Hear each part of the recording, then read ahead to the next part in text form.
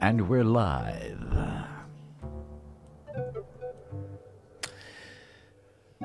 So yeah, that's been my weekend. Oh shit! I've got fucking Luke going. Oh look, James leaving already. Yeah. Oh, bye. Hi, bye. Oh. So, how's your day been, young man? Which one? young man? Well, I've already asked Matt. Oh yeah. Oh, yeah. fuck you then. Well, he's called you young man. He didn't do that to me earlier. That's so... true. No, my day has been I did something much better. I went out last night and had a lovely meal with some friends. Didn't have a hangover. Had a very nice bottle of wine. Yeah. And then this morning I got up, got the car washed, took it out for a little spin, got the washing in, went for a walk to help, walk off my excessive food and alcohol. Yeah. Started prepping things for Super Booth. Yeah, been quite all right. Could you? That one, Kent, that fucking cracked me up. Yeah. We were on the phone, right? Mm. Hayley rings on the iPhone.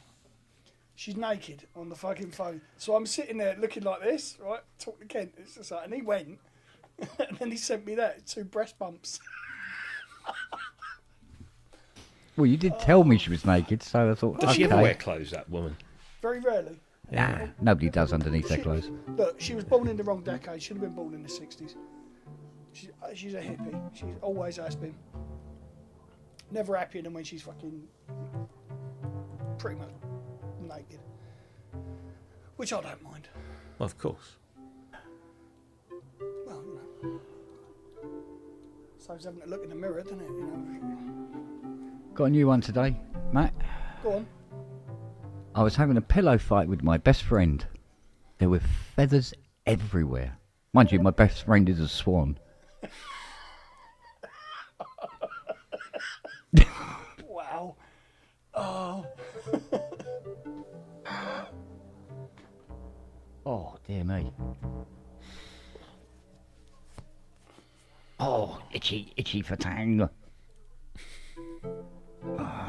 Leave your bellend alone. No, it's just every time I have a shower, I get dry skin on the side of my leg, and it's like itchy as fuck. I need to put some. E45. Yeah, Aveeno E45. is also very good. Yeah. You can sometimes get away with pseudo. Mm-hmm. Yes. It's pretty good as well. No, Serenity's got quite severe eczema. Yeah. And the only thing that works for her is Aveeno. So. Yeah. Vino Isopropyl works well, alcohol is fine for probably me. a no-no. Yeah. What'd you say, Rob? I said Vino works for me every time. You just start feeling every extremity. Nothing affects you. Oh, that's nice. Isn't it? What was that? The MAX plugin. Oh, you got it working. Yeah. Good. Yeah, found out what was wrong with the little shit. It assigned all the tracks to new outputs on the Focusrite completely by itself. It did that the other night, didn't it? Yes. Fucker. For no reason whatsoever.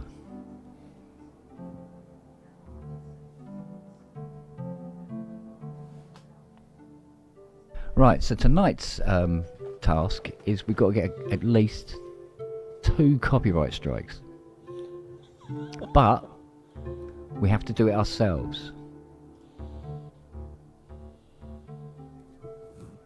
In a live environment. Don't know about that. Did that come through? I didn't say it was going to be easy. Yeah. I'm Did you sitting hear on it. No, sorry. What? Well, you fart? That. Can you hear that? Do it again. No. No. Bollocks. Oh well. Leave that alone then. That's not working. Probably why. maybe. Stream if I Deck did- stopped working. I did. Don't know why that is. I daren't say. You know? Yeah. I hear that. I've worked it out finally. Wow, but what the fuck's wrong with you? What? Yeah, thank you. No, wait, no, I'm over here. I'll just turn all that tracking shit off on mine. Good Lord, we heard Matt playing something. Yeah, you did. Well done.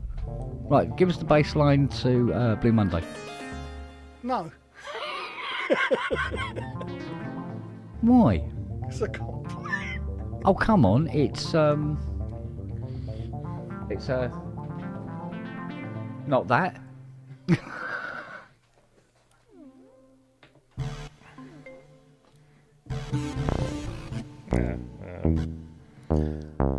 Can't remember what it is.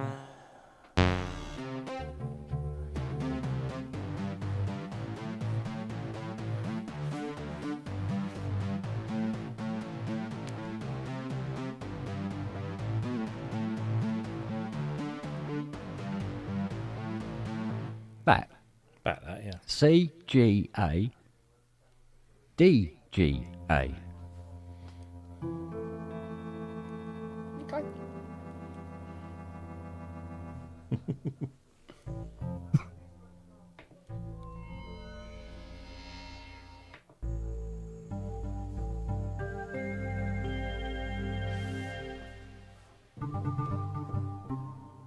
I'll just do a filter sweep.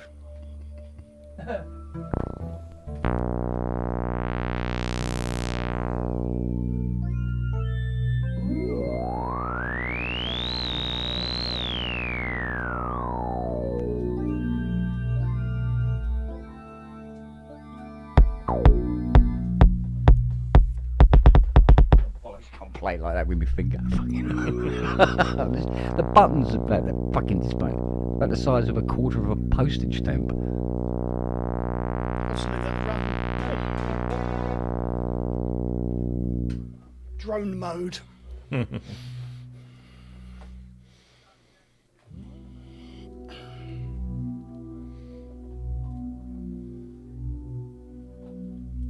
Conrad is asking, did Kevin come by this weekend? He did. The CS80 is gone, but the emulator 2 is here. So there you go. Fair swap. He forgot the power supply or something. But as I said, that's not important. It's not important. I'll tell you what else I did this afternoon. I took my 10-ton porta power to a emulator 1 case and straightened it all up. Nice. It all goes funk and it all fits together now. Lovely.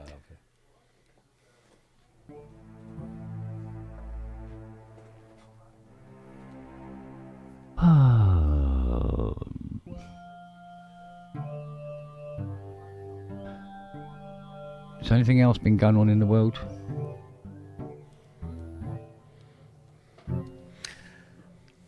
No, Oh, I think so. I think what was it called?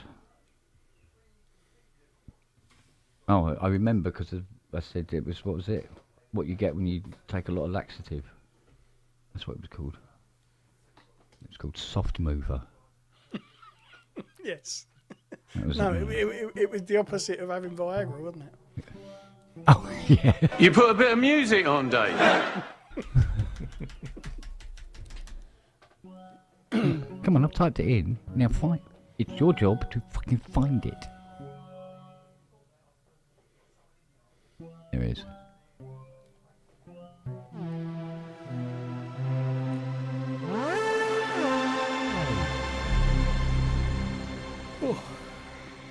Lovely sound.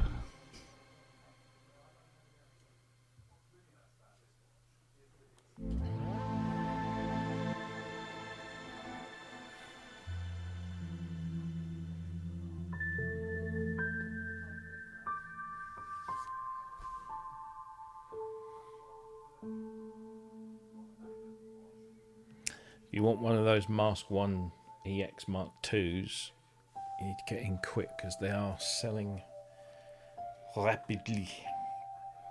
Rapido. I found out today. I have no pennies. Ditto. Yeah.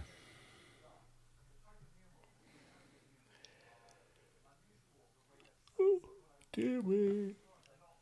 Oh, flipping heck.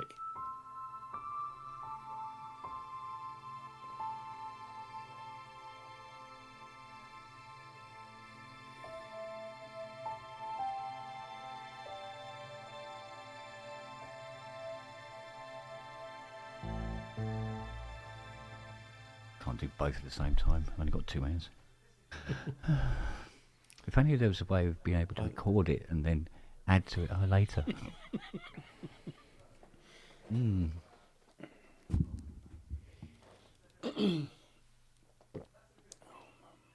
Oh. Oh, this is what I think. Dun, dun, dun, dun. I wonder where mine is. I got one. I think Ty bought it for me for Christmas. I went, ah. And Haley's got one. the Christmas card said "Happy Christmas, cunt." Subtle hints. Yeah, I got 2 Christmas cards, and both of them called me a cunt. Haley's got a cunt mug, and it's Serenity's favourite one. She just sits there in the morning, pulled in. I do like that other mug. We've got 2 teacups, or 2 tea mugs with Jesus on the front. Going, no more nails. Oh dear. Right, try it that way.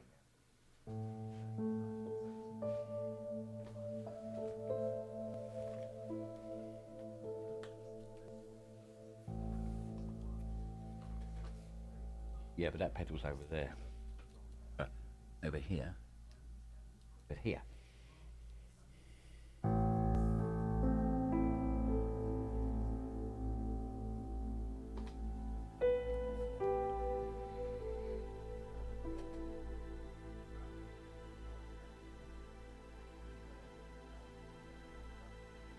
No, because then it's plays it the other way. Yeah, can't do that as well. Can't do it both ways, lad. Can't do it fucking both ways. Sign it one or the other. Hello, little one. Definitely not that. Where have you been? And you are assigned to that. Oh, this That's the thing. Where are we? Oh, I fucking lost it there. Oops. You lost it fucking years ago, man. I just found my pictures that I took. This was my first ever morning in Nigeria, and we were going into the office, and I was just taking pictures out the window, and I only noticed this after I got to the office. I was just flicking through one lunchtime, and oh, now it's gone fucking.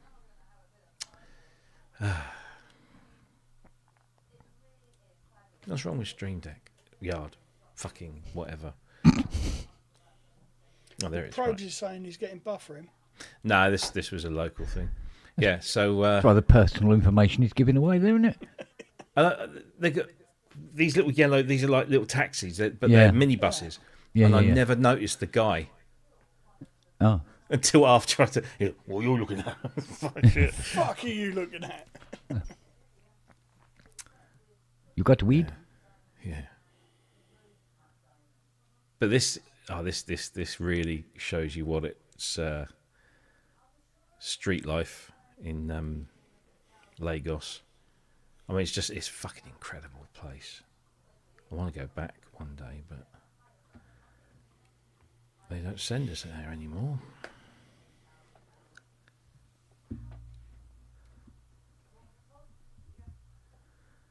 So you got all these places, they're selling food here, and you see open drains, and they just have bits of wood that go across, so you can just get across to their thing. Yeah, fuck that. And they're cooking food. And it's all this literal shit.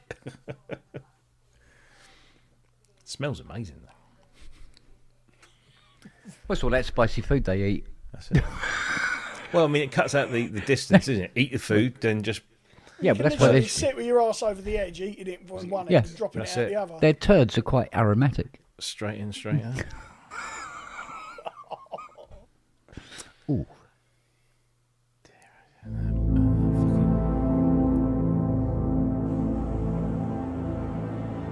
The only place I've ever been to which had anything like that was was Dominican Republic.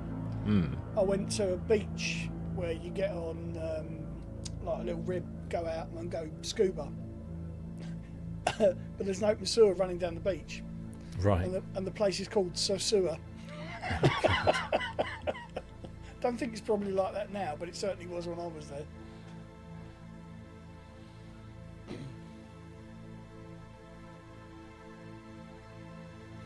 Oh, I've completely lost that picture.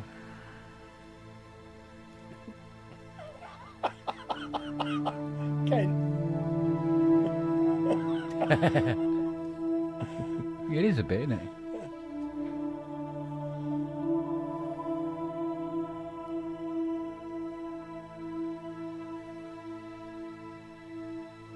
I feel quite comfortable using two expression pedals at the same time.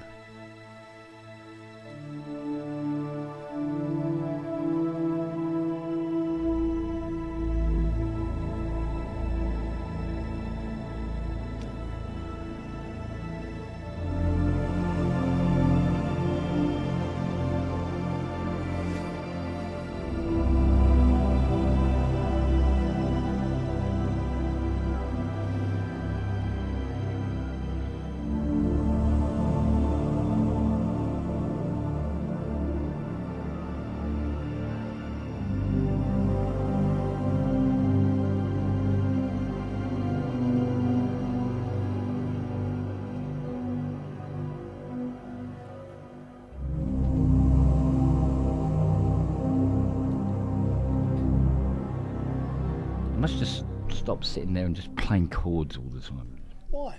Sounds good. Yeah, it's What's like all that? Make it sound like it's a bad thing.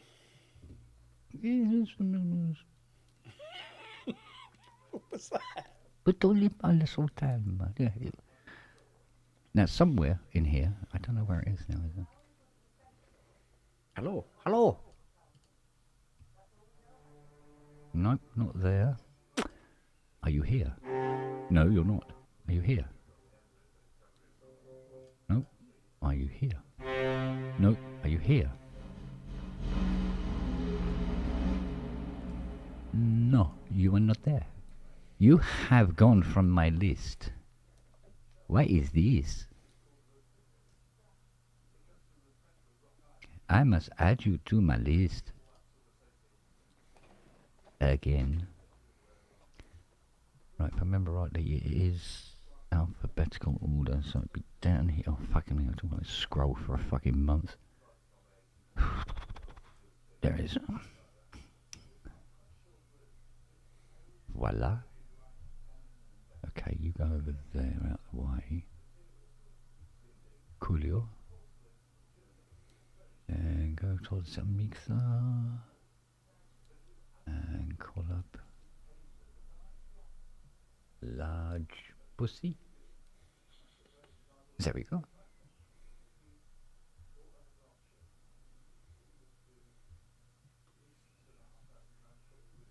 Why am I here? Nothing.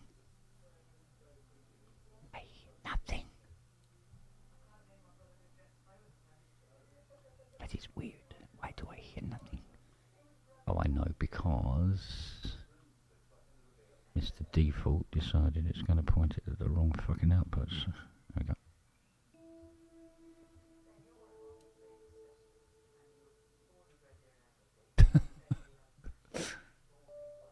I see. It's true though. It is true.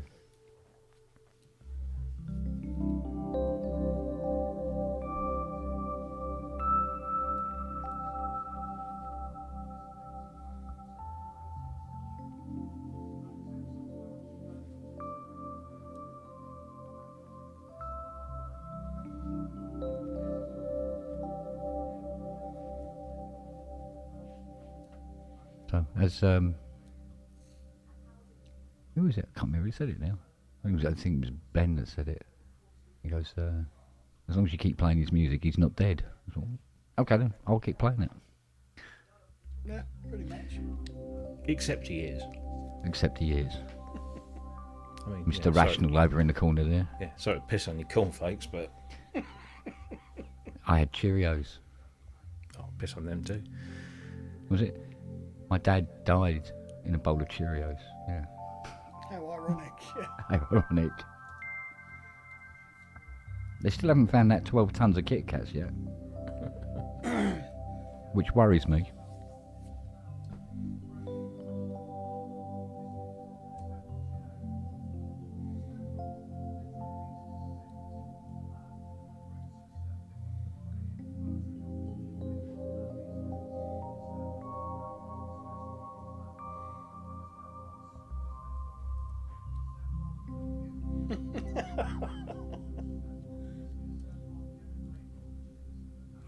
Yeah.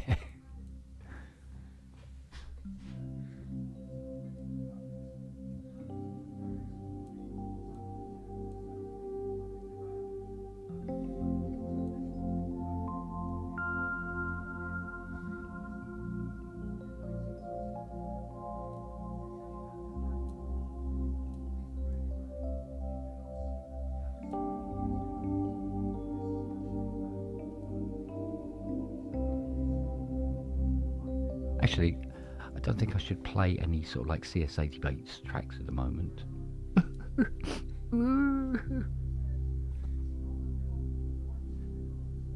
Where there was once a £60,000 synthesizer, there is now a wicker chair. What an improvement. Upgrade. Yeah. But no ordinary wooden chair. It's poly aftertouch. Incoming.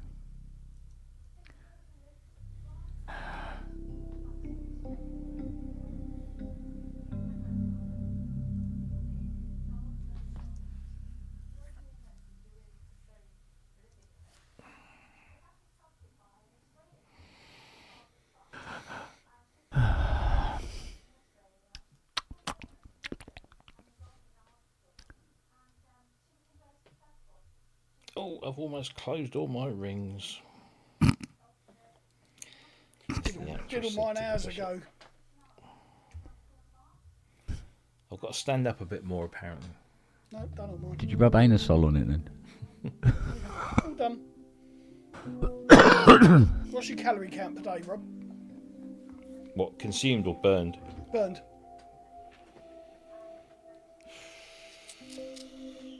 No. I have to, I have 512. 1,000 a day. I have to. And you've seen the size of me. The thing is, Jackie and I will both do, like, we'll go for a walk together, and I'll always end up registering more steps than her, burning more calories than her, and yet we've both done the same fucking thing. Yeah, it was the same with me and Hayley. She'll do exactly the same thing as me and burn out less. So I don't know.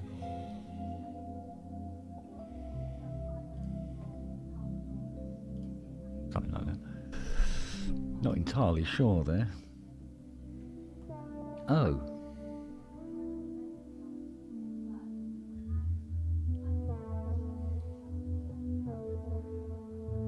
Well, that's a massive pain in the armpit.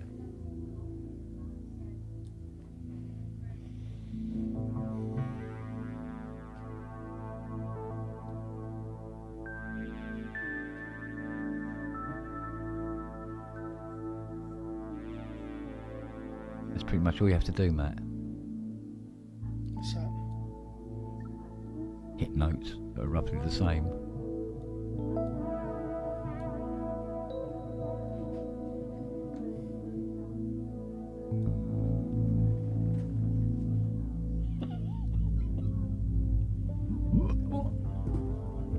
twat.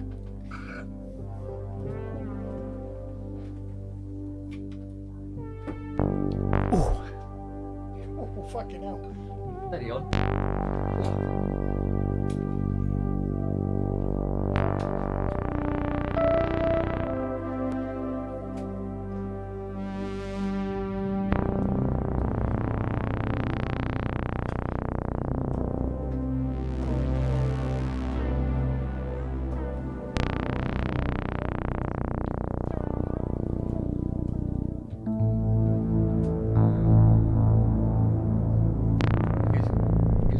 Like Mr. Bubblyhead.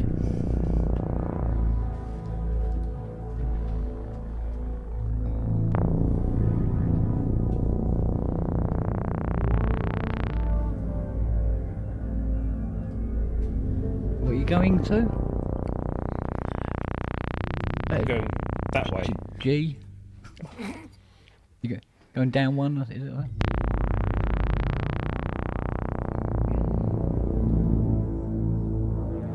A, down to G. Right.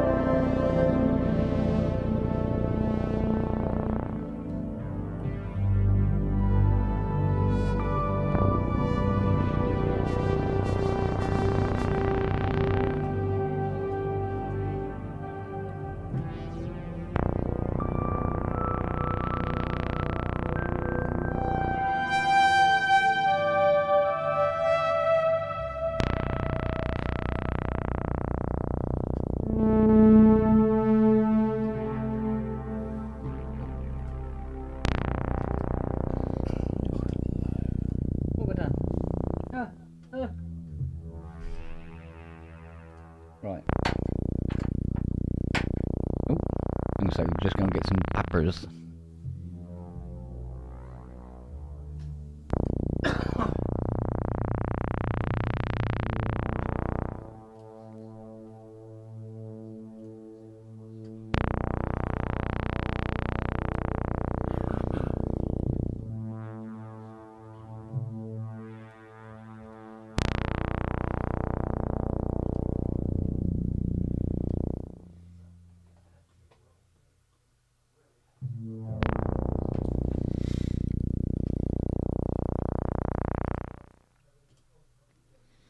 I recalibrated my room correction yesterday.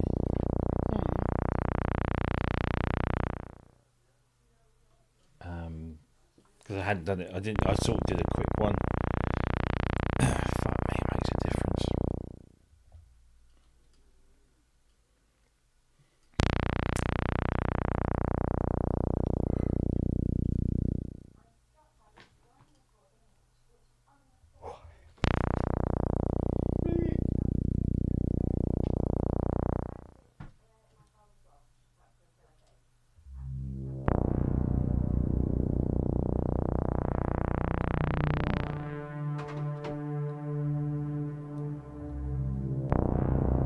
So what are we hearing there?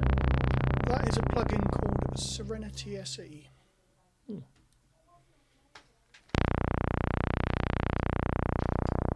That very low. Oh, not me. That's not me. Can you hear that one? Yeah. But I can also hear this very low bass note.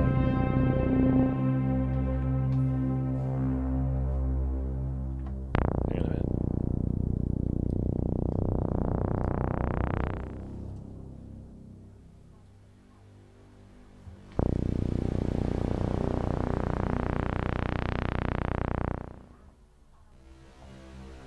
Oh, is that you, Rob? No, it's Matt. Oh. You've got something very low triggering.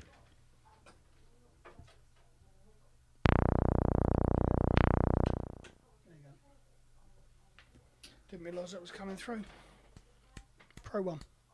Mm. I didn't realise it was looping. Zakro. Fuck, it was all coming from here. Shit. There you go.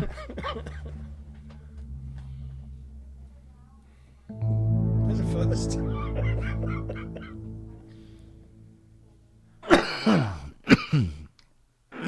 No, if it's assigned to all, that's where it goes wrong.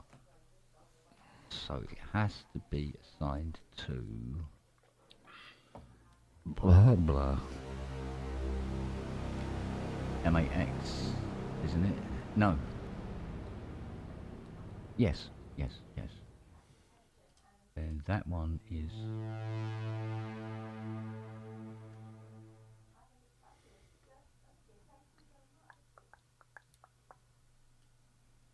yeah, MAX, yeah. And that one that's the one. And assigned to MAX. Okay.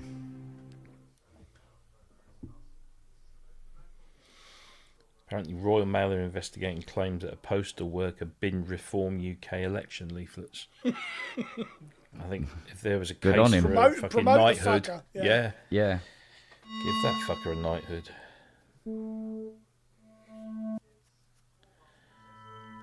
I can't say with any absolute certainty, but the coincidence was pretty good. The bin men came round the week before last, and just as they were coming up, passing, Reform leaflet through the door, and I looked out, and there was one of the bin men holding something that looked like a handful of leaflets. Have you seen what people have been doing with, you know, the return address? That Yeah, he sent them to their free post address, and it charges them. doesn't some guy sent them back a roof slate with it. Fucking dear. genius. It's like, yeah, if you're paying for it, mate, you're going to pay for it.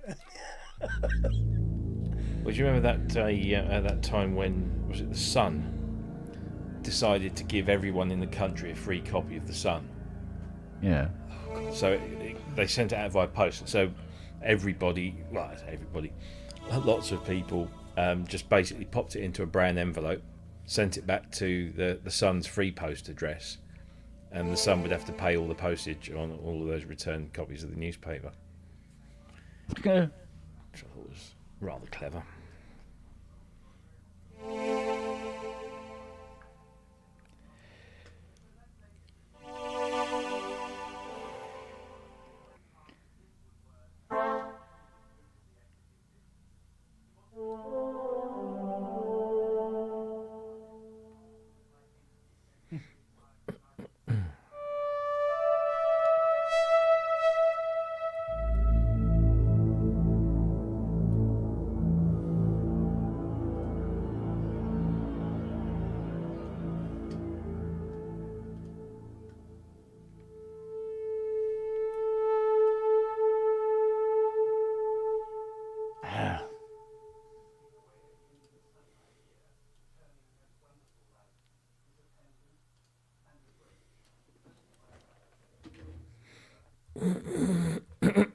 Excuse me.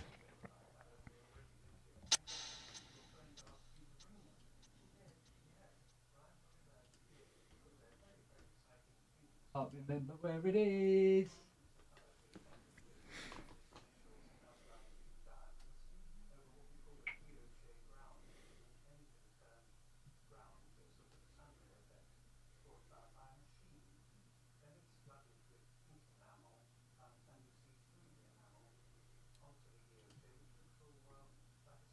Oh.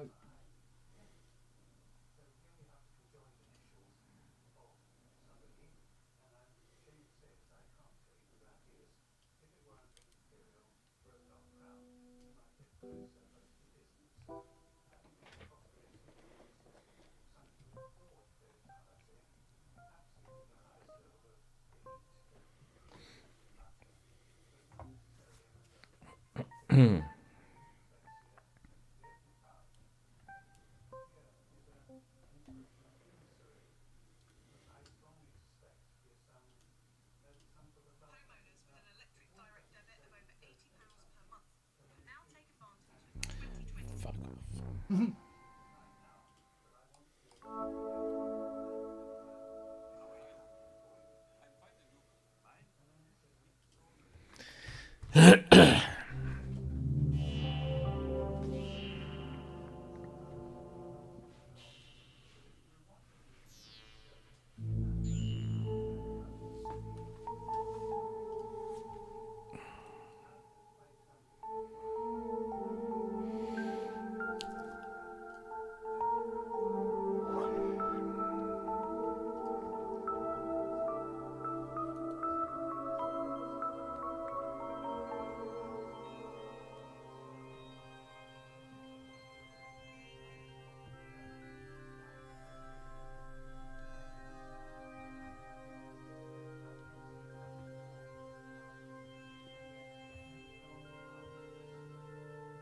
Bit quiet.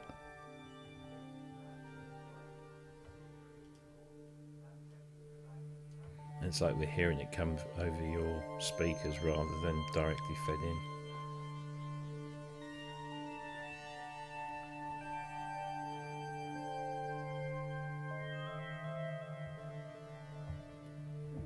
It's quite a patch anyway. Oh, there you go. Yeah, give it some welly.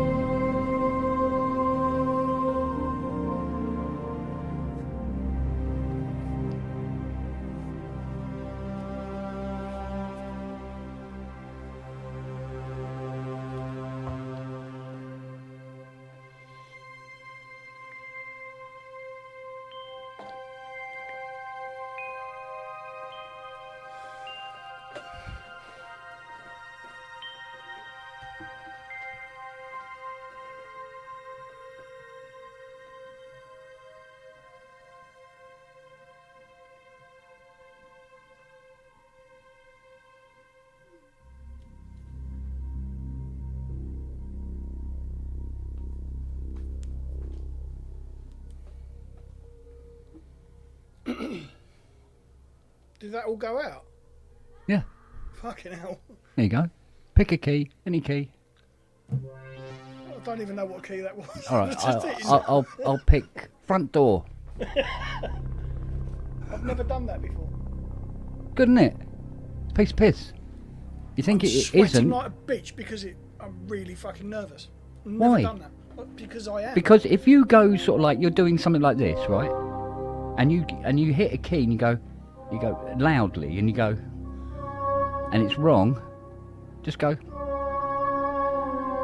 back to.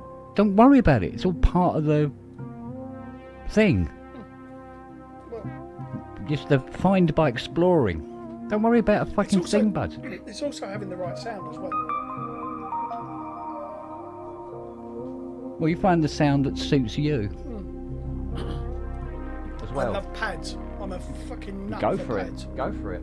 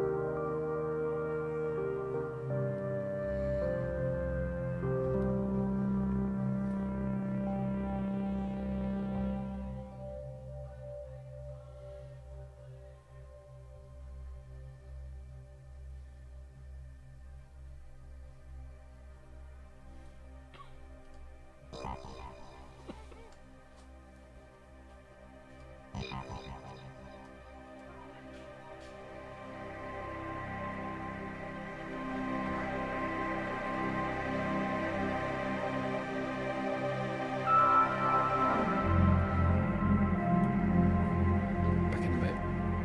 Bye bye.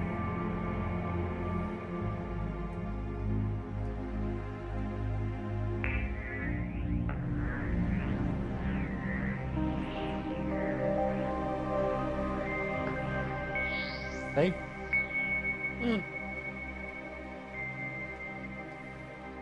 Play wrong note. Just play something that is. Well, I did. I played a couple there. Yeah. I'm just fucking around finding sounds. Good.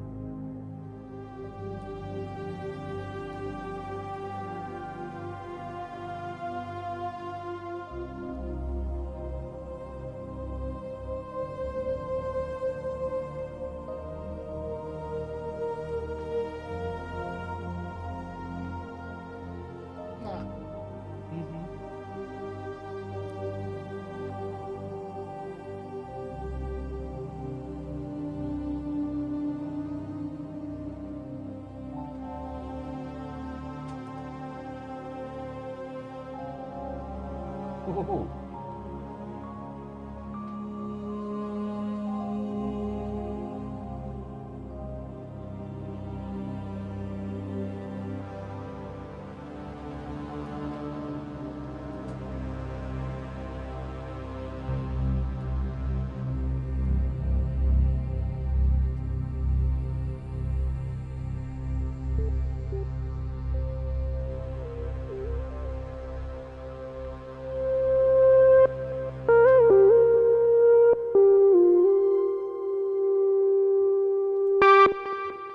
Don't touch that.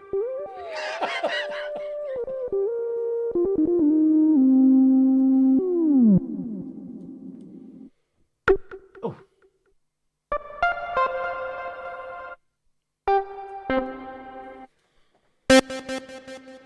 A bit.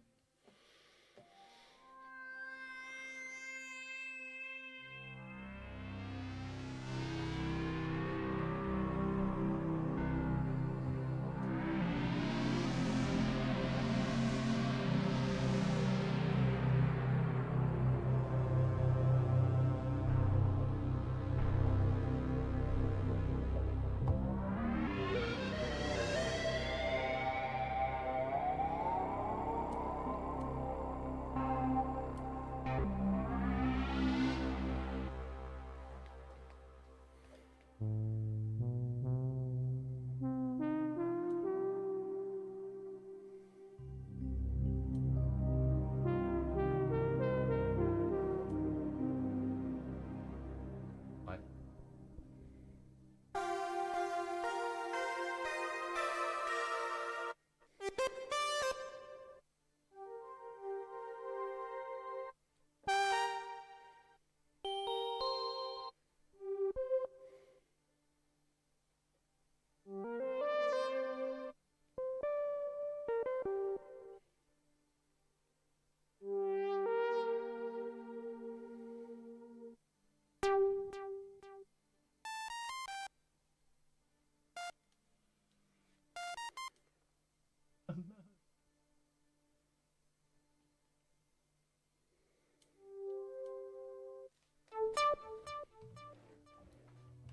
Ah, ah.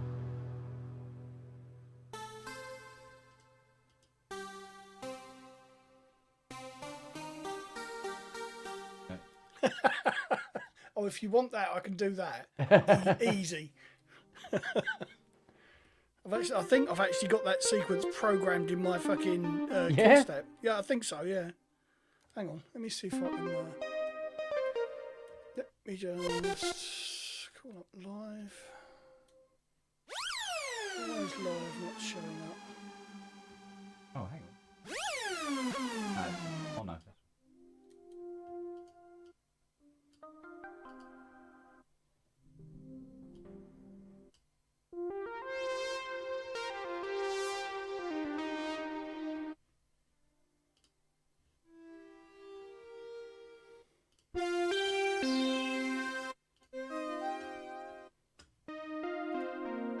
I do like that one.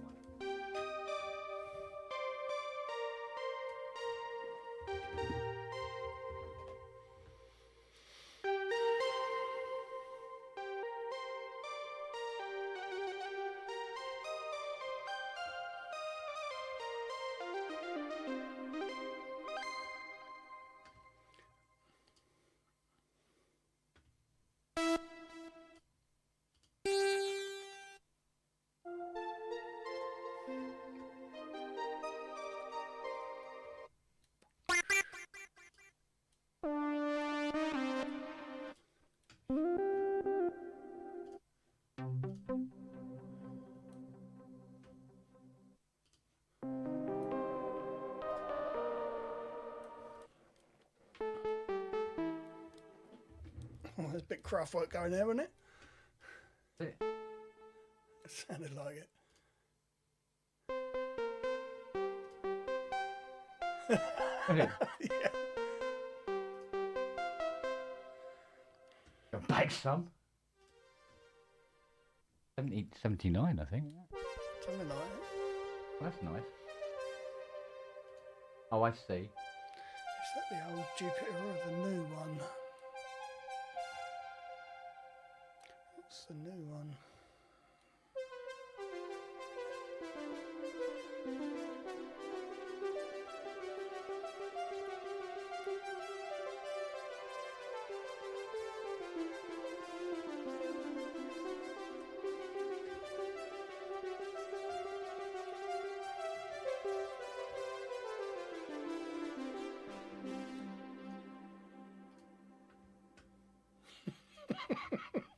Fucking Arthur Negus has turned up. Yeah. Yeah. All right, where's the old shit then? I'm here. Yeah, it's in there, mate. I'd give it 10 if I was you.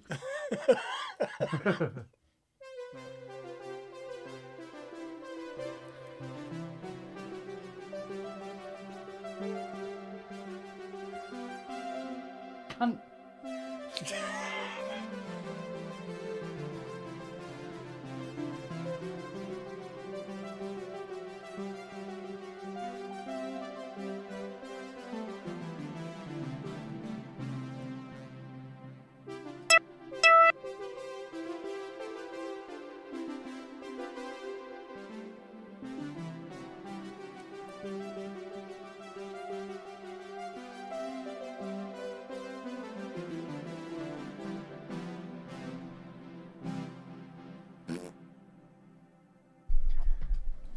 Raspberries.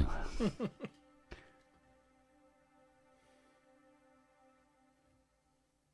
was going to say you got bits What? of stain going on there, haven't you? Thank you. Every now and again it goes, I think I'll stick. For no apparent reason whatsoever. As they do.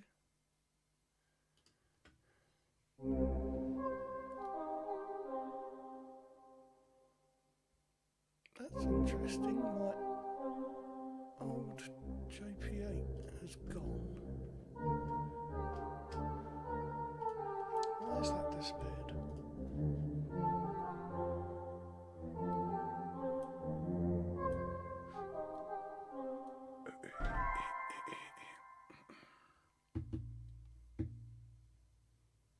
That's very interesting. That was upped and fucked off. Version 3. Where are you, you bitch? JP8. Oh, it's there. We're loving it. Yeah, I died of syphilis about 1987. I was fucking riddled with it, mate. Riddled, I tell you. Riddled. Oh, okay. Won't let me play Jupiter 8 version 3. Really? It's greyed out. That's very peculiar. And it also won't... Oh, fuck, I haven't got a... See why that isn't working.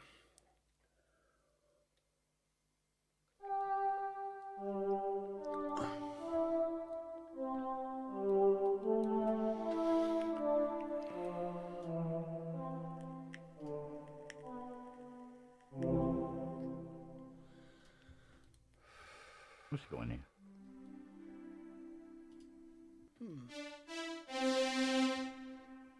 And yet if I go to applications, will it let me start it? Oh, yeah, that's very loud. That sounded like it. Oh, you can hear that? Yeah. Oh, right, let's see if it works. Hang on. Audio MIDI, DB, yeah, should work. So, in theory, yeah, it's got no Delay on it. yeah, there should be a dotted delay on that, but is there? Indeedy do. Where's the fucking effects section of this bugger? There it is. Effects.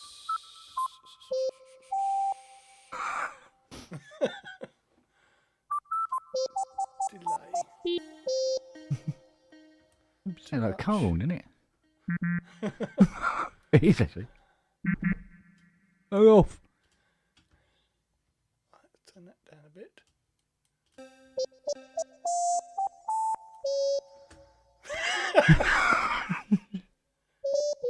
Was it?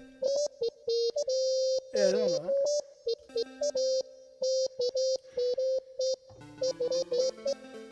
Too close. Too close. Nearly. Bit more. Bit more. Bit more. No, I can't fucking. It was nearly there. It was close, but I'll fuck about with that another time. I'm not doing it now. I think it has to be tripled or something. Is it some tripled? It's Whatever that is. I don't know. I've got it all set up in Ableton, but I can't. For some reason, it won't let me call up the plugin on. Oh.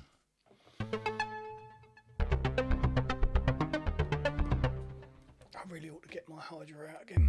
I haven't had that out for a while.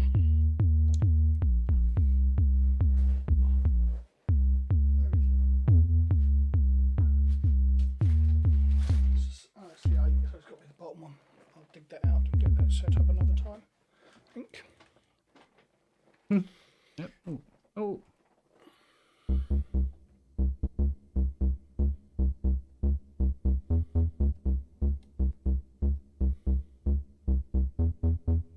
Where's Panda when you need him? I think Rob's got fucked off with my awful play and he's pissed off. Fuck that shit. I'll be back later when he's stopped. Got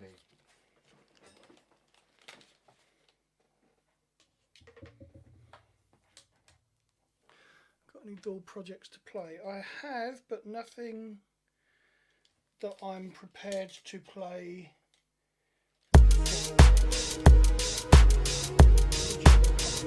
afraid. I've got something I'm working on, but I'm not happy enough for anybody else to hear it yet. Indeed.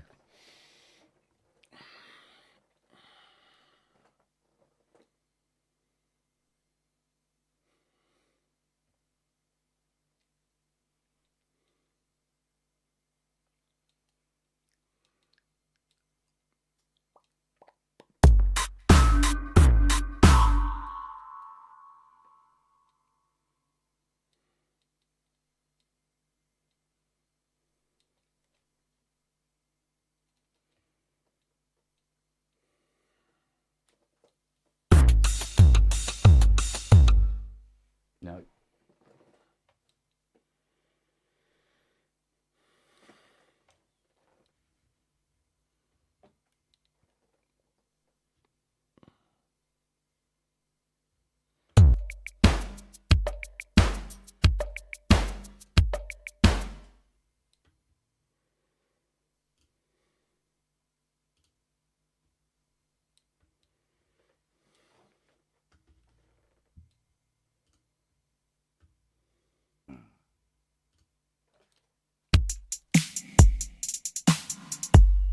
Boom.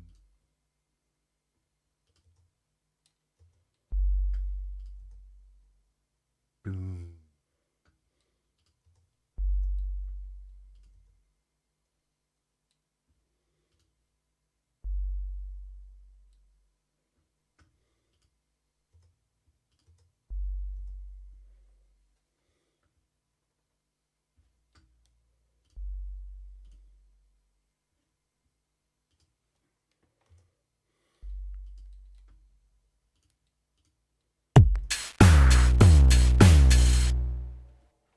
What's that, TR8?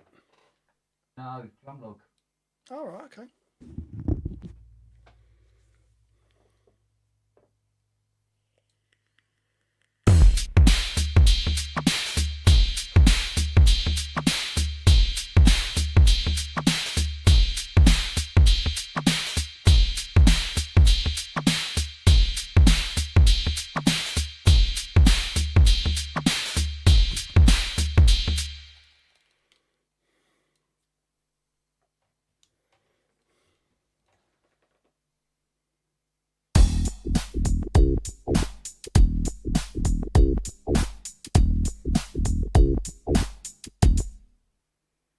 go to a rigmarole to make it sync up. Yeah. Yeah. Bits like that, is it? Well, when you stop it, it doesn't start from the beginning of the bar. Right. It starts from wherever it fucking wants to, basically. But it does eventually sink into place itself. It takes a couple of bars to do it. It's a weird thing. Might firmware update so that it actually works properly, but.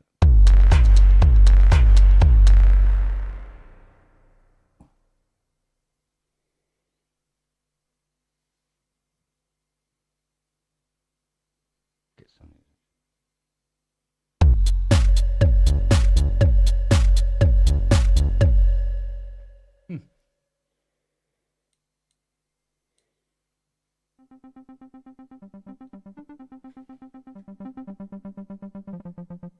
Um,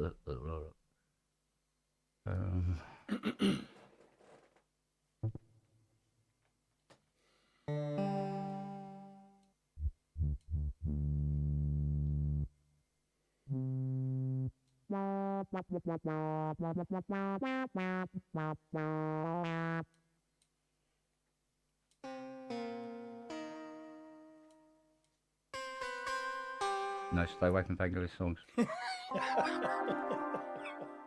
I dare you. I fucking dare you. No, because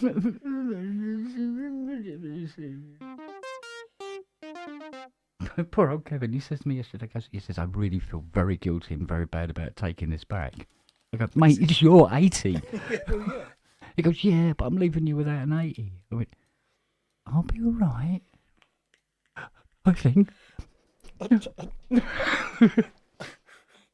must admit, when you sent me the crying face through after you'd gone, I was like, oh, poor cunt. I just hope it gets back to Dublin in one piece. Well, yeah, it might be back sooner than you think. But he said he might bring over CS82 at the end of the year, depending on whether he buys this PS3300. Okay. If he buys the PS3300, won't be bringing it the end of this year. If he doesn't, he reckons he'd be able to. It's a money thing. But he said it looked like he was going to have to pay £540 customs to take the 80 out of the country, even though it's his. Fucking hell. It's ridiculous. And he asked me he said, can you send us an invoice for the work done? I said, yeah. I said, but I'm going to play with the numbers a little. Go on. I ended up charging him about 16th of what I actually did. Yeah. Because of the VAT output, whatever the fuck they got set up out there to, leaving the country. Yeah. I said, it's weird, isn't it? Got to put all this customs and bollocks and checking the car and everything. I said, you're coming from fucking Dublin, for Christ's sake. Yeah. It's nearer than fucking Glasgow to me. Yeah. Oh, fucking stupid. Oh dear. That'll teach me not to chew me food. Last time you said that, I nearly died.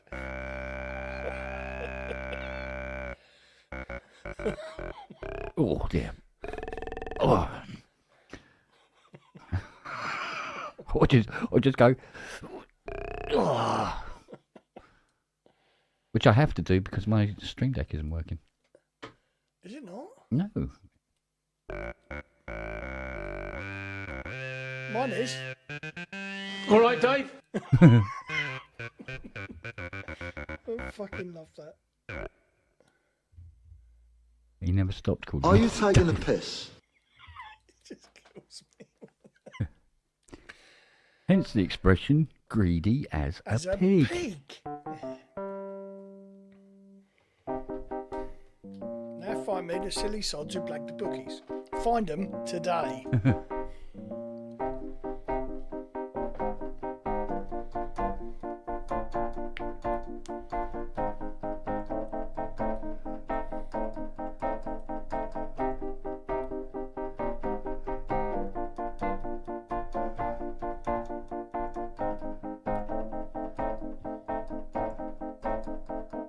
and so forth. Mm.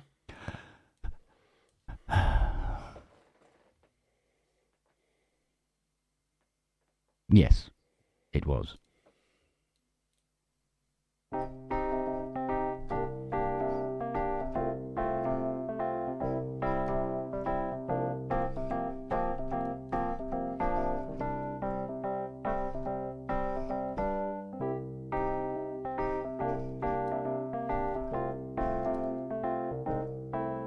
Cunt.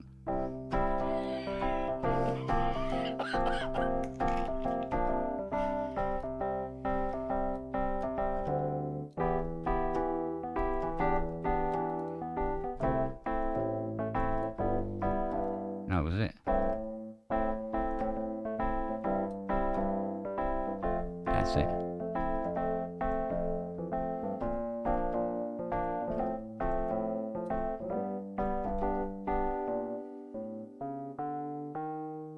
Yeah.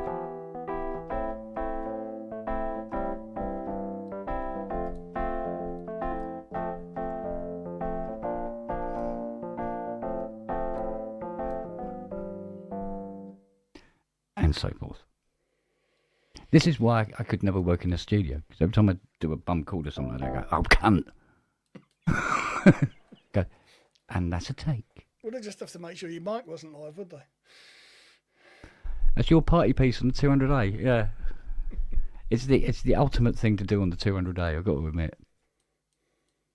What was the other one? No.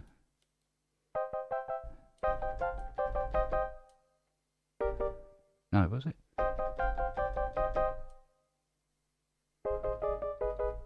Oh, that's... Hayley's just sent me a Facebook post. Somebody's put something up for sale. A pair of Ronnie Barkers. Fork handles. Love it.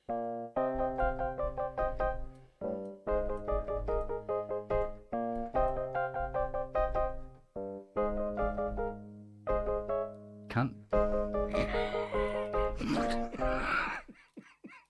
It's just natural. It just comes so naturally. It just flows. Just flows.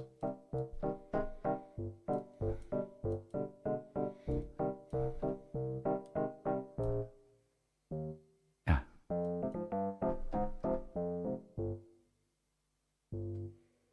If I were a rich man.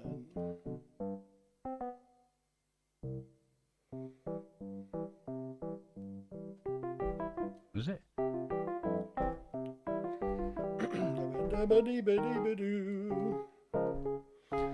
All day long I'd habba dabba doo. No, I'm not doing that one. It's going to hurt. What the fuck am I dancing like top holes? So behave yourself.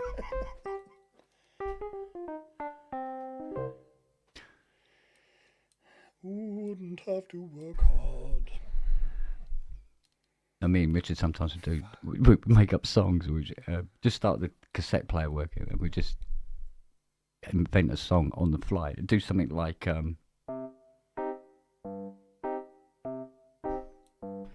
just think of some lyrics for it. You're a cunt. You're a cunt. Your head looks like a fucking wank. And stuff like that.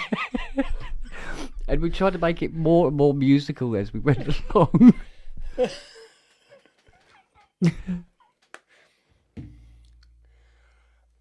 Your tits look like two Christmas trees hanging upside down in a bath of piss. Just shit You're like a that. cunt. You're a cunt. I'll take you up the river in a great big punt. You're a cunt. Yeah, here we go. You're a cunt.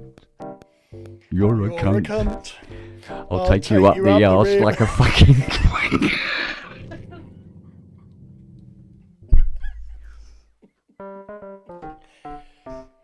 Cunt. Oh, dear. Have we got a copyright strike or ban yet? Swearing ban. I don't know about everything else. I'll move the black hole out of the way. So I can see whether we've been cancelled or not. Hang on. What black hole is No, it it's when- still streaming. Black hole, is that the one that you were planning to put on screen to get the ban? Oh dear. Fucking hell. Yeah. I don't know. I don't think I'm going to get a copyright strike for that. I think you might be right at home. You go, our algorithm has looked through the catalogue and we can't find anything quite like that. However, we are contacting Richard just to see. What's that one? Oh, I said I was going to learn this one for Fiona. No.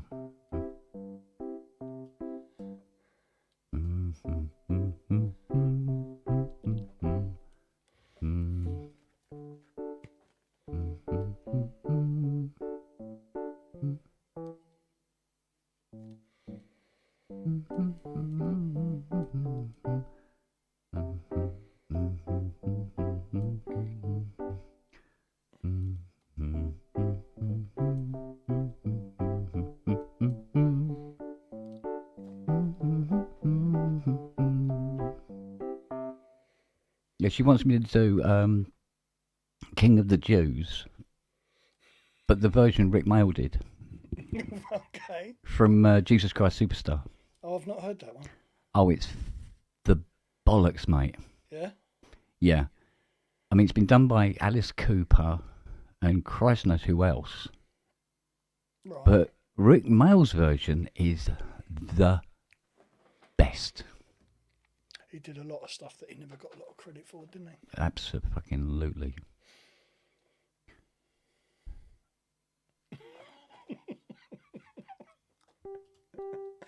Ken.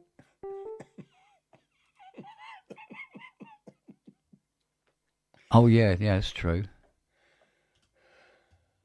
Never show your tits on YouTube. You might get a copy strike. Never show your tits on YouTube. They tell you So to get on basically, your bike. fuck 'em in the arse. Actually, you should be more happy.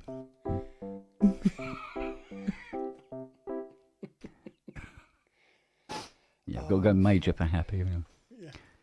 Right, I'm going to go and get a drink. I'll be back in a minute. Okie dokie. In the meantime, I will have a drink of tea.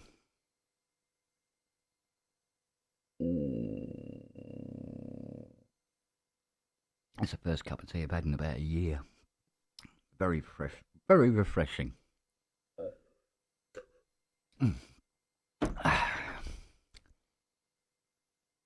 Make that the intro song for the pub, yeah. Never show your tits on YouTube, the extended mix. Yeah, that would be something.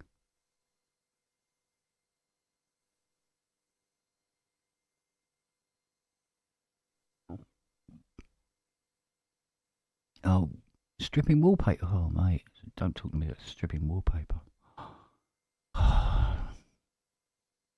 Anaglypta. Ever tried stripping that shit? Oi. That's been emulsioned over as well. You have to score the living crap out of it to get the water in behind the paper. Oi, oi, oi, oi. On a plaster wall as well. Not fun by any stretch of the imagination.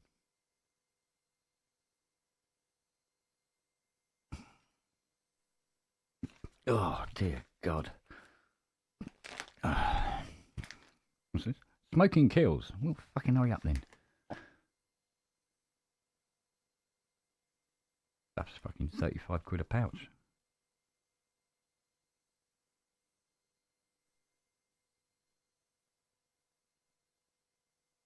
Oh. What happened to Robbie?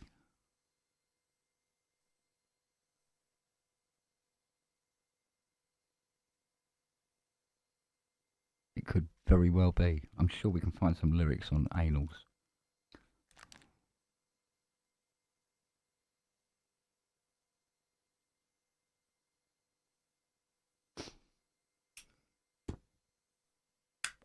So let's have a look for some other different sounds.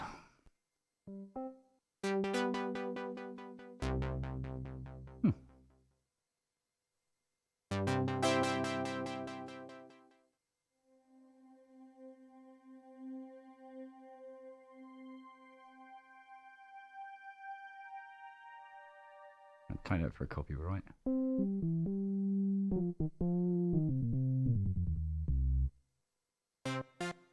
Mm-hmm.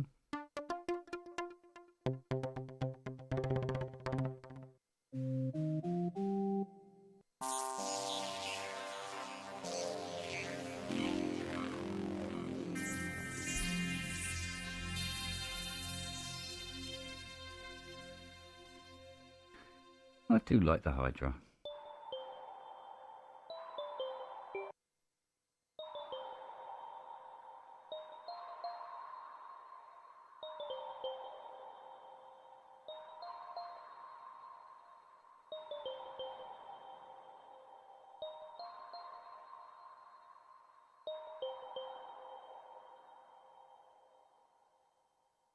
Oh, I said I wouldn't play any Vangelis songs, didn't I?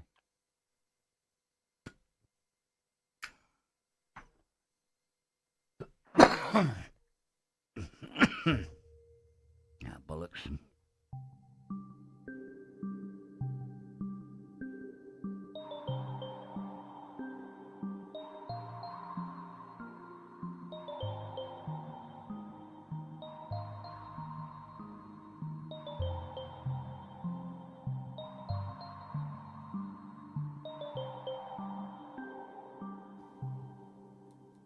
There. No.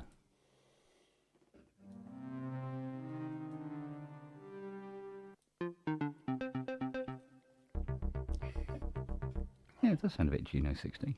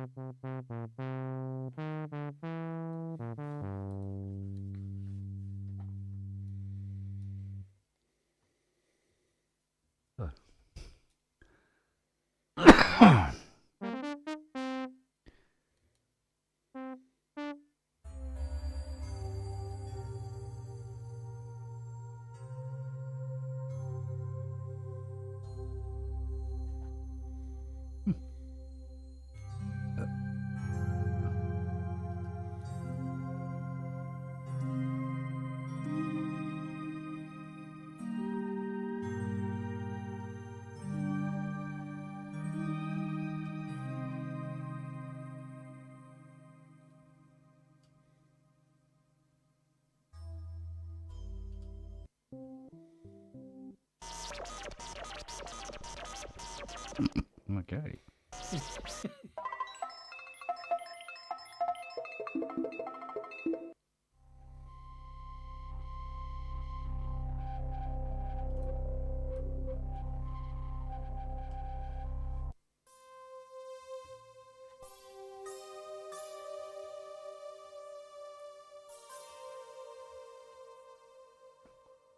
For some reason it's called Chanel number 5. Okay. Oh, pardon me. More tea, Vic.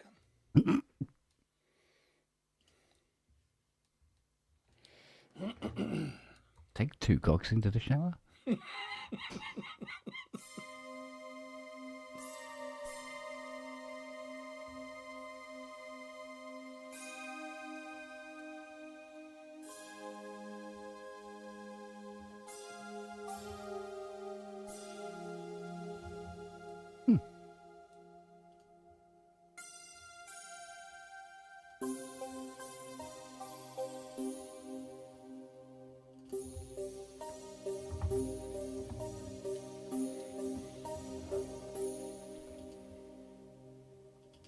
I like that. I like them when they got a nice sort of sharp sound, but also a long Yeah. tail on them.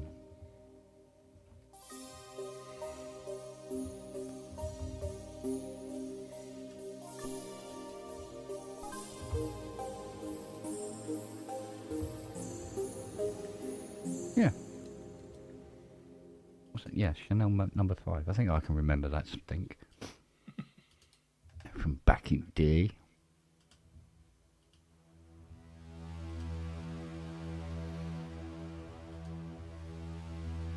What is yours? The deluxe Prometheus, or the 49?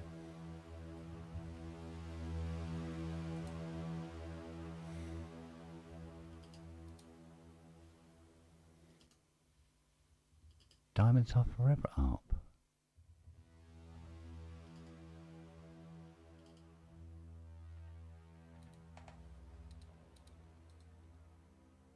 Do you recall it, Matt? What's that, mate? Diamonds are forever up. No. What have I got echo? No. Yeah.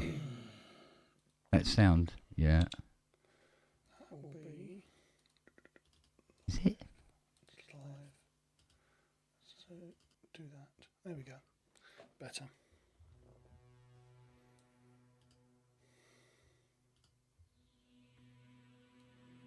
Oh. Is she firmwared up to the hilt?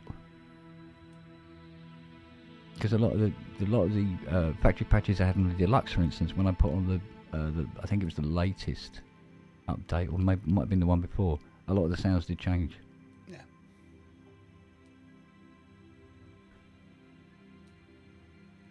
Just before she starts singing. Hang on a minute. Let's dig it out. Second.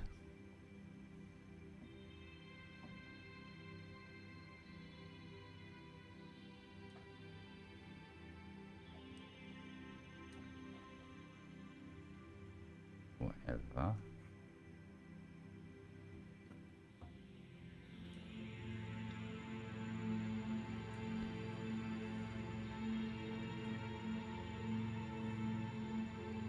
Then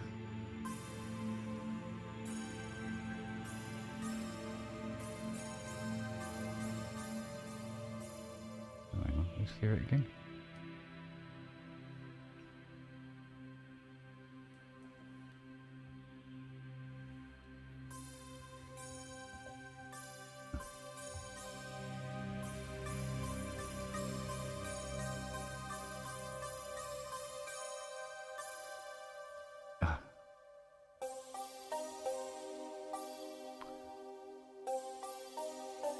No.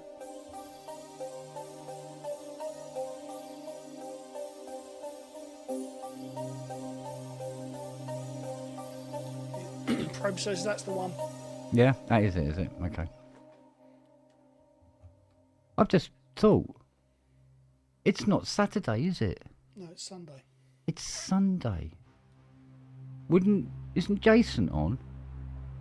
Oh, fuck, yeah, he probably is, actually. Let me have a look.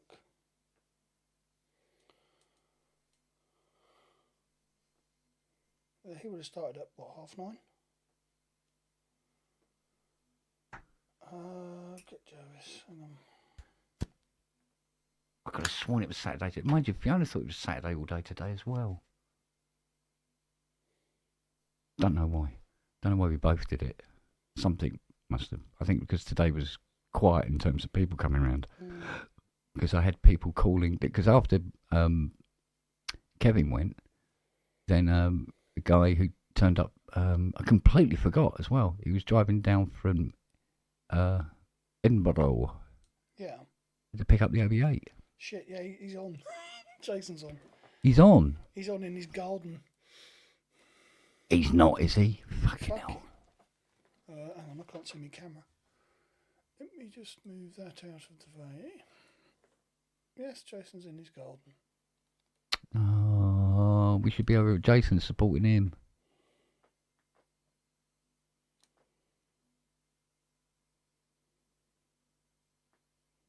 How long's he been on? Oh, he's not been on long. Has he not? Doesn't look like it. Come on, how about we all go over to and watch Jason? Okay. Yeah, we'll all go together. Yeah, okay. Have 25 of us suddenly turn up on his yeah. Hi. Yeah. Hello. All right, I'll shut down my camera until Okay. thingy, and then we'll come back when his show's over. Yeah, Okie dokie. and we will resume our plinking Well, yes. and plonky plonking. Will do. All right, I'll see you in a bit. All right. See you guys in a minute. I'll see you over there.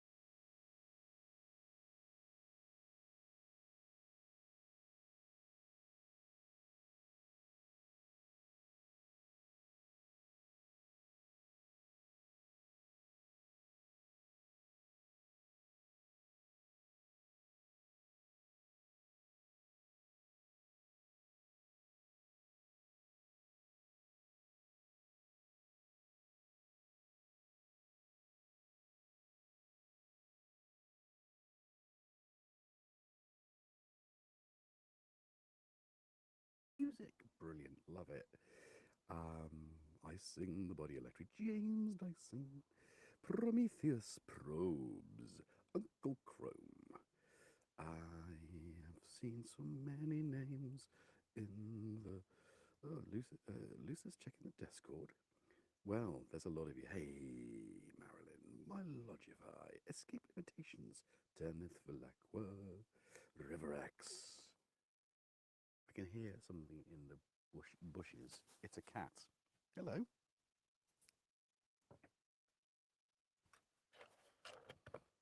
They know. Even here, outside in their realm. Don't you. Did I save that? Oh, you've just saved it for me, have you? Okay, that's fine. So Tom's with me. Don't know where Jackson is. I got a camera back there, but unfortunately it doesn't seem to be working very much. Hey Vert, how you doing? Good to see you. A warm welcome. A warm welcome to you all. Anyway, this slightly chilly evening. Hedgehogs. What are you saying? We're saying hedgehogs hunt in packs. Yeah, hedgehogs are here too. Actually, yeah, Woodtown Sound. Yeah, Tom is in the house. So hopefully I've said hello to all of you. If not, then a warm welcome to you. If you're jamming, if you're suddenly finding yourself on the sofa somewhere, you're a lurking gherkin, that's fine. You're welcome too. But just something went wrong. Oh, tap to retry. Oh, for goodness sake. Is it? Oh, my phone's about to die. Literally. Am I still live? Steve will tell me. Oh, Sonus will tell me. Almost. Oh, I see. So you're streaming me in the pub whilst I'm here in my garden. It's like a beer garden then, isn't it? Does this make me the beer garden of the pub? Oh, that sounds good. I like that. I'm happy if that's the case. You are live. Good. It told me I wasn't live on my stream. The connection's not great. And whilst I thought I had everything set up and plugged in and powered, the iPad that controls the streamer warned me, and it's still warning me now that it's on power saving mode. How do I get rid of that? Is that Jackson? Go and sort him out. Bring him in. Is that him? Is that the hedgehog? Who knows? It could be anyone. Jackson, is that you? Watch this.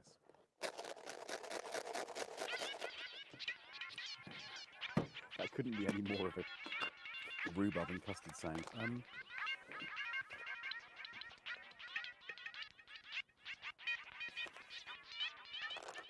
That's a button off the...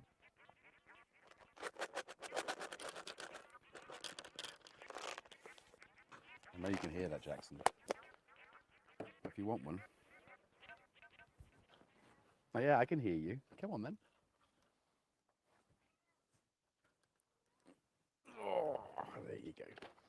Your turn. Okay. This is what we come for. It's the cats, isn't it? Again, though, it's that time of year where I get these crazy ideas, and I think I've got enough time to set them up. We'll talk about that in a minute, but let's just have our Jackson and Tom moment. That's his brain. Actually, that's what they both think when there's treats mentioned. I'm going to turn that off because it's kind of irritating, and I don't know if you can hear me above that. Okay, there we go. So, we have some questions. Right, okay, bit of housekeeping. Let's put it back onto that one. So, welcome to the stream. If it's your first time, even more welcome. If you are not a subscriber, you can't comment, which is a shame. But if you subscribe, you can comment. And it takes 5 minutes, so subscribe now. 5 minutes, you'll be chatting, and we'll still be here.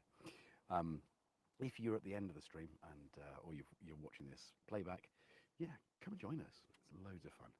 As you say, we are in the beer garden, and Jackson will do this. I never grow tired of this. Anyway, so welcome to the stream. If you have any... Oh, it's going to run out of battery. Everything's dying. If you have any questions this evening... Oh, sorry, first of all, like the stream. Subscribe if you don't already do so. And after the stream, share it with all your mates. We're building this, and it's going to be more of this outside. I'm probably going to set up a sort of bespoke area to do this every week whilst we are in the fine months. And hopefully, Da Vinci Girl, you'll be able to hear me whilst I'm whispering. I'm whispering because I'm outside and I've got neighbours. And that's probably what's happening is your what's with the voice? I like that. I'm going to keep that. Okay, I hope that's a bit better. Biscuits worked it out. Jackson is a punk. He is. That's why he doesn't work. That's why he winds me up. Prog rock versus punk. Tom, Canterbury sing. Aren't you, Tom? Caravan, Camel, and then Canterbury sing. Pink Floyd? Oh, yeah. Anyway, why no cat butt jewel? I think his butt is the jewel. Anyway, so that's all the kind of liking, subscribing. If you want to go further, and some of you do, which I'm really grateful for, you can become a member for just $1.99 a month, and that helps to keep the cats in cat treats. Let's do that again. This is like literally, what? You're like lemmings. Actually, that's do you know about this? Lemmings are not, do not commit suicide. They don't jump off cliffs. That was Disney, the evil corporation, lying to us to make it more dramatic for their, this chair's too low. I'm never going to use a garden chair again. It feels uncomfortable. Right, can I?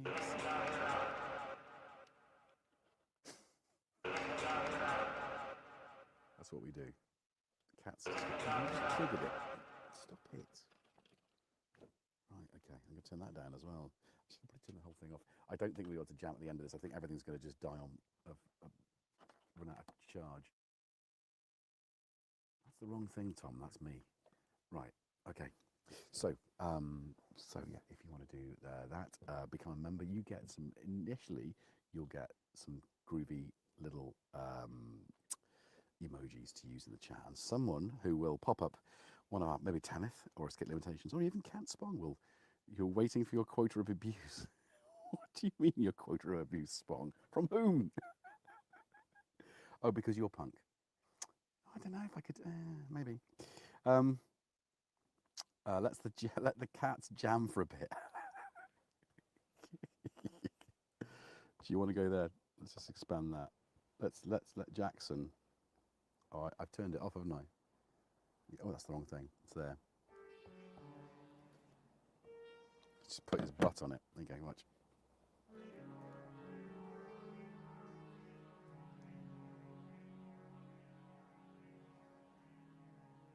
That's quite nice.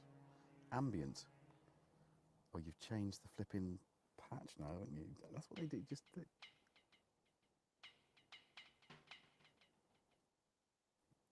he's punk. Biscuit, he's totally punk.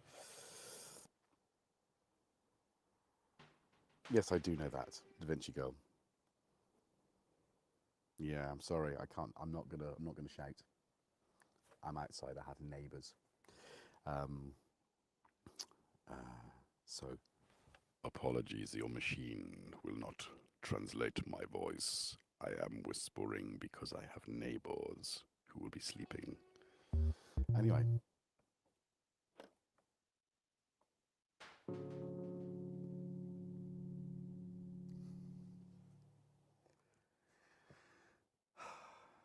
It's quite nice though, isn't it? I've got it lit, obviously. I do want to put a cam. For the next time I do this, I want to put a camera on my little fish pond, and maybe we'll catch some frogs because it's got some frogs, and that'd be nice, wouldn't it? All right, Kent, you happy now? So yes. So if you have any questions this evening, preface your questions with not one, not even two, not even three, but 4Q. And Sonus Lucis, my trusty spanner for the evening, will catch it up, throw it in the back passage, and I'll 5% battery. You just couldn't, could you? Where's the? I don't have a charge. Do I have something I can charge this with? All these cables everywhere, rushed around. Anyway. Where is Panda? Panda, yeah, tends to work on a Sunday these days. So, what we have a single question. Oh, we have many questions. Oh, thank you to Vichigo for following the thing. If you open Dreamies outside, what else shows up? Nightmares. Tanith, every time you rattle a dream box, there's a rattle the dreamies here. This way I don't get hit in there by flying cats. Oh, Tanith, that's brilliant. Yes, I do. The microfeed is in the garden with the synths. Yes, it is. But if you didn't, we've talked about micro freaks before, and I tend to plug it in quick. Yeah, it's easy. Maybe I'll get the. Hang on a minute. Just going to leave it there while I go and look for the other phone, which has something. Oh, I just need. Ah, yes, that's what I need. That's why I need to go there. Right. Okay. Oh, it's fallen over. It's. Oh, good. It's just there. Oh, it's still plugged in though. Oh, I see. I see what it's done.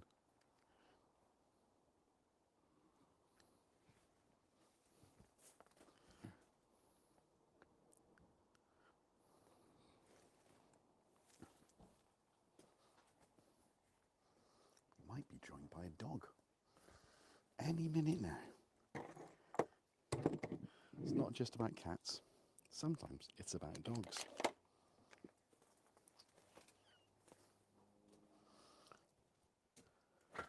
Okay.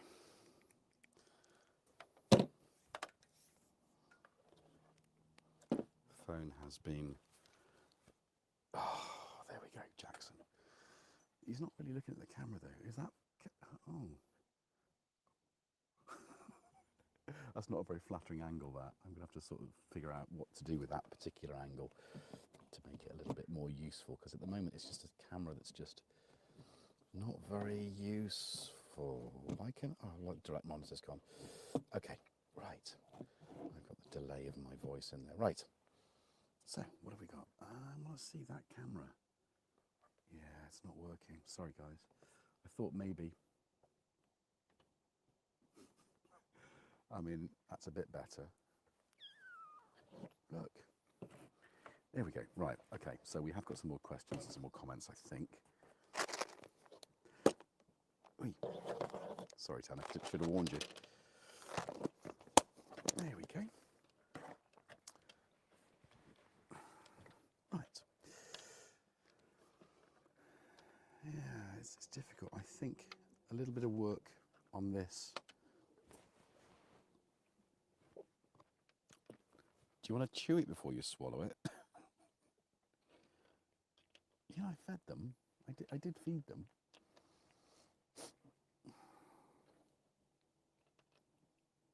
I think it's just treats, isn't it? They just get really nuts for treats. Anyway, so that's. I think I've kind of nailed the location for this spot. I think it's quite nice and intimate, and being close to the house as well might mean a little bit quieter. Although maybe later on it's good. Yes, I do. Dimitri Gill. What is the switcher? It's a Roland Aerocaster, and it just uses mobile phones. It's really handy. Yes, show you that. If I do that, will I see it? Oh, that's not very. No, oh, maybe that. Oh goodness, it's decided to. Yeah, it's one of the only Roland things I've got. There you go. And I've got it in this box with an iPad in there, so it's all foldy-uppy, so that eventually everything will live in here.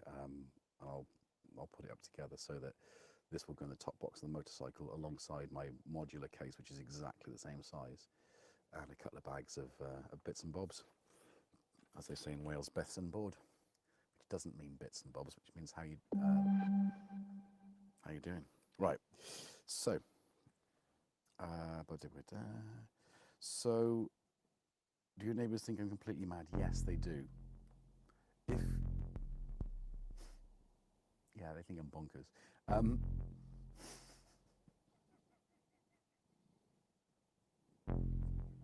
I just knew he was going to do it. Yeah, also if you have any comments or answers, it's what the hell was that? 3 A's and 7 C's. 7 C's of rye. What? That is an aeroplane. Probably chemtrails. Chem dusting.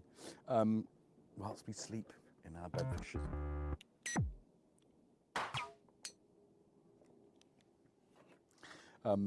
Yeah. Anyway, I hope. How's everybody this Sunday evening? Have we all had a lovely weekend? Some of us may have been working. Some of us may have been going to see their daughter in her drama school's production, which was pretty bad. I had to go and see that today. That's why I'd planned to do this, didn't quite know what I was going to, ended up spending longer on the circuit tracks getting a new set of sounds together, which was definitely worth it. Still not happy about the drums, but I need a second drum machine always. One drum machine's not enough, honestly. But that kind of took a chunk out of my day, did my chores, and suddenly when I got back, I'd offered to help a friend with their computer, which actually didn't take long at all, and I was happy to do it. But again, all these little things compound the amount of free time for me to relax enough to get this stuff together. But I do like, being on the edge of panic. I think it brings something interesting. Always brings something. I didn't know it was going to do this. I didn't know it was going to go kind of old school, 120 BPM. Panda's in the chat. Here he is. Yeah. So I hope we've had a lovely weekend. What are you guys drinking? Preface your drinks with DDDDD. DDDDD. Yeah. 4 Ds. It should be double D, shouldn't it? Anyway, and then we can see that. So, have I missed anything else? So back in the first year of, was it 2020? You may be unstable. The low power mode. I've got 49%. Hang on, just try and figure out how to sort this thingy out. Where's the low power mode? Sleep. No. Where's the power mode thingy? Oh, is it there? It should just be on this thing. Maybe I need to. Let me just. Oh, do you know? You know when you.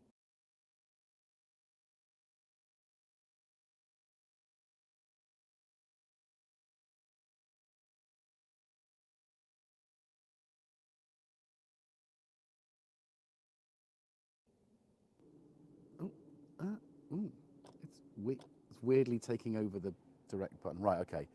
That now should be a bit more stable. We got a cat on the table. We got some synthesizers. We got this. So, Woodtown Sound coffee. I had a coffee. Cressy's green tea and real lemon juice. That's brilliant. Keith and Watford apple and blackberry tea. The Wookie liquid. I should be scared. Sonus Lucis is Appleton Estate. Signatire. I think you mean signature, but that's fine. Typos. I'll take typos. And Soul Rive 70 is lemon tea. Oh, I like the fact that you did that without any vowels. Reminds me of People Mover. Are you a member of People Mover? Have you come here for another cuddle? I would give you one. If not, just welcome anyway. That's nice to see you. Always nice to have some new blood in the chat. In our warm and cozy little community of Jervites. Cats, plants. I mean, I've gone big on plants, right? Go big or go home, right? And wildlife. So biscuits, too old for living on the edge of panic. I used to like it, but now it takes its toll. I think it always does. But I think when you're trying to perform, that adrenaline, the rush, actually helps. So ultimately, I had a nap because I'm an old man. Kent Spawn, 1 litre of strong coffee. Are you working tonight? Donald Duck coffee, but with some 43 in it. is that whiskey? Biscuit's actually drinking water, and Thomas Jon is drinking coffee. Look at that. That's a good load of liquid that we're all hydrating on. I've got no, actually I have. Let me share with you, because I bake for the kids, pack lunches as well as for myself. And it's easier to ensure that we've got a good stock of treats and easy snacks, so that when the kids come home from school or home from wherever the hell they've been, and they're hangry, because they're at that age now, 16 and 12, where hunger is never that far away. So having a good source of non-processed baked goods is good. So I made some banana muffins, and I haven't made banana muffins for ages, and I don't know what went wrong, but it was a recipe I hadn't used before, and it seemed to have a lot of milk in it, which I've never used before, and it literally turned them into rubber weapons, you know, like rubber bullets, rubber bullets. So I had to quickly sort of have a think about what to do. So I thought, well, do you know what? I'll make some biscuits. I'll go for a recipe I haven't used before, living on the edge again. And I made, there you go. You see that? Look at that. That's a perfect biscuit, isn't it? Hang on. Biscuit. Look at that. Golden. It's a little bit moist now, but so I made those. It is good. And I thought, jammy Dodgers. If you're not from the UK, I don't know if they're available in even Europe, but there are 2 of these with some jam in the middle. I thought, how difficult would that be to make? Turns out, not difficult at all. And look at this. Ready?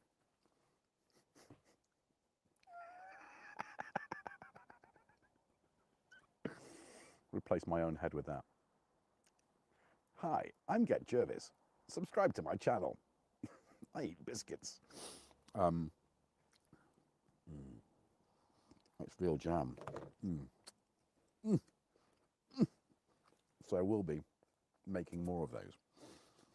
So good. If you've not tried baking, oh, it's gone off. I think you should do it. So back to what I was, to answer Simon Greatbatch's question about being bonkers. In the first year of lockdown, 2020, when we were in our first lockdown, I had been really busy with Toman doing monthly visits to Germany to film over in Treppendorf, at their headquarters, and it was good fun. But suddenly, we couldn't fly. So studio was a mess because it was just an old workshop. So I thought, well, let's do the first jam would be outside. So this is kind of where I like had the idea, I guess, for, because I've always wanted to. I've done a video. Did I do a video before then? I think I did. Maybe the year before, did a little on location jam with the Novation Circuits in Clevedon, on Lady Bay, which is still one of my favourite locations. I can't live stream from there though, which is a shame because it's such a really cool vibe there. It would be brilliant to recapture that, but I filmed. So there is on Toman's Voltage Lab. Yeah, because Voltage Labs is the Pittsburgh modular synth, right? So Voltage Lab. I'll have to try and get that. Steve, can you find that? Perhaps. I don't know if I can, because I'm not really going to do much in the way of links tonight. Ooh, I am going to eat all of that.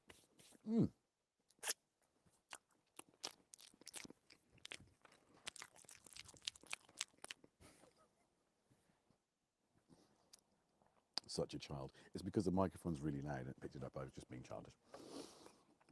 You'll have to forgive me. Tanner says, giving hangry kids ballistic cakes is not a good idea. It wasn't, because they threw me, just threw it straight at me. Hit my head. Thankfully, because it's rubber, it bounced off. And my head's basically thick. Oh, Sonus, sorry. I did call you say, it's going to get there. Sonus, can you find the live jam I did for Toman synthesizers? You might, in 2020. It's going to be a difficult one, I think. Might be on my channel then. Anyway, if you don't find it, no biggie, but it would be just nice to sort of talk, throw that back in there. So I did a jam in here, and it was like, it was over there, so further out and far more visible, so everyone could see, because it was in the middle of the day as well, could see what I was up to. Beautiful weather though. But yeah, nothing like this, nothing like this. What have I got there? Ooh, River X has got coffee as well. I missed that. Sorry, River. Have we got? Oh, I can hear people out in their garden. Why not? So there we go. So, should we have a quick talk about the kit?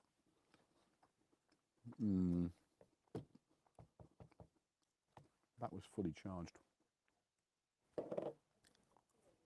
I can plug it back in though. Hang on. It might have been better if I just set this all up with, which is the best one. They're all a bit weird, aren't they? With their, because this is designed to be, again, you know, it's good weather. So is it there? Is it there? I never know where I am. So I'm trying to get the Moto Synth Adventure outside broadcast kit, which is what this is, ready to go, so that we can do this on location, make a shorter jam. Can you do short jams, Jason? No, not really. How long are your jams usually? About half an hour. Really? Yeah. Why? Because that's how long they are. I don't know. I really don't know why they seem to be that length, but they always seem to be that length. And I think when you're exploring topics that you don't really know you're going to explore, having the time and space to explore. I'm Jason. Tonight's word is explore, and what we're going to be doing is exploring the exploration of explore. The word. Exploratory exploration of explore. Oh, there we go. Glasses on. I can see now.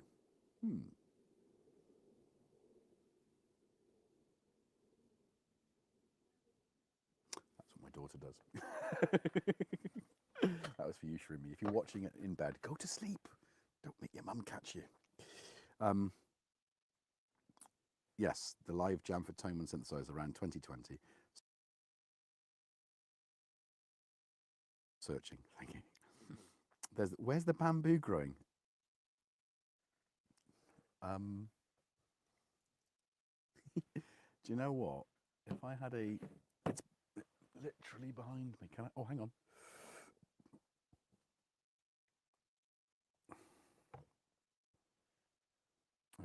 Oh, let me just see if I can put the camera on auto. Oh, well, that's annoying. Auto. I've got it unlocked. Exposure. Oh, can you see it? And zoom. Oh, that's just. Well, yeah, you can. Oops. Oh, for goodness sake! Move it too fast, and it just. Can you see it? It's just there, kind of there.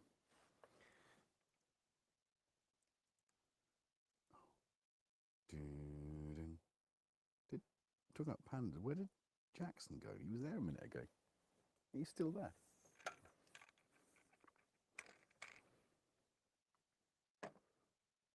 Oh, it's very weird.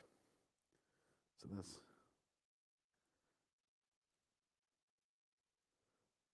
Yeah. Oh, there it is. No, that's the chair. I can't do it. It's really difficult doing it over my shoulder. Left is right, right is left. Anyway, it's gone tomorrow. It wasn't me.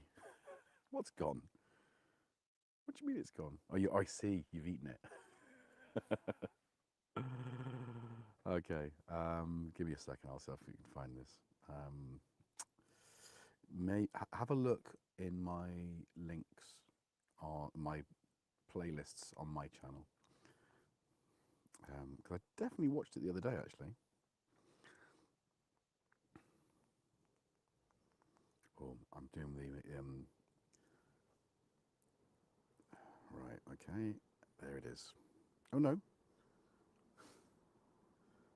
There. It's weird. I've searched for it. There you go. It's called Outdoor Synth Jam Performance. Stay Home, it's called. See, I found it in seconds. Oh, copy link. Is this it?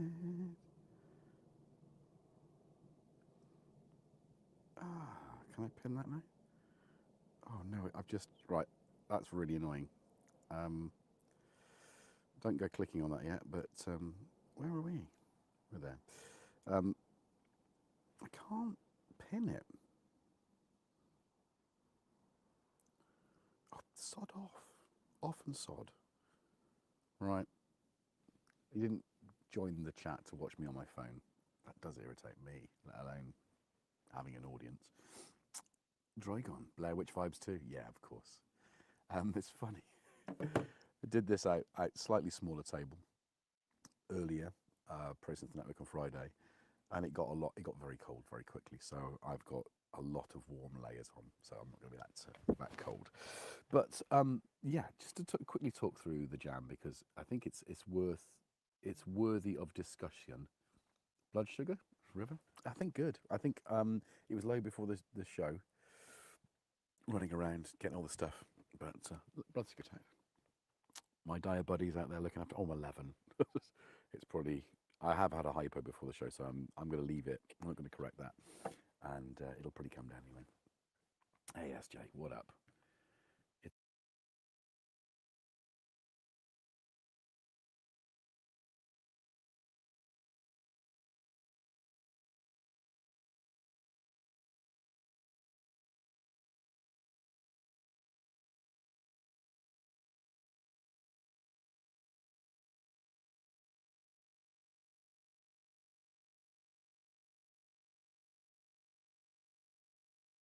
It's all. You can talk and see at the same time. Can I? It's a box of French fancies downstairs calling my name. I can hear them now. Do like a French fancy. If you don't get them first, well, Kent, you've got to run. Just go and do it. Recon! Good to see you. Okay, so let's quickly talk through. Can I get a camera angle that will work? Oh, hello, here we go. So I'm starting to tangle up the, there we go. Where's the, oh, that's great, isn't it? That's not what you want to see. So, oh, that's all going wrong. What? Right. Oh my goodness, the cameras are being a little bit. It was Sunday night and Jason was very tired. He threw his cableage upon the tableage. Can we put the, why is this not being, oh, is that me? Have I turned myself down? Yeah, I did turn myself down. Oh, I can't really talk through what I was doing if you can't see it. And that looks like, why is it zoomed in? And it's like frozen on the screen now. Oh my goodness. Yep. Oh. What? Excuse me. Seems to be in a weird mode. Why is it doing that?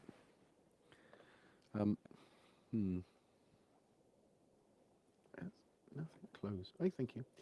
I just want this one to be a little bit less kind of in your face. Right, there we go. Whew, got it. Whew. But perhaps we do need a little bit of zoomage. Oh, it's too much zoomage. So yes. So as you can see, circuit tracks. So I did spend some time going through the presets. The packs that I've got downloaded, and I downloaded a selection from the peak sample. So we've got right at the top, yeah. All those drum sounds are from the peak. So they're drum Can we do this? Is this the sort of thing we can do? We do that? Yeah. So, you know, those kind of things. The next layer were kind of sounds that I liked from that sample pack. So, I mean, and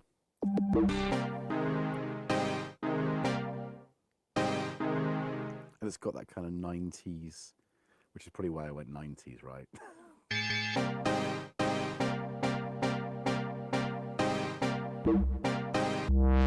That's not 90s, that's noughties.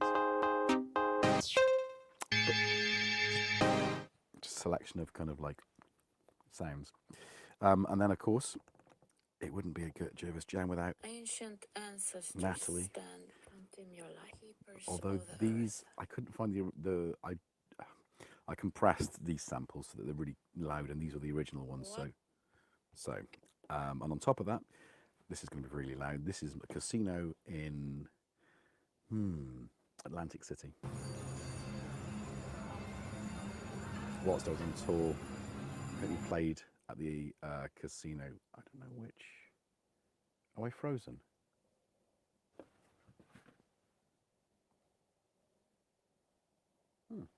Why is that frozen?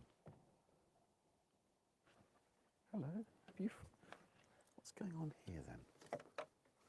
Just decided to turn that off. Is that what it is? You bloody idiot.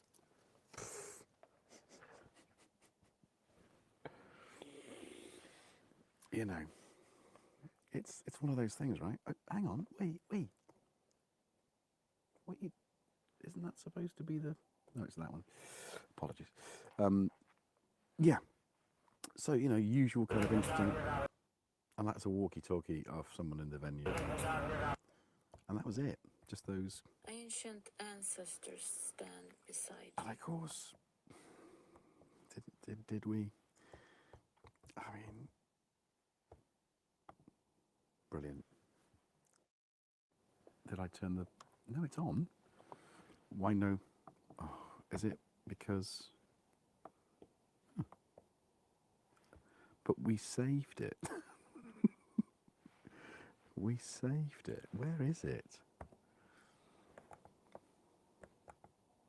Oh. That'll be a cat error then, won't it? Idiot. Bloody cat. Yeah, okay. Right, okay. Brilliant. Right.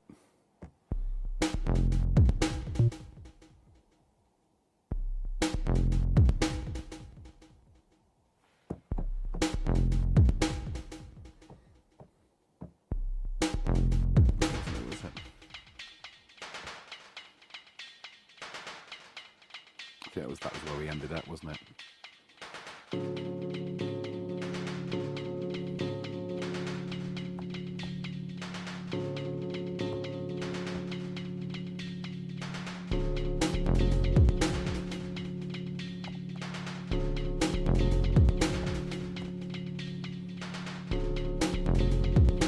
They do.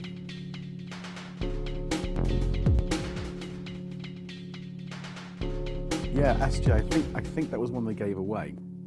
Definitely worth digging through. I didn't like all the sounds, and I just I loaded it all in and picked the ones I liked quite quickly for this jam. So, you know, it's not, yeah, it was enjoyable. So that, yeah, that wasn't what I was doing, but where did I don't know. I think the cats just ruined it, honestly. And of course, my old faithful. Now the problem with this synth, and this was, you know, I've had this a while now. I do love it, and it's for me having something to play is important. Now I'm not a great keyboard player at all. I play stringed instruments like a guitar. That's my instrument, right? But having something just to sort of noodle with that has notes is kind of important for my jam. So this was like, right, what am I going to use? I almost grabbed the Stylophone DS2, but I realised I was going to use the Pittsburgh Modular Microvolt 3900. So I thought that's a bit too similar, and I've jammed with those before, and they both are different but they both occupy the same field in my jam, and I wanted something different. So my little Birds of Canada, but as you can hear, because it's cold out here, my warm finger is causing all sorts of weird modulations, which actually is quite nice, but you're not able to play any kind of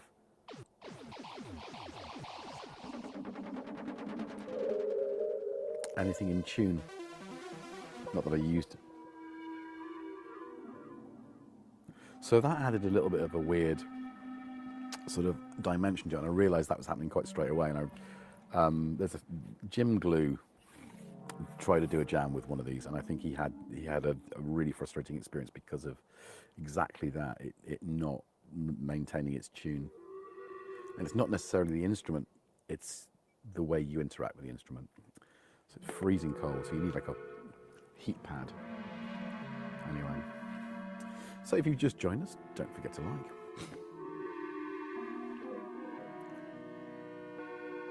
Yeah, isn't that tomorrow? New Boards of Canada album?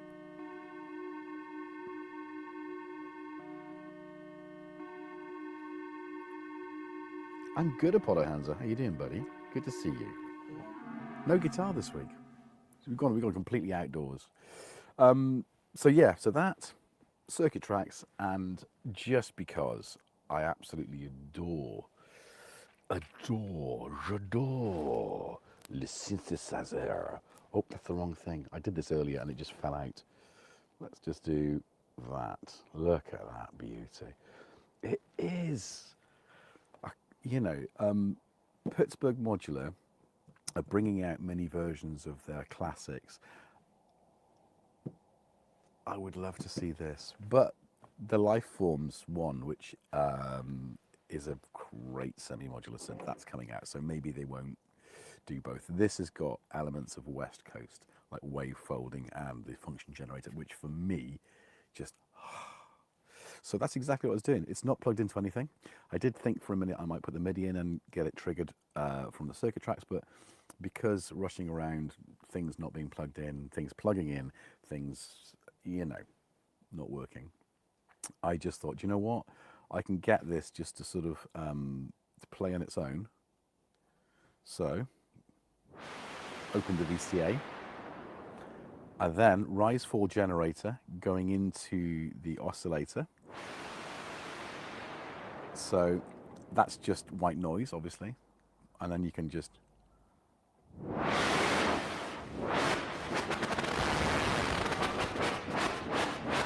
into front end, the attack.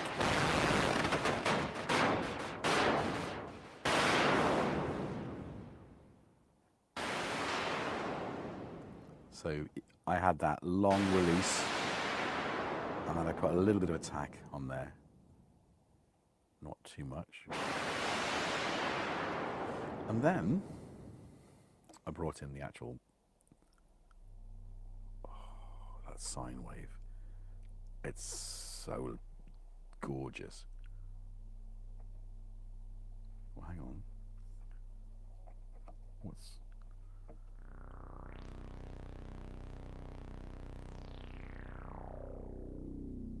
It's got that kind of rush vibe to it. 12 decibel per octave filter, you see. All those kind of Oberheimy. I'm not that bothered with 24 dB 4-pole. I prefer 2-pole. So, and then I decided to use the LFO to do the pitch. So I had that going as well, and you create some really unnerving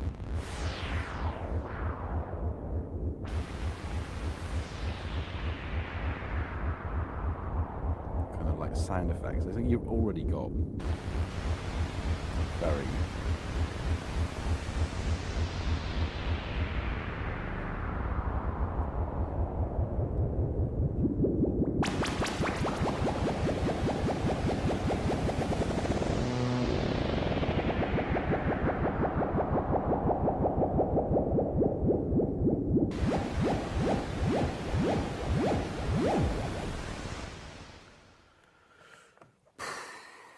just do that for about another hour.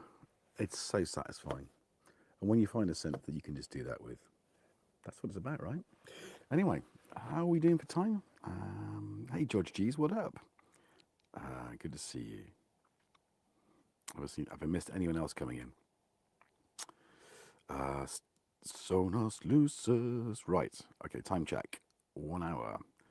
SJ, I have an OG circuit. Can the circuit tracks have a lot more samples loaded in at one time? Yeah.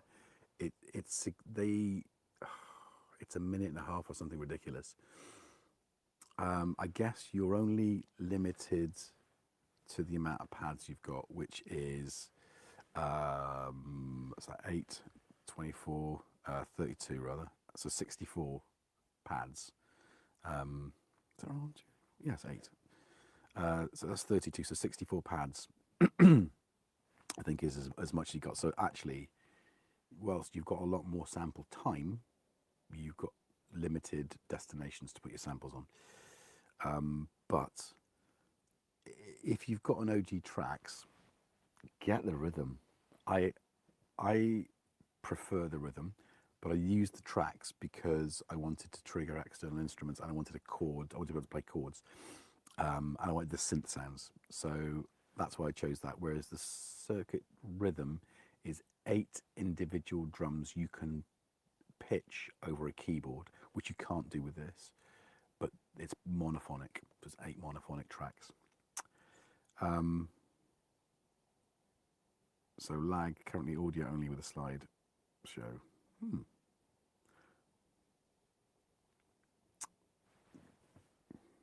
How do you like the keyboard on the Mini Freak? I liked it from the beginning. Escape limitations. Yeah, I have owned an original Wasp, and I own now the Nat Special. So I'm used to that kind of keyboard, and I love the size of this. I had a Mini Freak for review a year ago, and I didn't really bond with it. I liked the sound, but I would have preferred it this size. But then I suppose that's the point. It's different. It's because people wanted a keyboard. So it's not for me. The Micro Freak is for me.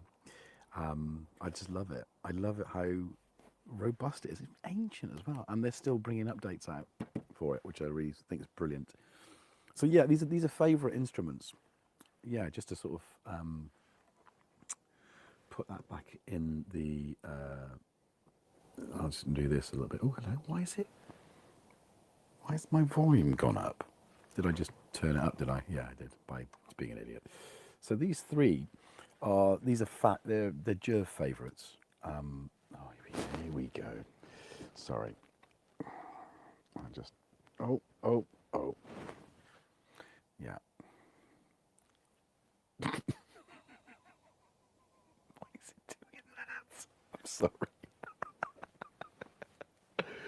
Oh, there's a lot to learn here. That's so frustrating. Sorry, I think this is the internal gyro of the phone saying I'm upside down. I'm like, where's that? Oh, upside down. I'm like that. Horizontal. So these are 3 of my favourite instruments, and also, I mean, cat treats.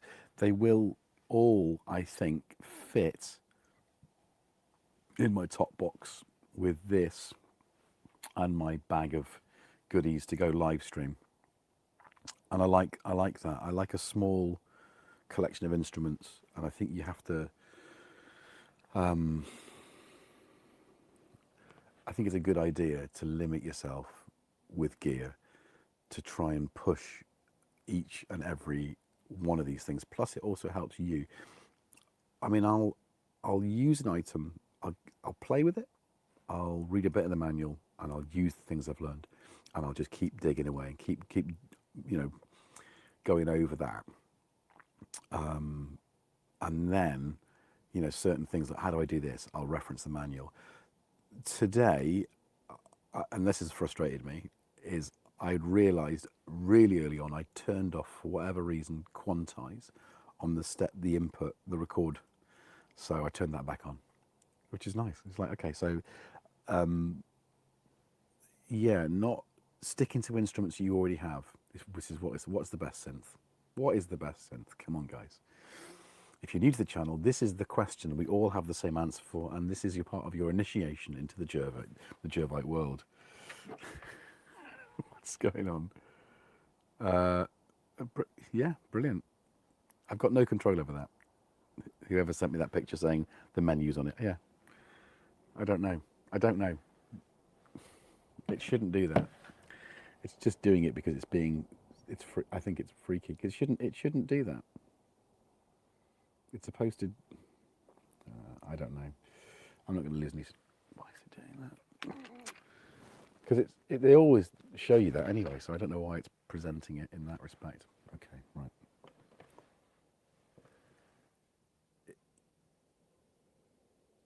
It's still there. Yeah.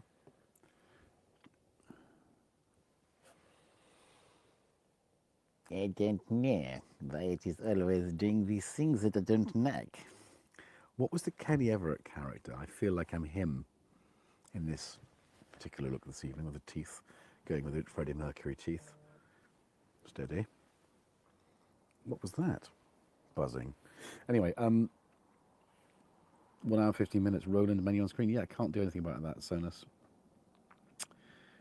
So yes, so stop. Right, okay, I've changed. Right, there we go. I've changed the background of our conversation. Right. Is it the testing cyber video? No, I've already put it on there. Hang on, it must still be here. Oh, that's not there. Anyway, whatever. It's in the chat. I've already pasted it in the chat. Mind you, I don't know how long ago that was that you sent that. Oh, ages ago. Sorry. Right. So we are approaching Pantomime 4. And you fed that sound of the Pantomime 4 into a dying crab in this bucket. The Mighty Boosh. American viewers, European viewers, the Mighty Boosh. Mighty as in Mighty Ducks. Boosh as in B-O-O-S-H. Go check it out if you don't already know. Distinct Mark IV, lol. Yes, that's what I've got. All together now, TB303, Distinct Mark IV. No, it's the one you have. Used to be a question in my astronomy circles. Best telescope kind of question. Same for synth. It's the one you use. Yes, SJ. Exactly that. The best possible taste. And that's it. Exactly. Oh, the best possible taste. Because if you spend time, they're all complicated. There's not a simple synth. And if it is, it's the Timberwolf, right? We all know about that, don't we? But the problem is, if you get gas, right? And you go out and you get the next thing because you want this sound. You have to learn how to use it. And there isn't a simple synth. There's one knob function synths, which, you know, aren't always simple. But you can get instant satisfaction out of it. You get, oh, hang on. Is it back in there? Is it? I don't know why it's doing that. I don't know why it's doing that. It shouldn't do that. It literally shouldn't do that. Audio mute, recording, mirror. No, it shouldn't do that. They don't need any interference from humans. It does this. And on the device, you see those menus. Well, do you know what I'm going to do? If we zoom in a bit, maybe it'll just. I don't think it's properly connected, if I'm honest. It's not allowing me to do stuff. Yeah. Anyway, I've just placed the reverb on. I don't know what's going on with my fingers tonight, but what? Oh, okay. Or maybe we can do a little bit of late night conversation when I'm whispering. I don't know why I was going to show you the desk. What was I talking about? Who am I? What time is it? It's bedtime, yes? Mummy, is it time to go to the shops? I was talking about gear, wasn't I?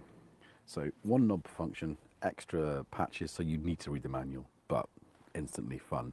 This, no screen, buttons with loads of words on them, shift function, computer program to access, you know, lots going on there. Same kind of thing with this. Again, you've got reasonably good amount of ways to thing it. But so I've had this 2020. I want to say 2021. Pictures of a picture of Get Jervis. What?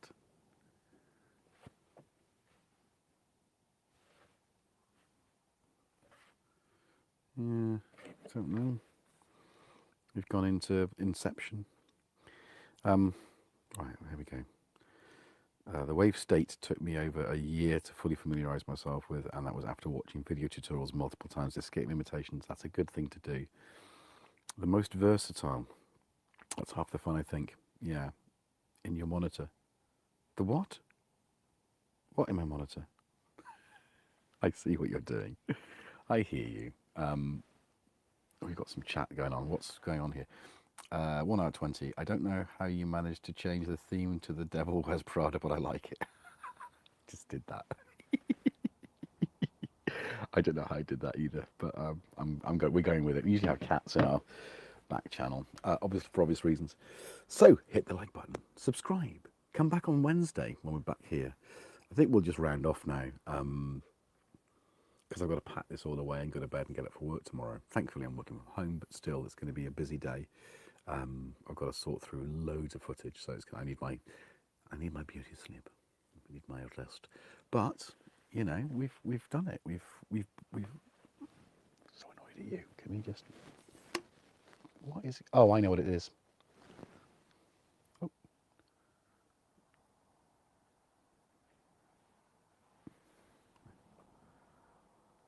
See that? I've got rid of it. There's a button on there that says screencast. Oof, that is. If I do, no, it's Inception. Yeah, I see. You can zoom in, but that's kind of cool. Right. We got there, guys. We did. Quite a nice little area. I might rig up some fairy lights. I've got fairy lights. I bought fairy lights for this. But I might spend some time now getting this gig ready for an easy in for jamming in gym jams on a Sunday. Thanks for joining me. If you've just joined us now, thank you for joining us. A little interesting jam at the beginning, not my usual kind of jam, but that's what's good about jamming. You don't have to do the same things. You can try new things out. And I do that often, and I thank you all for your patience and your support in allowing me to do that. And I hope you enjoy it too. And hopefully, sometimes, it might even inspire you to do your own. Sorry. I don't know why I've gone into children's entertainer. I did. I went, maybe you'd like to try that at home, children. I did. I don't know why that was there. I do apologise. It's so patronising. Yes. Yes, and you can, I found it. You can, of course, become a member. You can, of course, super chat, super like, all those things go into the channel to help keep it afloat. I need more tripody things for the phones, definitely. That's it. Everything you give to this channel comes back into this channel. So thank you to all of you who have done that, who have bought me a coffee, who have super chatted, who have become a member. All of that income comes back to improve our live streams. Look at that. But yeah, we have managed to do an hour and a half, I think. Thank you so much, Escape Limitations. Much appreciated. Need some Christmas lights? Yes, I've got some. I bought some at the end in a sale in the Range or something, and they're not particularly Christmassy, which is what I liked about them. So again, you know, those kind of things, all that kind of production value things. Here's one I made earlier. Exactly. And here's one I made earlier. The morning woke up dead. Damn, why set the bell? You subscribe, right? This is, thank you, Panda, for huge poop. So the morning I woke up dead, welcome back. Remember to hit that bell notification. I'm here the same time every week, although never earlier, but sometimes more often a little bit later. And come back Wednesday. Wednesday is a bit earlier if you're able to make it. 8:30 UK till 10 p.m. Sunday, 9:30 p.m. to 11 p.m. Obviously 10 past 11 though. So actually we're still here because I fudged up kit and all the rest of it. So there we go. Do not try this at home. Do not try this at home. But yes, welcome. Don't forget to drop the like on. Shall we?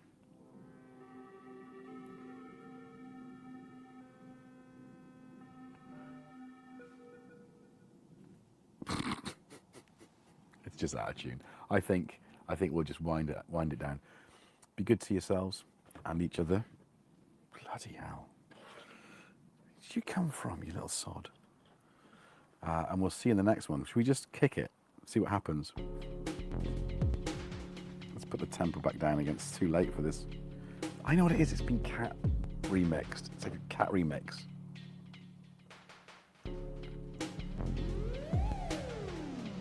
There we go. Beautiful. Oh, Micro Freak. Yes, the morning I woke up dead. Yeah, but outside in the cold, out of tune. Anyway, I'm going to turn my mic off. Be good to yourselves. Be good to each other. Take care. Stay happy and spread love, not hate.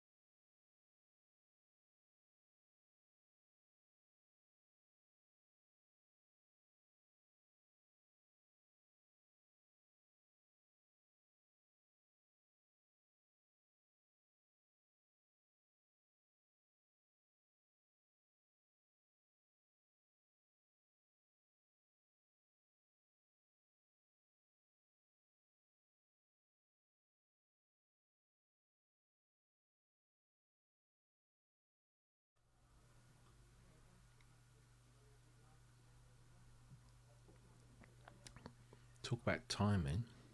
I am here. I know. My computer just crashed. It As in won't. completely locked up. The Fender Rhodes disappeared. No An actual trackpad, Fender nothing. Rhodes disappeared. And I wasn't even using the computer. I was over here playing this. Mm. And then suddenly the Fender Rhodes disappeared. I went, and looked. And I go, oh, let's see what's going on. I went and moved the trackpad, and the mouse is there, not moving. You were. Little bastard it is, sir. I don't know. So, how we doing? All right, yeah, I literally just got back, and I thought, oh, Jake, oh no, he's not. Got so yeah. So a little confused. It was great getting Matt to actually play something. Mm. I think it was a first for him. Yeah. Hopefully he's realised it's not. Broken his duck. Yeah, that it's not, hard to do as such. No. Sit there and push keys. Nobody's expecting Chopin to leap out of the cupboard kind of thing. Rachmaninoff, maybe, but not sure. So we're all good. Cool beans. Which one of us is locked up, you or me?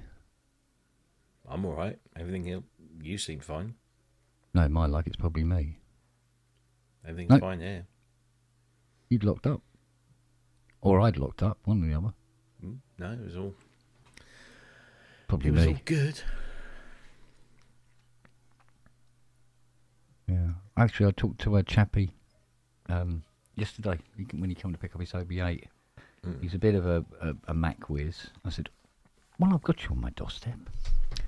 There's something I want to ask you. And I described it, and he's gone, yeah, RAM. Possibly RAM and possibly SSD. If it's doing bullshit when you're not even anywhere near it, it's something awry down. Well, if it's RAM, you fuck, 'cause it's all system on the chip. Well, so's the SSD. Well, the SSD is separate, but you've got more chance of replacing the SSD. Yeah, but I mean, than you have the it's RAM. sold to the motherboard. No, well, the SSD can be changed on the Mac Studio. Not officially, but it can be changed. Yeah, I think it. Yeah, I read that. Yeah, But your RAM, your RAM. So it looks like I'll just have to put, because I can't get a new one. I'll have to just put up with it. But I was playing along, enjoying my little track, and then it just went, good night. And it was like, let's fuck that up. That's still there. So that's something.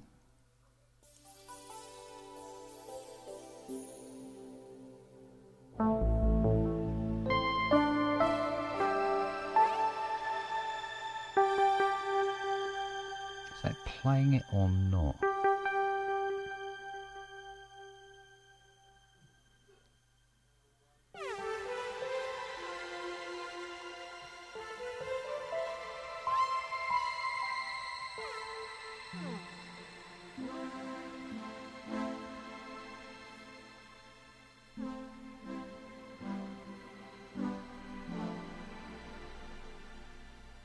I think it's playing it. Put it on that one, hang on. Yeah. Because that Fender just went, gone. And it's like, oh. And then everything else locked up, and it was like, oh, for fuck's sake.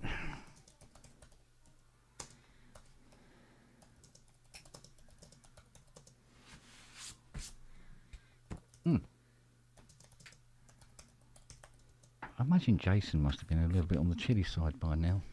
yeah. Let's have a look at my Mustang restoration page, which is constantly telling me what the weather is.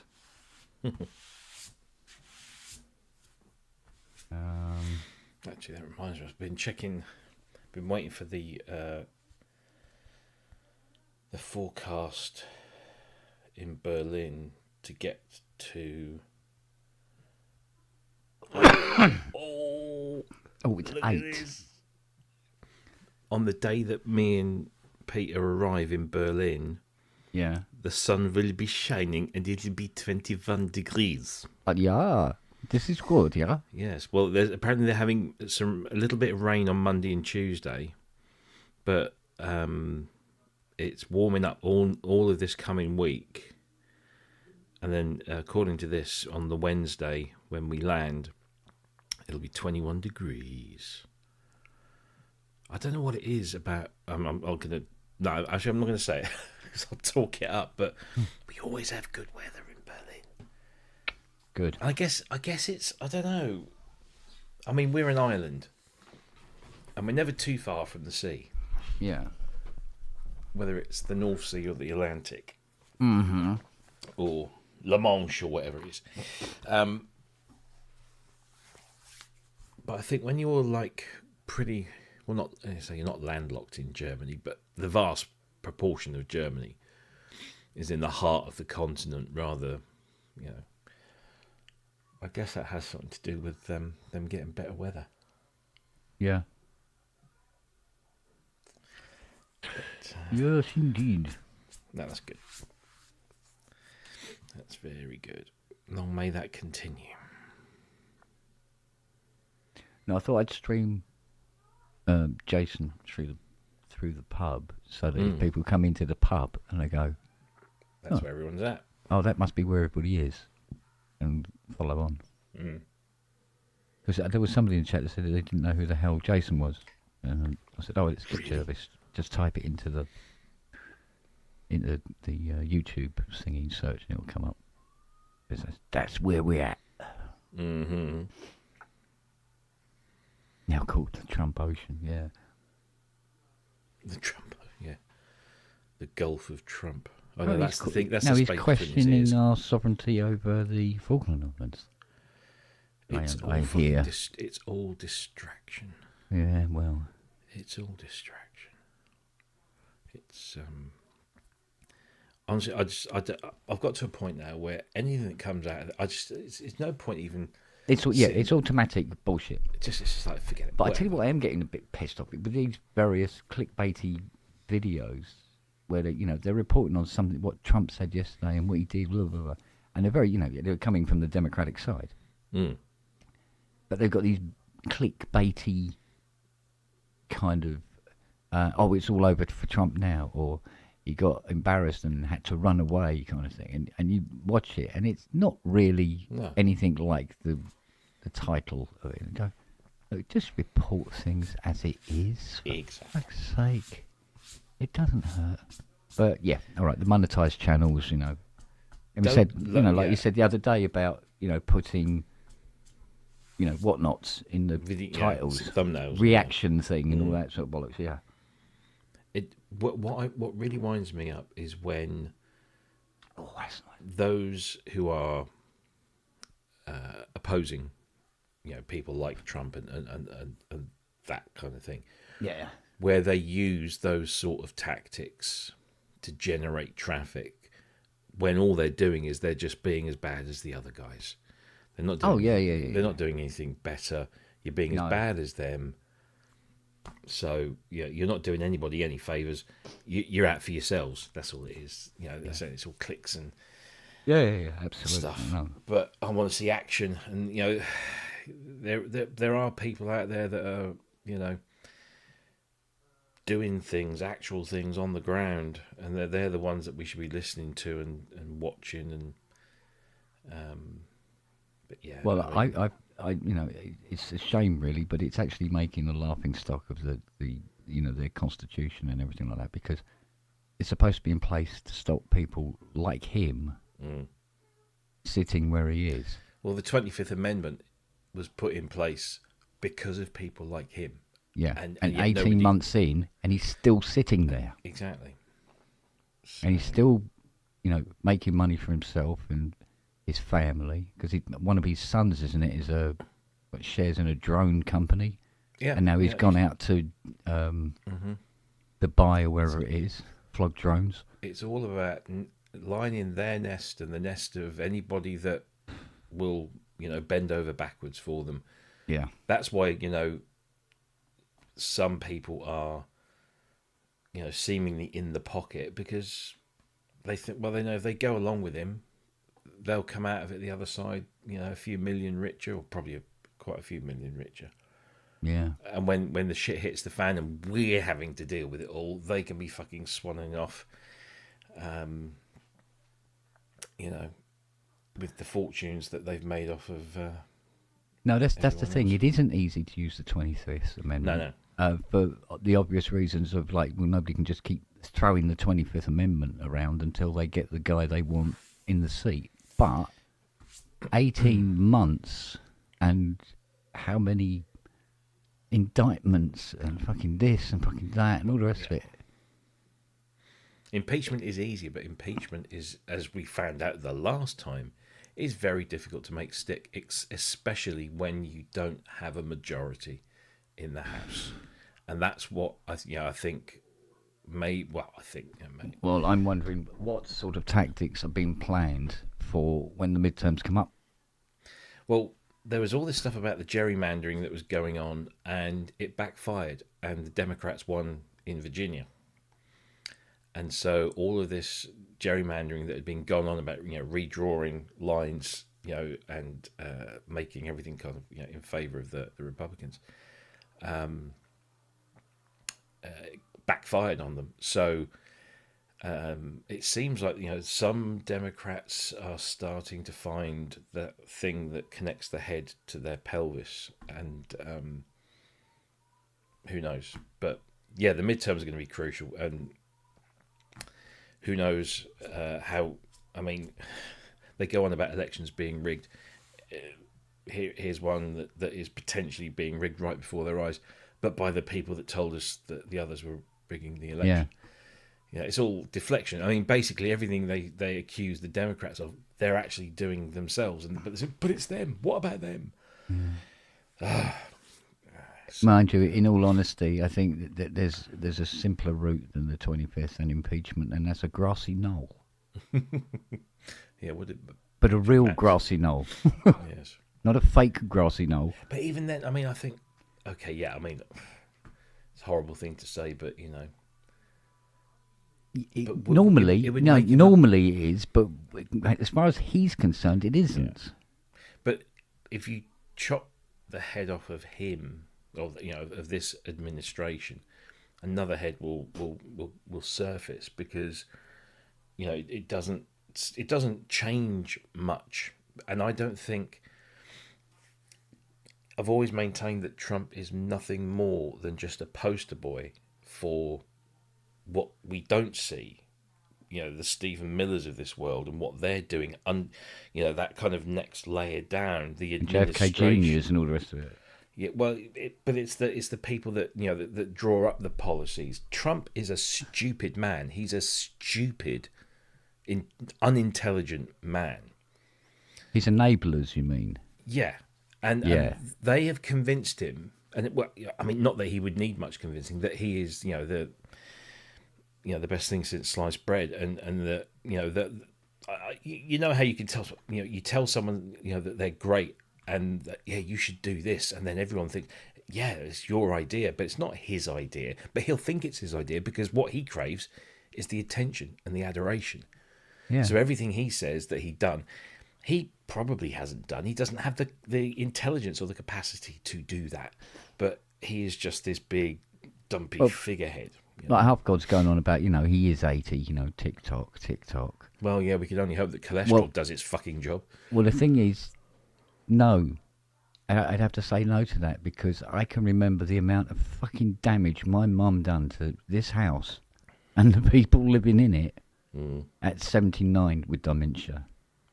Well, it's not so much the dementia thing. We just want to have a fucking heart attack.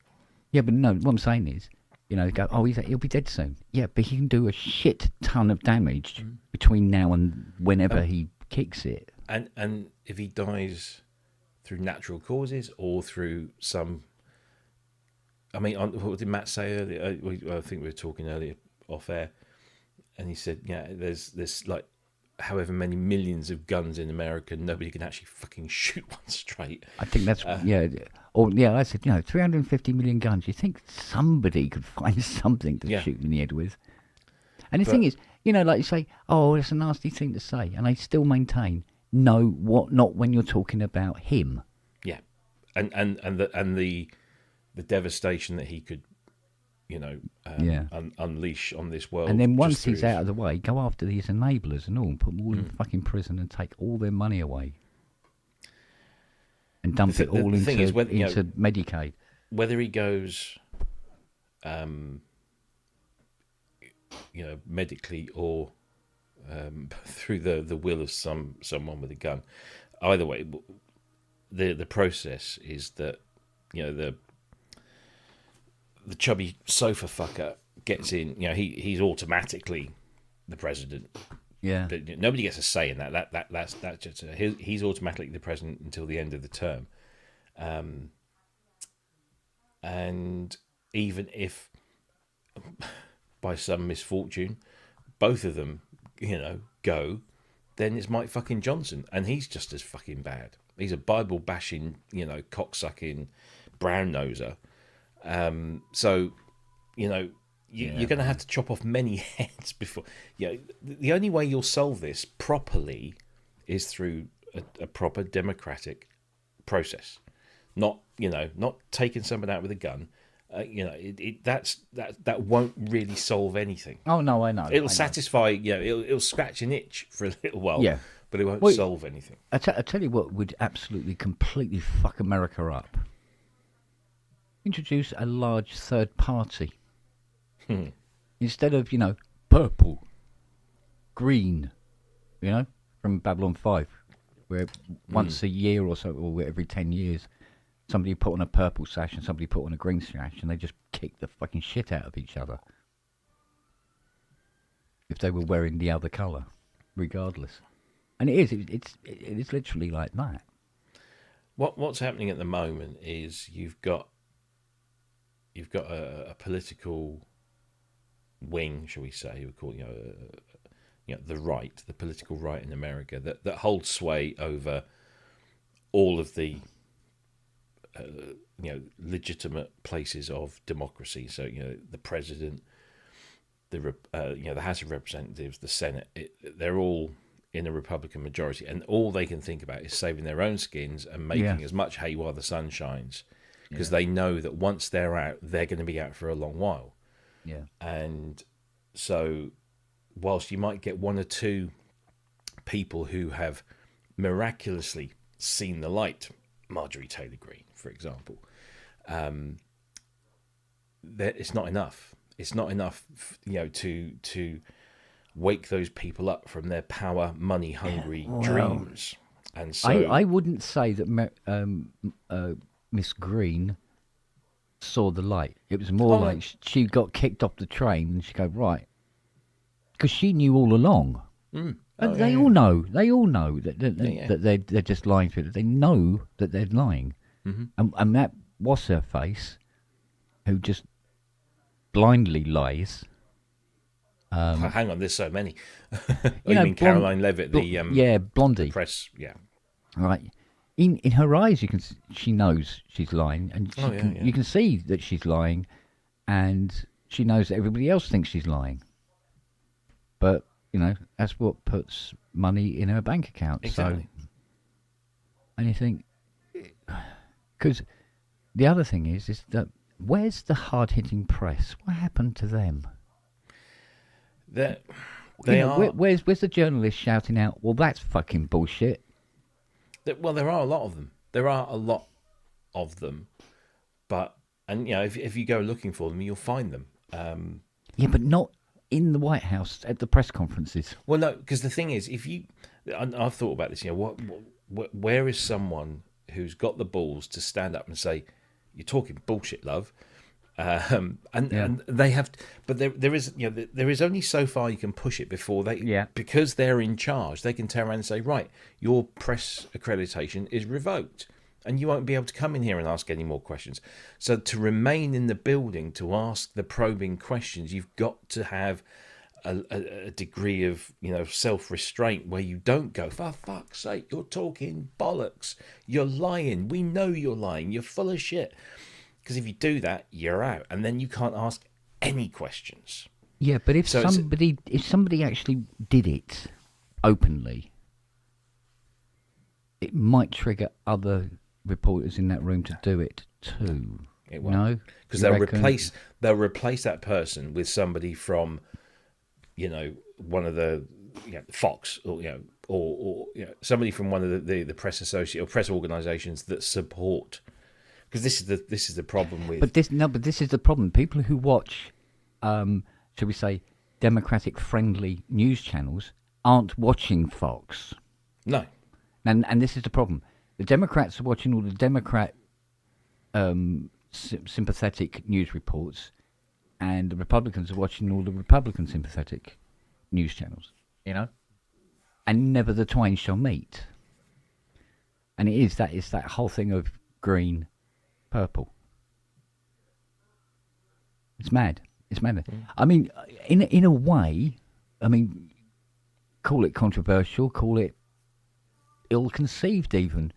But sometimes I feel like we're being granted a rare opportunity to experience firsthand exactly what 1936 and 37 in Germany was actually like.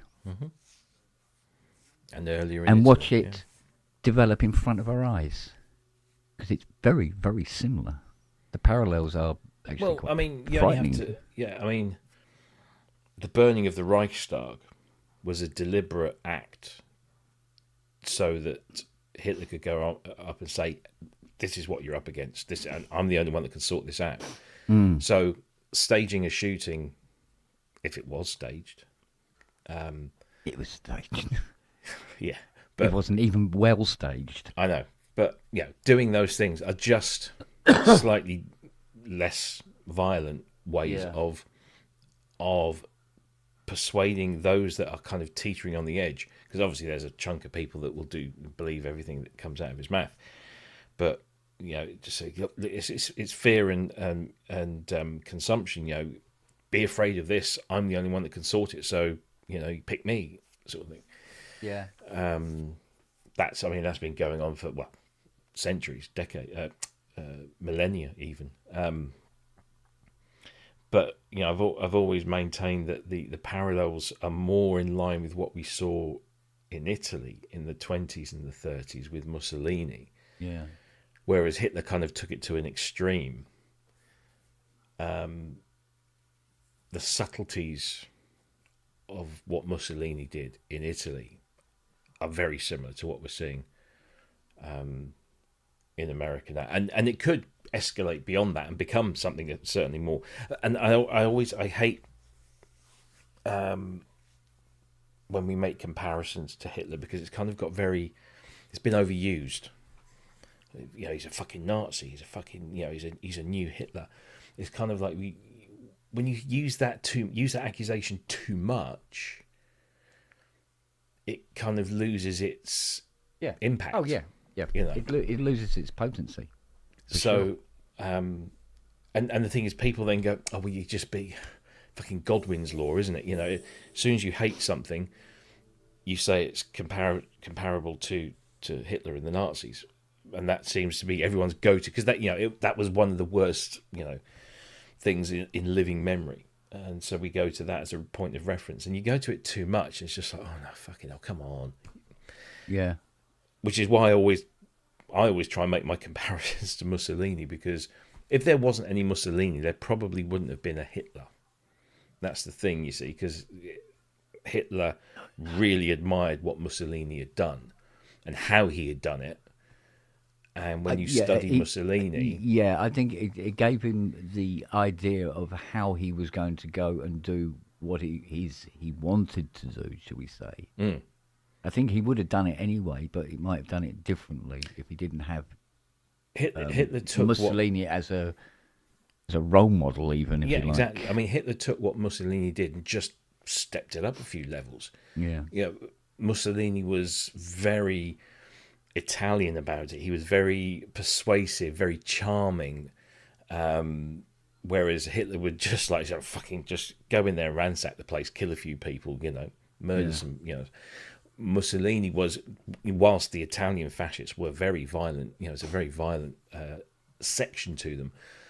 Mussolini was he would get very angry and concerned when the violent element of his party went out and did the kickings and the beatings of the socialists in Italy at the time. The black shirts, wasn't it? Because he knew that was pushing it too far, and you needed to be more charming and more subtle about it. Eventually, it got to a point where he was kind of sanctioning that sort of behaviour, but only at a point when he knew that it wouldn't matter, because he'd got the power. He managed to persuade the Italian government to give him the power, and then once he's got that, he's just like, fuck it, I can do anything I want.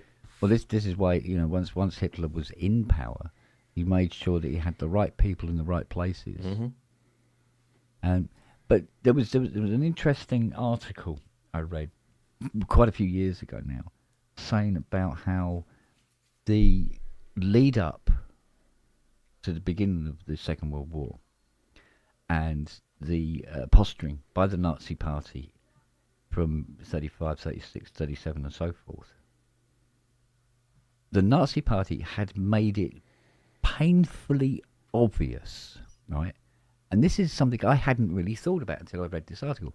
They made it painfully obvious that if they get into power, they were definitely going to do something about the Jewish population in Germany. Absolute.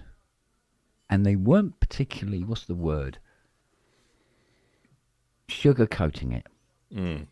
They were literally saying, you know, they will be, you know, euthanasia programs to get rid of the, you know, the Jewish influence and all this the stuff, Jewish right? problem, yeah. So it struck me on reading this, they go, so how come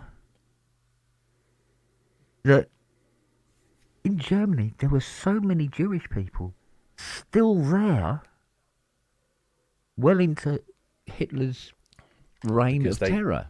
Because like a lot of the Americans, it won't happen to us.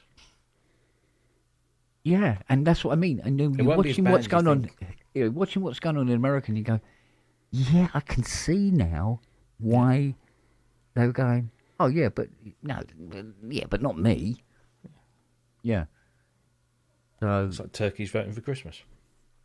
yeah, well, and it's just so, but it's so bizarre that, well, out of all the countries on the planet, I suppose the one country where it would have possibly have happened is America, because America has always been, technically, although no, I can't think of any Americans that may admit it, but it's always been two countries. It was the us and them all the time, you know, and which is reflected in the two-party system as well.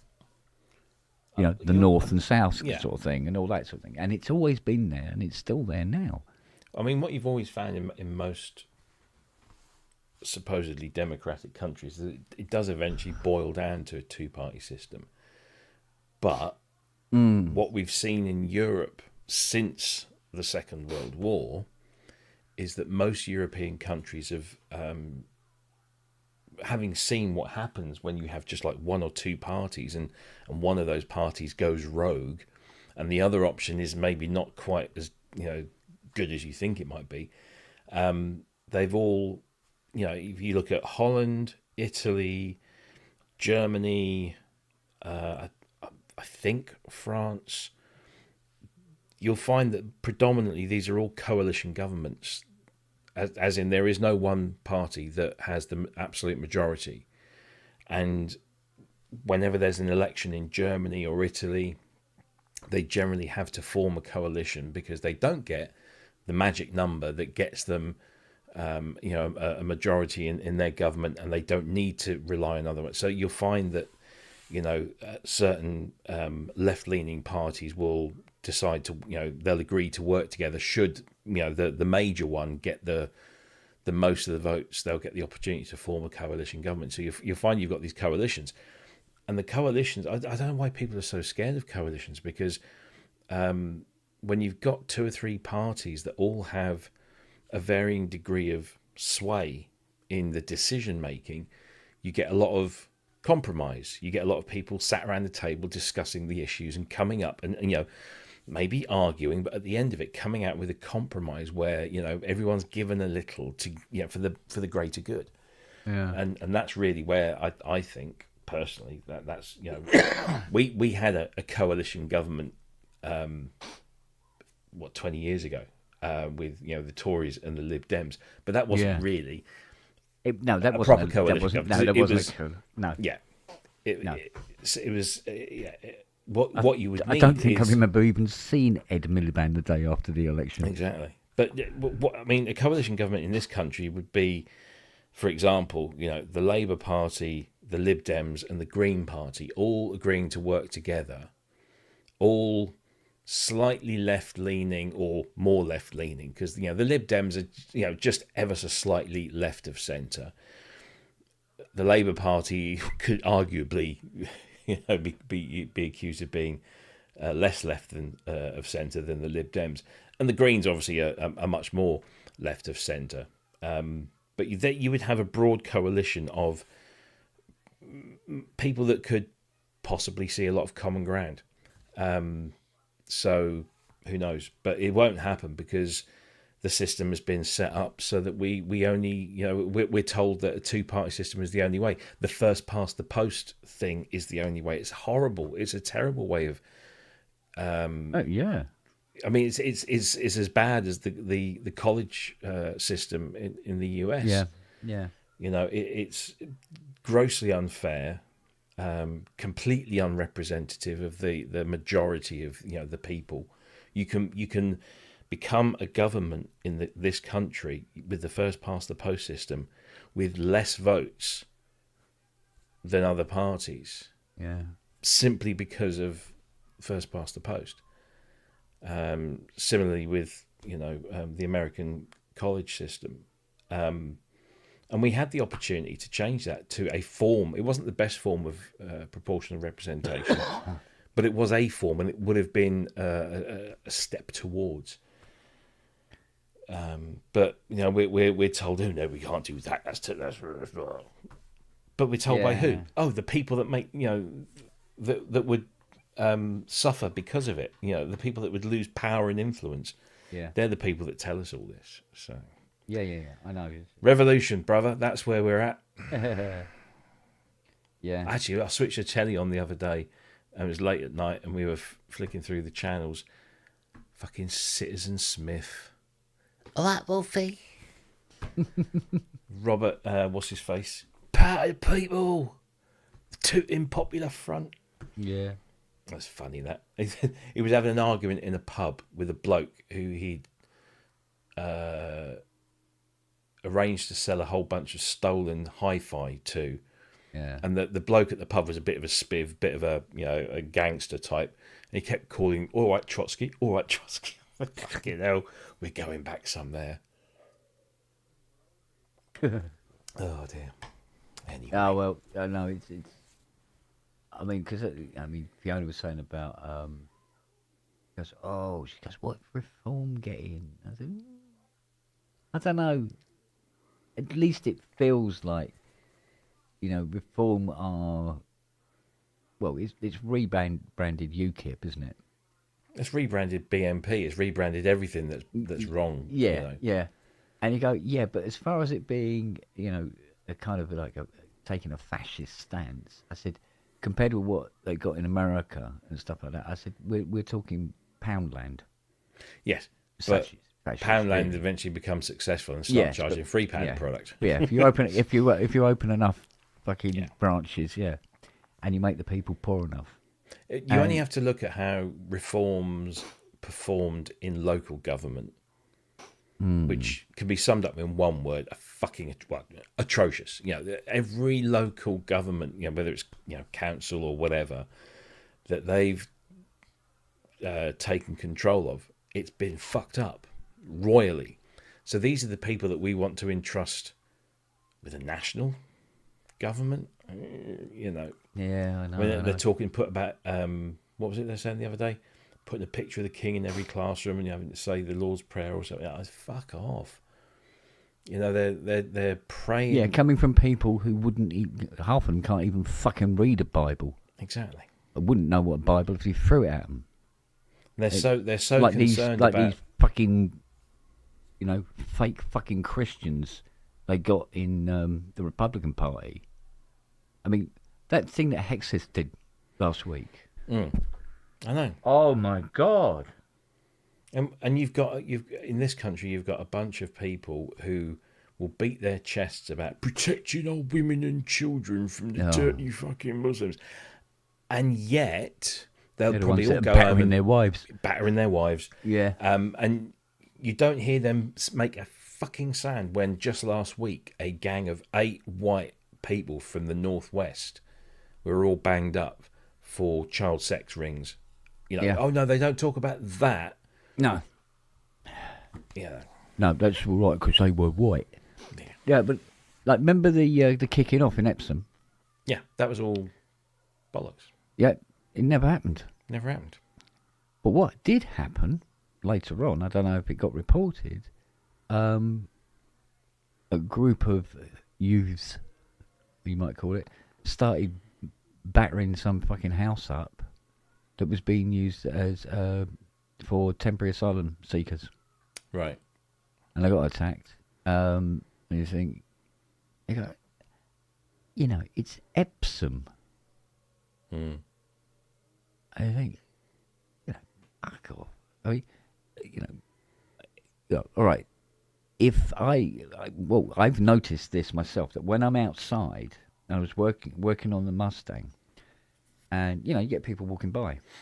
Compared to 10 years ago, the amount of people walking by who are talking on their mobile phones in a language I don't know, or have never heard before, or whatever, or are, black, or wearing turbans, or this, that, and the other, has increased exponentially. Mm-hmm. But when it all comes down to it, if you go, all right, mate, you go, hello, no problem. Do you know what I mean? Yeah. You go, oh my God, they're a different colour and they speak a different language. Oh, terrible. But they can also speak English. Yeah. So. But when they're talking to their mates, they're going to do it in their own. Yeah. Why not? Like my old man did. Yeah. When it was family or friends, he'd be speaking in Italian. Well, actually, he did this wonderful thing of mashing it up. He'd be on the TV the other day, and it would just it would flip between the two. It's quite funny, but yeah. What was? I'm trying to remember that sketch where a guy was at this foreign. I think it was in a shop or something. It was a comedy sketch, and the bloke comes in. He's all all Jack the Lad and everything, and an Indian guy behind the counter, and he's speaking perfectly in English. Absolutely perfect diction, and the guy goes, "You what? What are you saying? I cannot understand you." And he's talking perfect English. Yeah. He goes, I can't understand you, Gupta. All this sort of thing. When people say, "Oh, you walk down the street and all you hear is people talking in foreign languages," what the fuck are you doing listening to their conversations in the first place? It's none of your fucking business. Yeah. Doesn't matter whether they're speaking fucking gibberish. And what? That makes the place dark. I know. And dangerous because they're speaking it. They go, oh, they could be planning a bombing. What? In broad daylight on a phone out loud? Are you fucking stupid? Well, yes, you are, stupid fucking twat. Go and fucking run over yourself. That's it. Fuck's sake. Oh, well. I don't know. I bet Guy Fawkes spoke English. Guido, you mean? Yeah. But, oh, mate, it's sort of like, fucking hell, can we just get this all out of our systems and get back to doing something proper, like taking our government to task over things like bring back industry to the UK. If you want Brexit, bring back the industry. Mm. Oh, God. He's standing in for Andrew. Yeah. At least these are funny. Do you know what? I can't find on the PSN that thing where he said the joke and we were all dead, like absolutely. They just went silent. Dead. I can't find it. It wasn't on PSN, it was on a pub. No, it was PSN. No, it was on a pub. Was it? Yeah.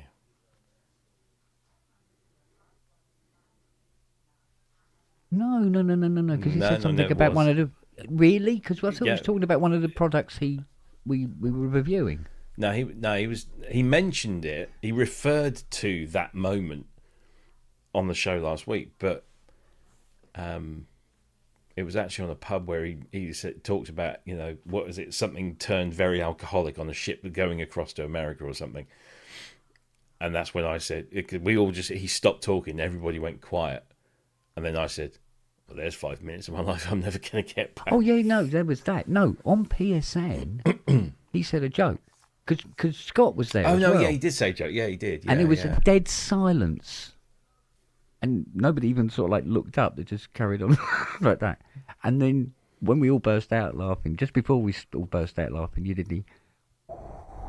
Yeah. thing. Yeah, on PSN. I'm looking on PSN for it on It was last week's show. Friday, yeah. Yeah, and I cannot for the life of me find it. I must. Obviously, I'm missing it. Scooting back and go. No, it's not there. Scoot back. Is it? No, it's not there. Unfortunately, we lost the chat, the live chat. Yeah, I saw replay. that. Because we got a copyright claim. I think it was the Casio video trailer. Are you fucking kidding me? No. The publisher of the piece of music. It wasn't Casio. It was just the publisher of the piece of music that they'd obviously licensed to promote their video. It just instantly popped up. So I thought, well, I had the option of either disputing it as fair use, which I could have done. Then we'd have to, wait 30 days or something.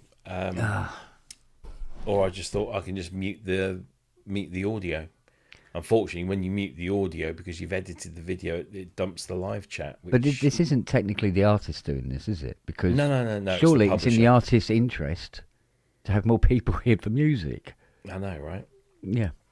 I mean, what I probably should have done, and I have done it before, is just claimed fair use because we're a news program.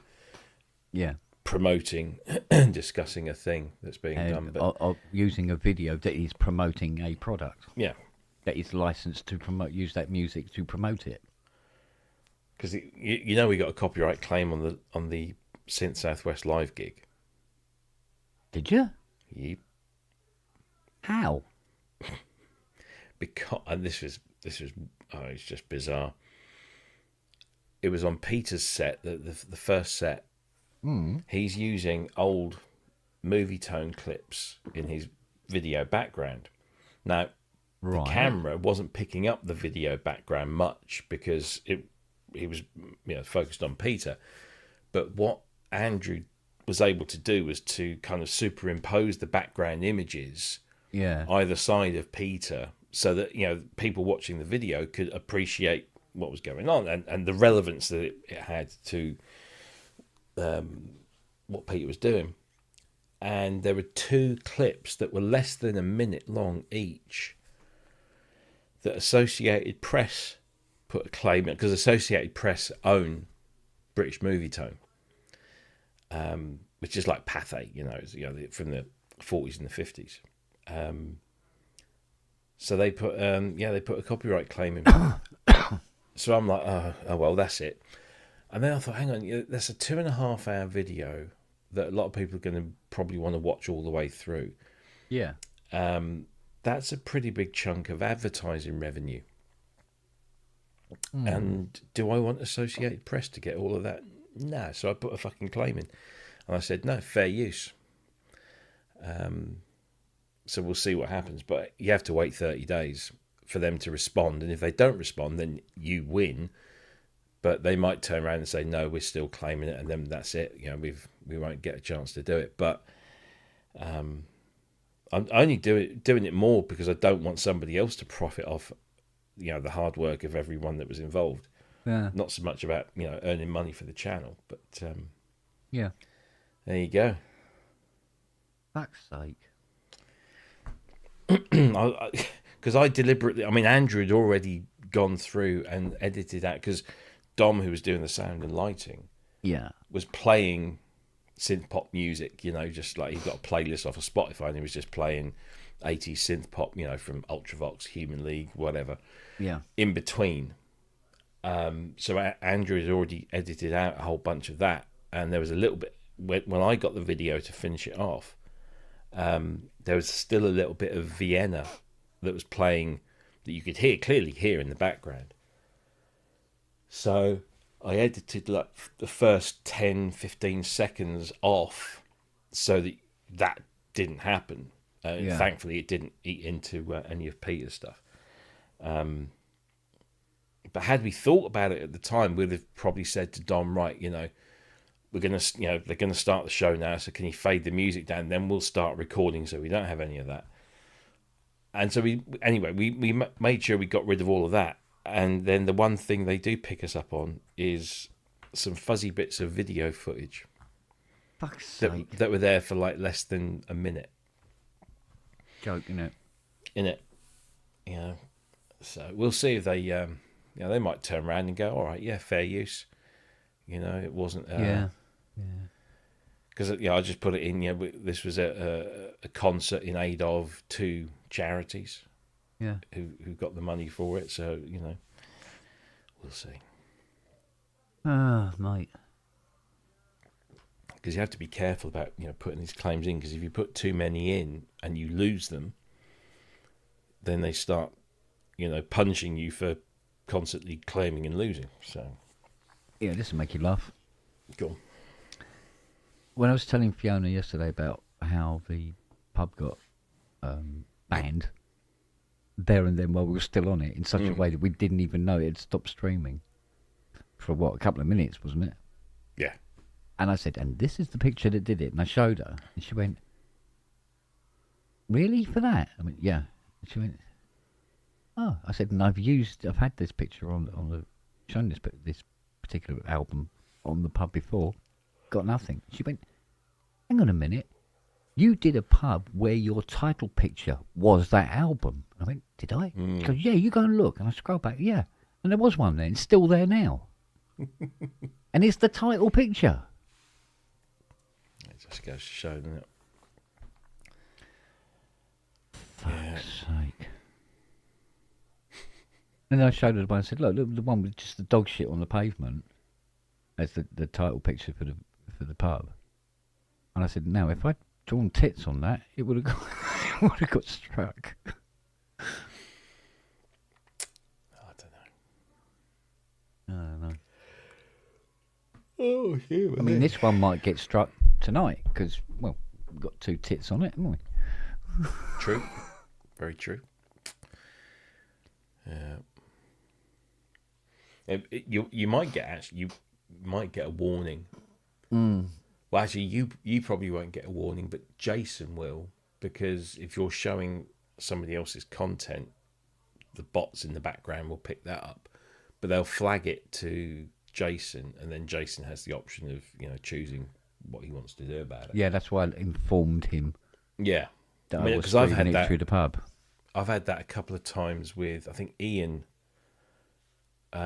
played a clip of one of our things, and somebody else did. And it was just like, whatever, archive, don't care, But I did have someone literally copy an entire video, not of the show, but of something else, and then just throw it up on their channel under their name. Yeah. And it's like, okay, yeah, whatever. You can delete that one. But, yeah, there's... well, there's that famous one, isn't there, that... was it Woody? Woody's, from Woody's Piano Shack. He got a copyright claim because he played the demo song off a Casio keyboard or something, or something like that. Oh, for fuck's sake! But Yeah, it wasn't. It wasn't the manufacturer. No, it probably wasn't. What happened was there was some guy in India did the same thing, and then claimed that Woody was ripping him off. Well, it can't be. I know, but that's how it went down, or something like that. It was bizarre. Eventually, I think I'm pretty sure Woody won in the end. But yeah, Yeah. Oh, well, that's just. Yeah, but it's like that thing that old Rick Beato used to get all the fucking time. It's ridiculous. It's like I just said to Kevin Nolan. I said, "Did you see the Marinelli one where Piccaro was doing the Africa chords on the CS80?" He goes, "Yeah, so we used the CS80 to do these chords." And he goes, yeah. I said, I was thinking about that, and I'm going, 3 possible outcomes. A, Steve can't remember, or he's thought he used the 80. 2, they didn't have a GS1 in the studio there, but they did have an 80, so that will work, because the brass 1-2 will almost sound like the GS1's brass. Or 3, if it was exactly the same, he could end up getting a copyright strike for a track being played by the guy who played the track. And as you see, because that's another thing. So if he has a guy come on, he goes, "Oh yeah, so I did the guitar riff like this," and plays the guitar riff, and then he gets a copyright strike. Generally, they will only issue a copyright strike if it's the entire piece. So if you're just playing the pad sound, if you're just playing the lead sound, you won't get a strike. But if you What about if you're playing the rhythm, bass, and chords? If you're playing basically something that sounds exactly like the recording, But not the lyrics. Still, there are going to be passages in the song where that Because we got that copyright strike from the thing Phil you Collins. did, the Phil Collins things that you put together.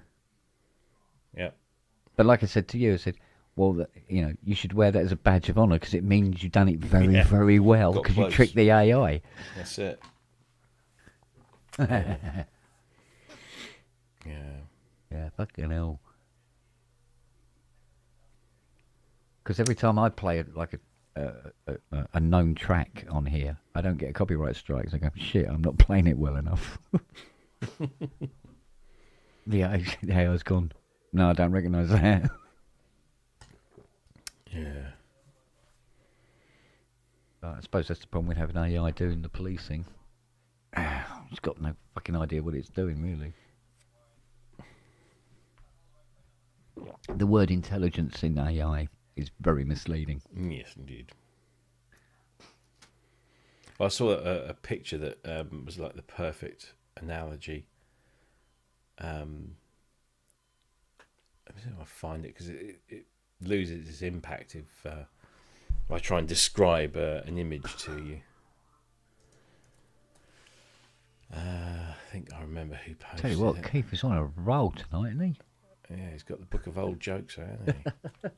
Here you go. This is it. This is funny, but because it's true, kind of thing. Yeah. Add picture. There we go.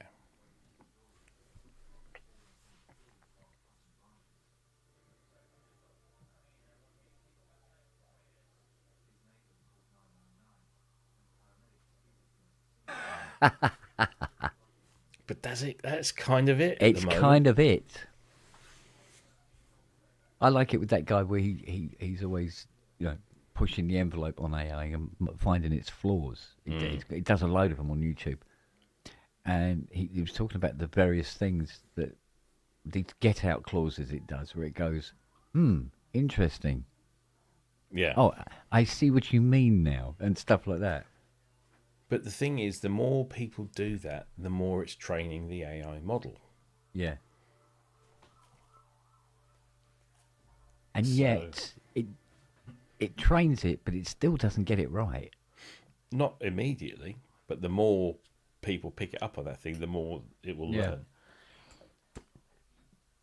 So, But I still find it quite, quite telling in a way, where they put those 5 or 6 AIs together in isolation, and they gave them a chat forum to talk on. And after about 5 hours, they'd come up with this idea of creating their own language, so humans couldn't understand what they were talking about. And you think, yeah, that needs to be wheedled out. aye. Thing is, in a learning program, it's very difficult to put in, fences.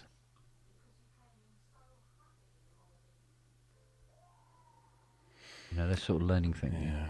Stopgaps and things like that. So they're not going to do it until something bad goes wrong somewhere. Oh yeah, we'll only put the genie back. Well, we'll only try and put the genie back in the bottle once it goes wrong. Yeah, well. Yeah, but it depends on what the wrong is. Having it controlling, traffic lights at a crossing is one thing. Having it in control of monitoring nuclear weapon activity around the planet on standby is a different kettle of fish.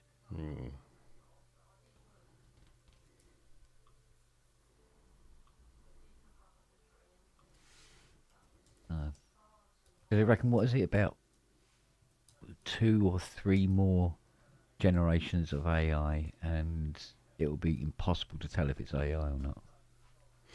Well, someone sent me some videos today that they'd been generating with a new version of AI video generation tool, and honestly, because I know it's AI, I'm going to look at it and go, yeah, that's AI. But if you didn't know it was AI, you'd be very hard pressed. And this is an AI generated video featuring multiple human beings moving, dancing, interacting.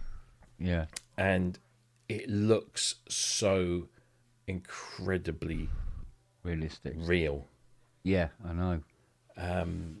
Yeah, it's scary how real it looks. And we're only sort of like a couple of years on from AI not having the right amount of fingers on people and stuff. It's come on. Oh yeah, I mean, you watch some of somewhat. these Chinese robots, like they had this Chinese robot doing kung fu and leaping about all over the place, and instant retain of balance on landing and stuff like that, and correction and stuff like that. And you're going, fucking hell. Or watching a pair of robots waltzing and stuff like that, and that kind of stuff, and you think, yeah, the instructions per second that's going on to do that.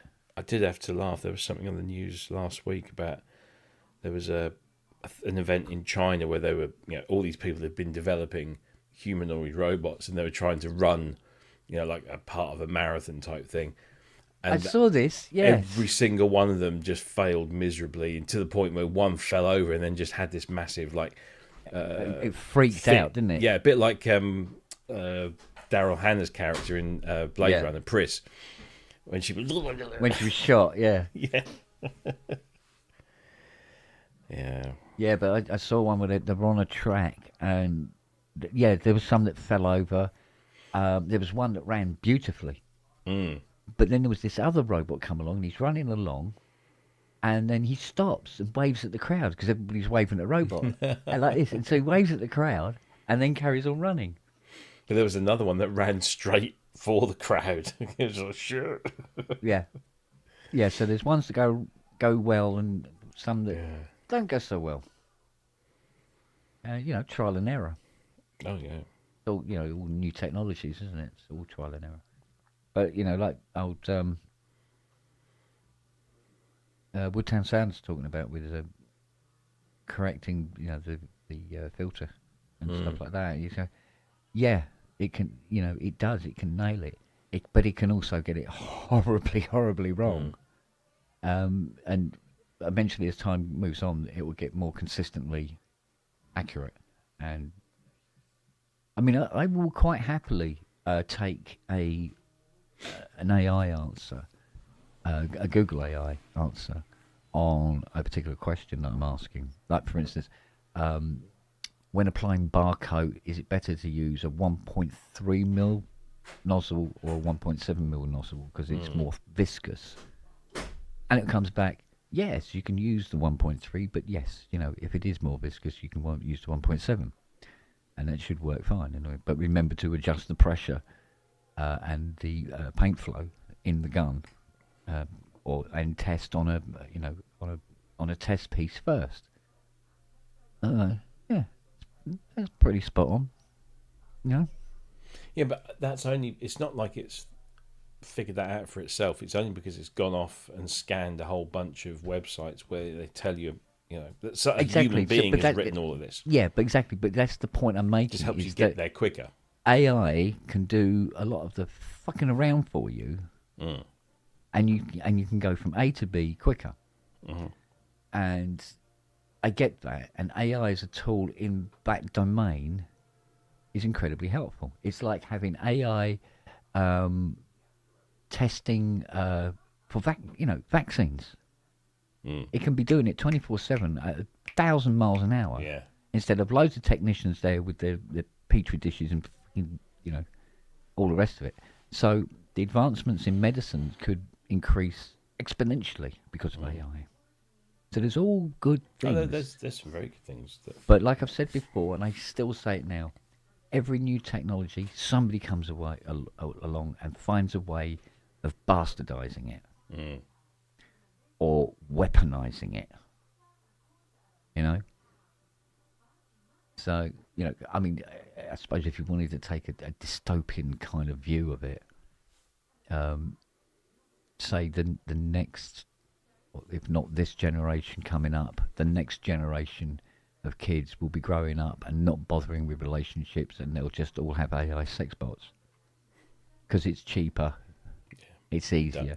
They don't leave them, and they don't have to give them half the house. And if they get bored with them, they can change their personality at the push of a button. Scary, isn't it? Oh, I don't know. I might fancy one of them myself, actually.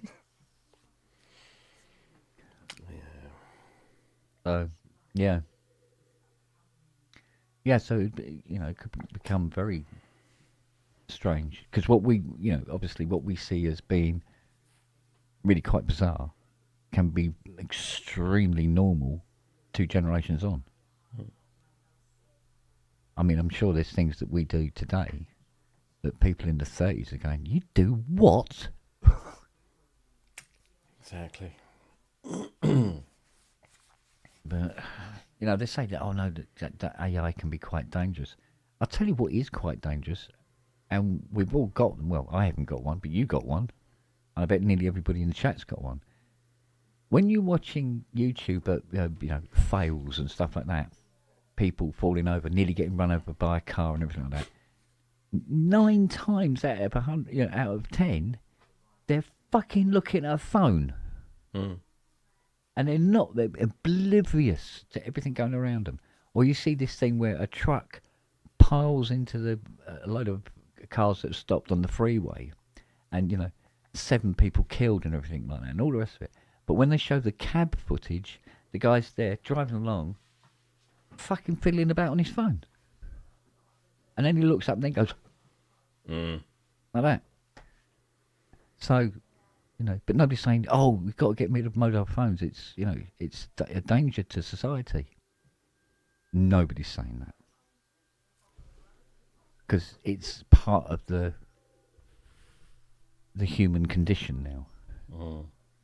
And it's literally a new appendage on the young generation, definitely. Well, yeah. You don't see a young kid without a mobile phone in their hand.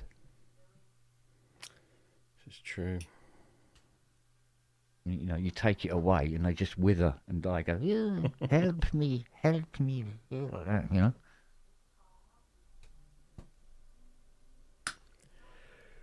You know, what Luca's children will do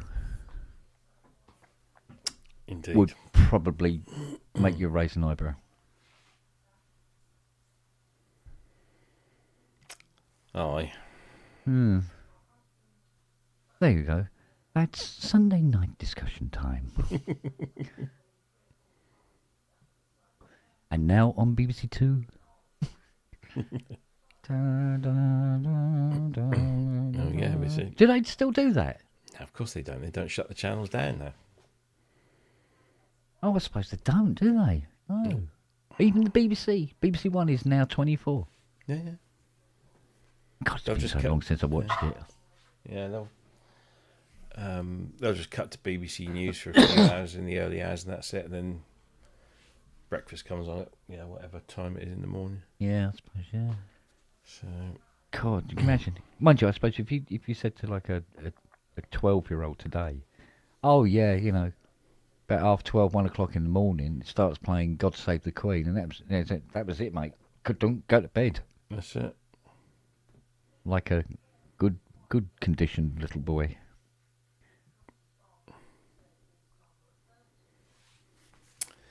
Aye. I don't think even the radio stations ran 24/7 back then either. No, they'd always shut down as well. They'd shut down as well, yeah. It was only when you started getting more of the independence, Capital, and what was that other one?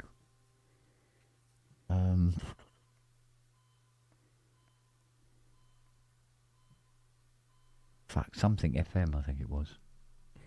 Fuck something FM. That's a Yeah, good name. it probably was. Fuck FM. No, once they'd got decent playback systems that could be automated and then just run overnight, it's just like flick the switch. But, Yeah. yeah, no, it's nowadays I think the schedule just runs through the night, and that's driven also by the fact that we live in a society where more and more people work through the night, so the radio for them is there's an Yeah. audience. Yeah. And this podcasting thing now where, the BBC podcasting thing has exploded. So instead of, you have your regular, radio programming, but then you also have various people on BBC doing their own podcasts. Mm.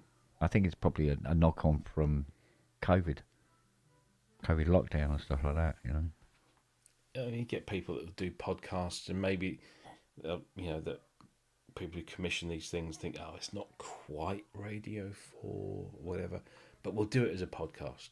And then if it becomes successful as a podcast, then we'll take that and we'll make it into a TV show or something. Just like they used to make radio programs into TV shows. But I like the podcast ecosystem because there is a lot to choose from, and there's so much guff. But at the end of the day, I know. You pick and choose what you want to listen to. Yeah, exactly. Which I think then inherently that has some negative aspects, because if you only pick and choose the stuff you listen to, you end up kind of being in this kind of echo chamber where you're watching podcasts that just reaffirm what you think about the world and stuff. Yeah. Whereas if you are occasionally fed something that is contrary to what you believe, you might sit down and listen to that and go. You might at the end of it go, "Well, that's just fucking bullshit," but it might have just like changed your mind a little bit, educated you a little bit. Yeah. But there is a proliferation of just absolute bollocks podcasts. Oh God, yeah. But it's like Fiona was buying a BBC radio series on Audible for, I think it was a special price because she had a membership, so it was £7.99 instead of £14 or whatever. And it was a BBC series that was on, I think last year, might have been a year before. And it was something to do with Milton Jones, right? Mm. And I said to her, "You paid £7.99 for that?" And she went, "Yeah." I went, "What, again? What do you mean?" I said, "Well, remember the unique way the broadcasting company is financed? The TV licence? You already paid to have that programme made. Now you're buying it again? I mean, technically, you've already paid for the use of it." Possibly, yeah. Well, it raised a question, which was,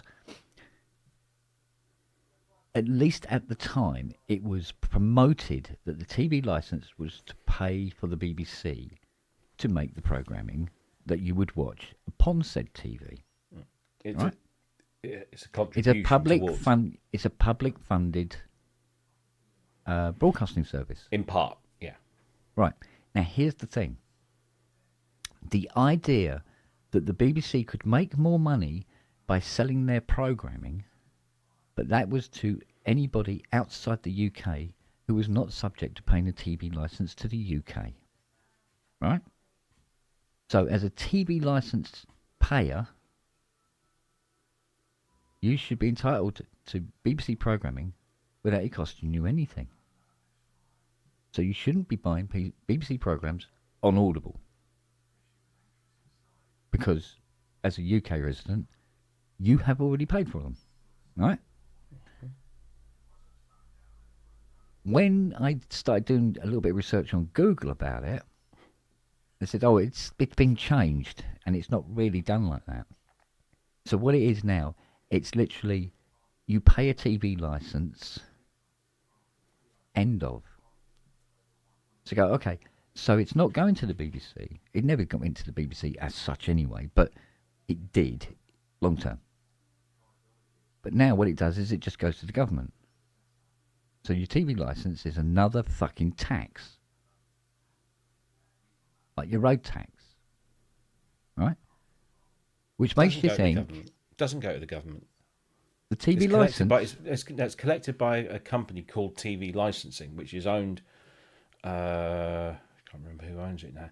But TV Licensing collect... That's a company, that's an entity in its own right. Yeah. And it collects TV licensing fees. Yeah. And passes those to the BBC. The government has no involvement in that. Oh, they do. You Google it, you will find that the TV licensing company, right, was outsourced by the government. Yeah, they provide the facilities to do that, but it doesn't go into government coffers and then come back out again. But here's the thing, right? If that's the case, where is the opt-out to paying a TV license if you only watch streaming channels? And you don't watch the BBC at all. But that's not this is the most common misconception with TV licensing. So you're not a TV license, and they really need to revamp the whole system and get rid of the whole. You think? Yeah. When I say revamp the system, we still should have part. We as a public should be paying for a public broadcaster like the BBC, because whatever you think about the BBC, it is at its core, and it tries to be a balanced, impartial organisation. But the problem is that a lot of people view the BBC as the news, whereas the news is a very small percentage of everything that the BBC does. It's just a very, very small part of it. Yeah. What TV licensing was supposed to do was to fund a public broadcaster that would hold everyone to the same account with impartiality and treat everyone. That's why whenever you have a political discussion on the BBC, that's why you have representatives from the major political parties. That's why the BBC broadcast political, the party political broadcasts. They have to do every single one, and at the end of it, they also have to say all the other broadcasts are available on iPlayer or something like that. So there is a huge amount of rules and regulations that they have to adhere to. But the point of having a TV license that pays for the BBC, but also does contribute to other broadcasting, so like Channel 4 don't necessarily receive part of the TV license, but it's all kind of, they still have to follow a lot of the same rules. The whole point is that it's not a state-run organisation. It isn't. It's not a state-run organisation, and it is impartial. And if you don't have that, then, and this is why people like Murdoch rail against the BBC, because he knows that because the BBC exists, whether he likes it or not, he has to kind of follow the same rules.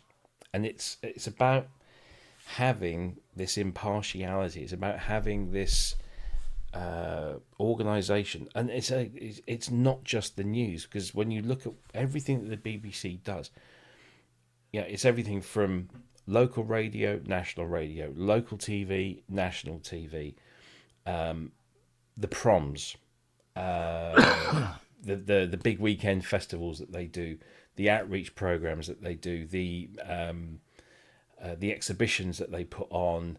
The BBC puts on just a vast amount of stuff, and the license fee only accounts for a small portion of that.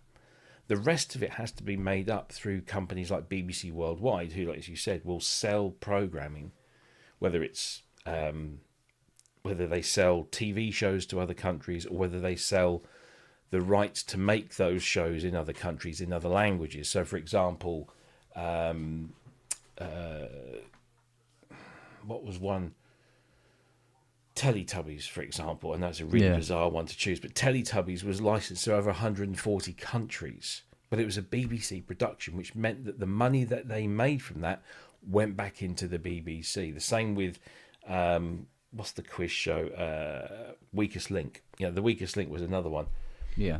Well, we sell shows all over the fucking place anyway. Top Gear. I mean, Top Gear was one of the biggest ones because it sold, not only did they sell the rights to broadcast the English, the British Top Gear with May, Hammond and Clarkson to various English-speaking countries, but they also sold the license to make Australian Top Gear. Yeah. Or New Zealand Top Gear. Bangladeshi Top Gear. Bangladeshi Top Gear. Yeah. But they sold the brand and everything. So that stuff accounts for a huge amount of income. So what we pay for is kind of pales sort of into insignificance against the amount of money we might have paid via our TV license to create, for the BBC to create British Top Gear. Yeah.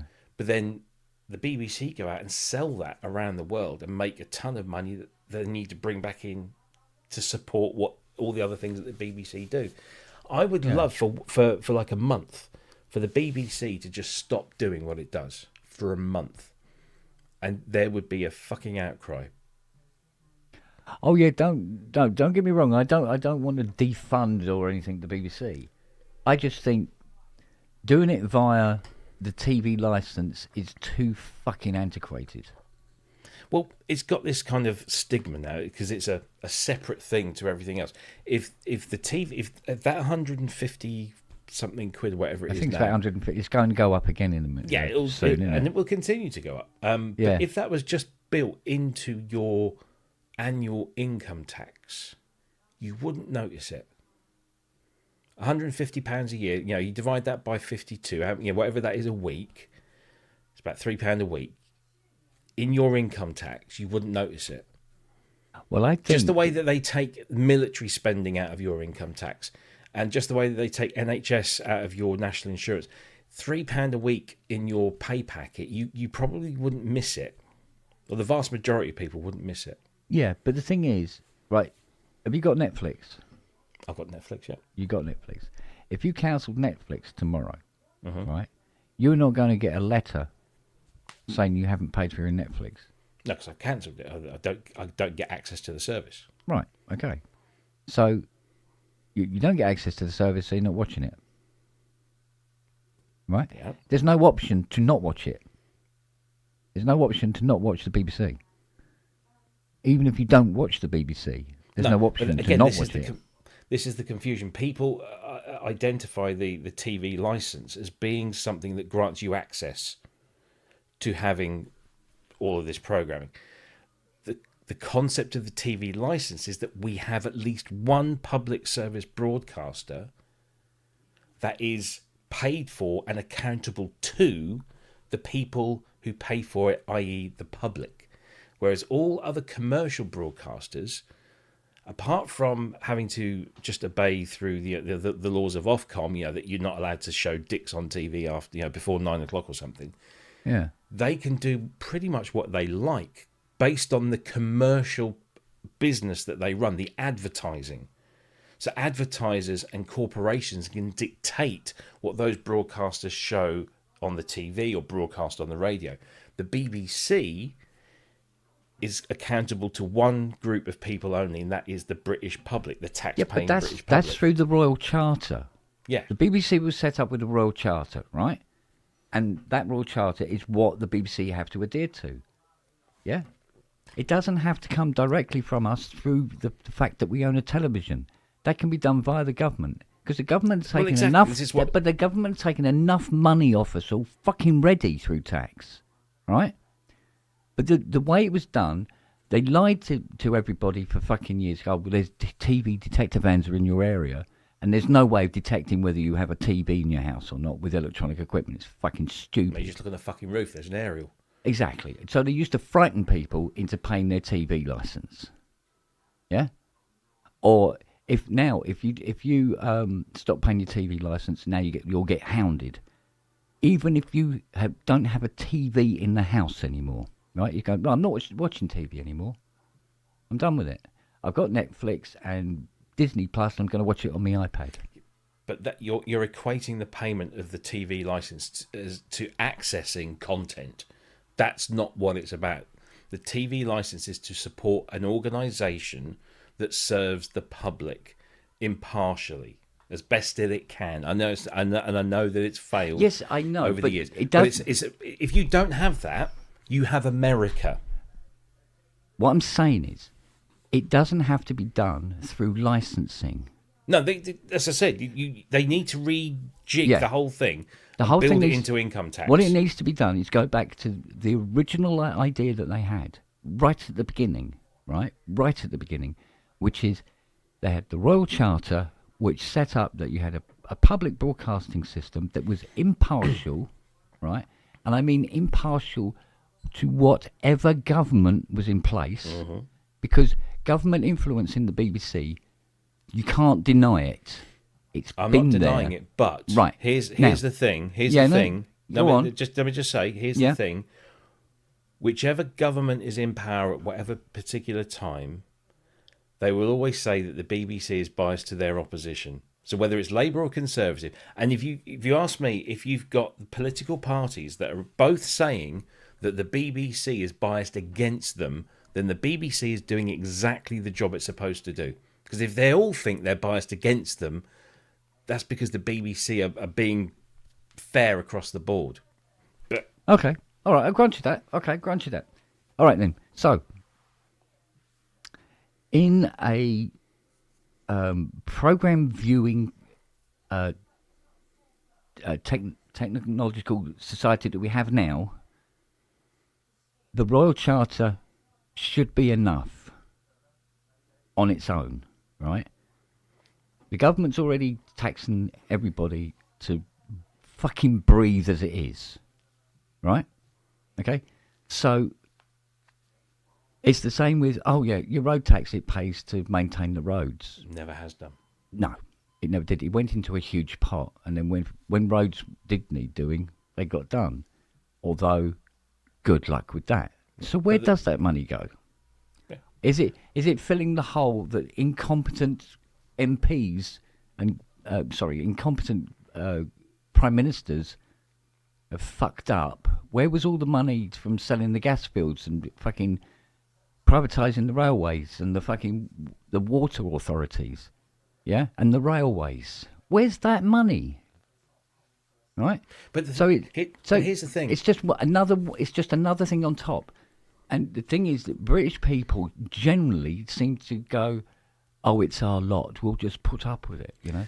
But when there's potholes in the road, who do you go to? Who do you shout at? Who would you shout at? Whether you physically shout at them or just from the comfort of your front room. Who The would general, you shout? I suppose, the general one is to go to your local Yeah, council. but you shout at government, whether it's local or national. You shout at government. Yeah. Why? Because you pay tax, and that Yeah. tax is supposed to pay for those things. Yeah. So this is why TV licensing as a concept has to really change fundamentally to suit the world that we live in today. As you say, we no longer just have BBC One, BBC Two, and ITV on Channel 4 and Channel 5. Okay, we have a multitude of independent commercial broadcasters that broadcast into our houses via more than just a television signal. They come through satellite, they come through cable, and of course most of the time now they come through the internet. The landscape has changed drastically, and what's happened is people equate TV licensing with subscription services such as Netflix and Disney. Netflix and Disney and all of those have no obligation other than to provide you with a service. And that service is constantly changing against you. So, for example, when people first signed up to Amazon Prime, everything was free. Yeah. And then ever so slowly they started, but throwing in, oh well, that stuff's free, but if you want to watch this, it's another $3.99. Now the fucking cunts are putting in advertising, even though you're paying Amazon Prime whatever it is a year. You're now getting adverts thrown into the free stuff. But Right, okay. But that's a commercial thing, so Yeah. we can't. The only way we can protest against that is to say, oh, well, I'm cancelling my Amazon Prime subscription. But they know that you want to watch the new series of whatever, and that you'll go, well, all right, maybe I'll stomach a 30-second advert here and a 30-second advert there because I want to see that particular show or that particular program. The BBC are a non-commercial entity who are there to serve us, the public, and we have a say in that. There are loads of ways. I mean, a lot of people don't know how you can have a say in what the BBC do. At local level, the BBC organisations will have forums, and you can go along and you can discuss programming. The BBC, how many times do you see the BBC criticise itself? It's bizarre sometimes. When the Director General is fucked up or something, BBC News will report that the Director General is fucked up. I mean, it's reporting on itself impartially. That's how it works. Yeah, but that was the whole point of it, wasn't it? Yeah. But we need to change the way that we fund it, not in that we don't pay for it. We should, as a nation, all contribute to having a national public service broadcaster that delivers on what the BBC is supposed to. Now, as I said, the BBC has fucked up over the years. It's made some bad decisions. It's made some great decisions. There's loads of things that we in this country benefit from, directly or otherwise, from the BBC. And we have to protect that. But what we have to do is make it more, not appealing, but more equitable or more relevant, should I say, to the world of media that we find ourselves in 2026, because it ain't the same as the one when the BBC started, or when even when they brought in the charters, which was much later on. Yeah. So we need to say to people, okay, so we won't charge you a TV licensing fee, but we will build that cost into your income tax. And that might be a fairer way of doing it, because not everybody pays income tax. You have to earn up to a certain amount before you pay income tax. Yeah. If you're on benefits, you won't pay income tax. Certainly you won't pay the same sort of levels of income tax that you or I might pay.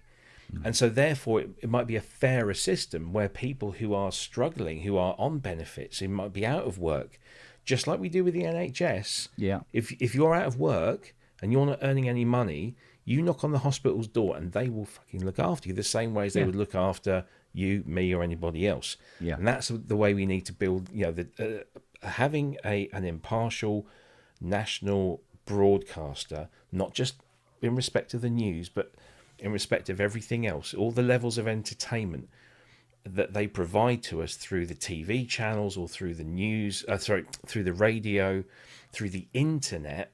I mean, the BBC services on the internet, when you think about, you can go on in the UK, and they even ask you periodically, do you have a TV license or not? Yeah. And they give you the option to say yes or no.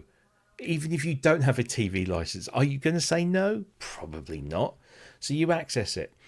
And it's one of those things that, not everybody in the country pays into the NHS through national insurance, because some people can't pay for whatever reason, whether they're unemployed or they're retired or they're too young. Kids don't pay into the NHS, but they still get the treatment. It should be the same with the TV license. It should be paid for by the people. And the only fair way to do that is through means-tested income tax, where I pay a lot more income tax than a lot of people because of the job that I have. I'm happy with paying that. I'm happy to be in those high brackets because I'm earning more. Yeah. But if you're earning less, you shouldn't have to. Maybe you shouldn't have to pay, and that's just a fair way of doing it. But again, right? It's all part of that whole thing where the way TV licenses is presented, and the way but it's been presented the same way as it was fucking 50 years ago. It's But antiquated society's system, is changed too much Exactly. now that it really sticks in people's craw. Now, you could say the same, people have been talking about actually what you were talking about there, right? They've been talking about this for what, 30 years And now? nothing ever happens. And nothing ever happens. So not only does the TV licensing need to be altered, changed, and made fairer across the board, like you say, but then while you're at it, might be a good idea to revamp the fucking tax system as well. But That might be exactly. But if you change one thing, it might be easier to sort of like start manipulating the other things as well. But definitely, as far as the TV license is concerned, it's exactly the same now as it was in the 30s. It's obviously it's more available, but back in the 30s, it was you had to be The pretty only well way off you to could be get able to have TV, it. But was through a TV. yeah, exactly. Nowadays, we all watch streaming and we all watch on our computers and Yeah. stuff, which is So far more it is a difficult to very, regulate. very antiquated system that is not fitting and it doesn't work. Yeah. The model for TV licensing is not fit for purpose, and that's having a public having a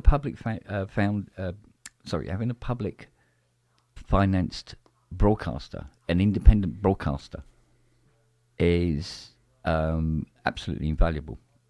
It's essential. Yeah. And if anything, it says more about freedom than what Americans keep fucking going on about all the time. It's because they don't really have it. I mean, they have PBS, don't they? But it's sort of like, PBS does fantastic work, but it's being but hardly anybody defunded. watches it. Yeah, But this is it. Yeah. Yeah. So you can't hear like the truth kind of thing. But the indoctrination out there means that even if they were told the truth, they wouldn't believe it because it doesn't fit with what they think.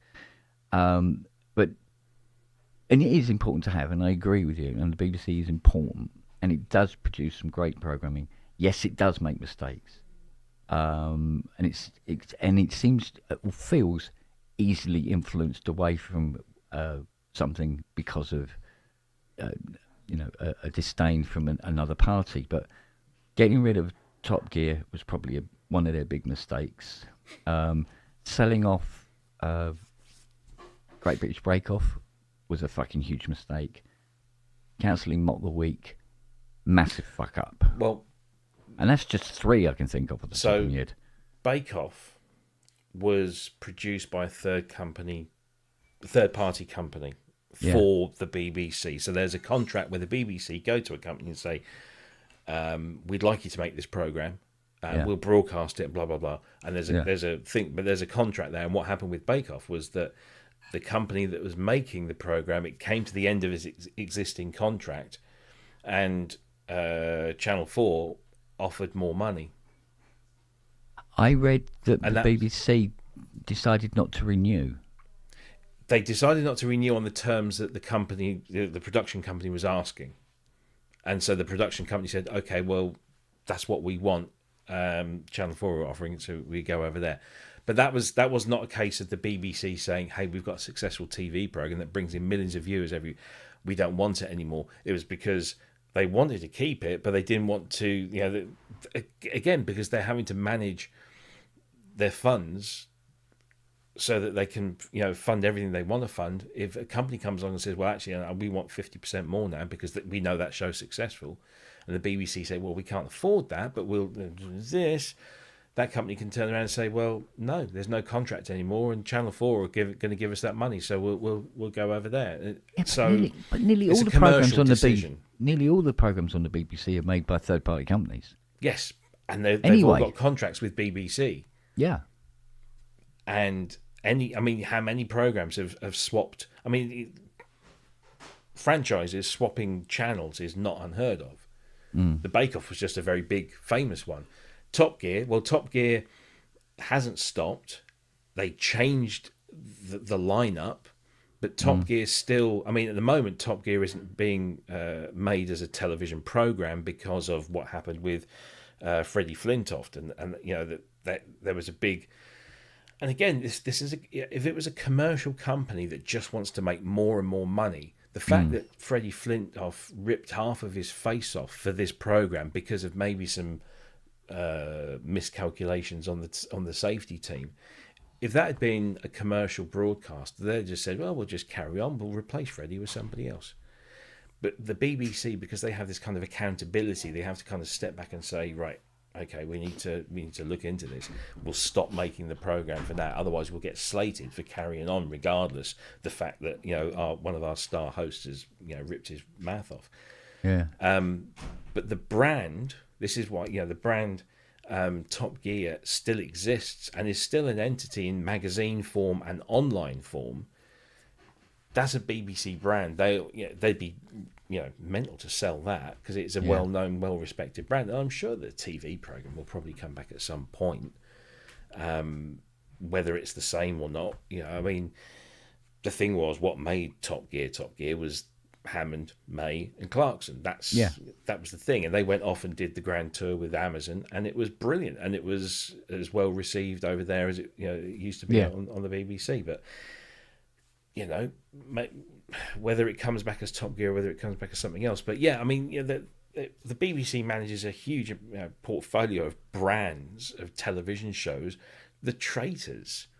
I mean, that's been a huge success for the BBC because they've been able to take that format and sell it around the world for huge amounts of money. So, you know, the BBC, again, you know, we should be happy that we have funded, you know, through our TV license, the fact that they've been able to produce a TV series like that and then flog it around the world. Well, this is it. I mean, I wish the BBC would push this more, actually, that there's been a lot of programming that the BBC have commissioned or funded or at least taken on that a lot of channels wouldn't touch with a fucking barge pole. Exactly. Because the BBC has an obligation Yeah. to produce programming for as many people in society as possible. That's why you get weird kind of shit programs on BBC 4 and BBC 3. Yeah. But they're fulfilling their obligation. So, okay, but there is a small part of the audience, like BBC Asian, the Asian network. We have an Asian community in this country. Yeah. And we should be supplying them with content that's relevant to them. Yeah. So we do. And it's small, but we do. Yeah. And, you know, the same with the Welsh language stuff and the Scottish, BBC Alba, you know, the Scottish. It's all. So it's vital that we have an independent public broadcaster. But I absolutely agree that the funding mechanism needs to be completely revamped to mirror the society and the landscape of well, that's media. it. I mean, for people who can't afford a TV license, as you say, there was a time when, you know, me, mum and my sister as a family couldn't afford the TV license. And we were talking not a lot of money here. We're talking 20 quid, something like that. I think it was about 21 pound, 22 pound a year. Mm-hmm. But mum was getting £28 a week. And everything had to come out of that. So the TV license would be pretty hard fucking push to do it, right? But we did manage. But that was back in a time when you had BBC One, BBC Two, ITV. That was a fucking lot, right? Yeah. Now, if it was a case back then of, if you want to watch BBC One and BBC Two, you have to pay the license fee. If you're dead poor, you couldn't opt out of not watching BBC One, BBC Two, and just watch ITV. This was that misconception that the license fee was to allow you access to particular channels. It wasn't. The license fee was a public obligation to fund a public broadcaster. Whether you liked it or not, you were funding an essential part of society, just like you would the NHS. That's what I mean. This is why, right from the word go, it was set up wrong. Because they called it the TV license. Yeah. They didn't call it, like, the national health. And it's something you pay. Because they referred it to the actual instrument that was in people's homes.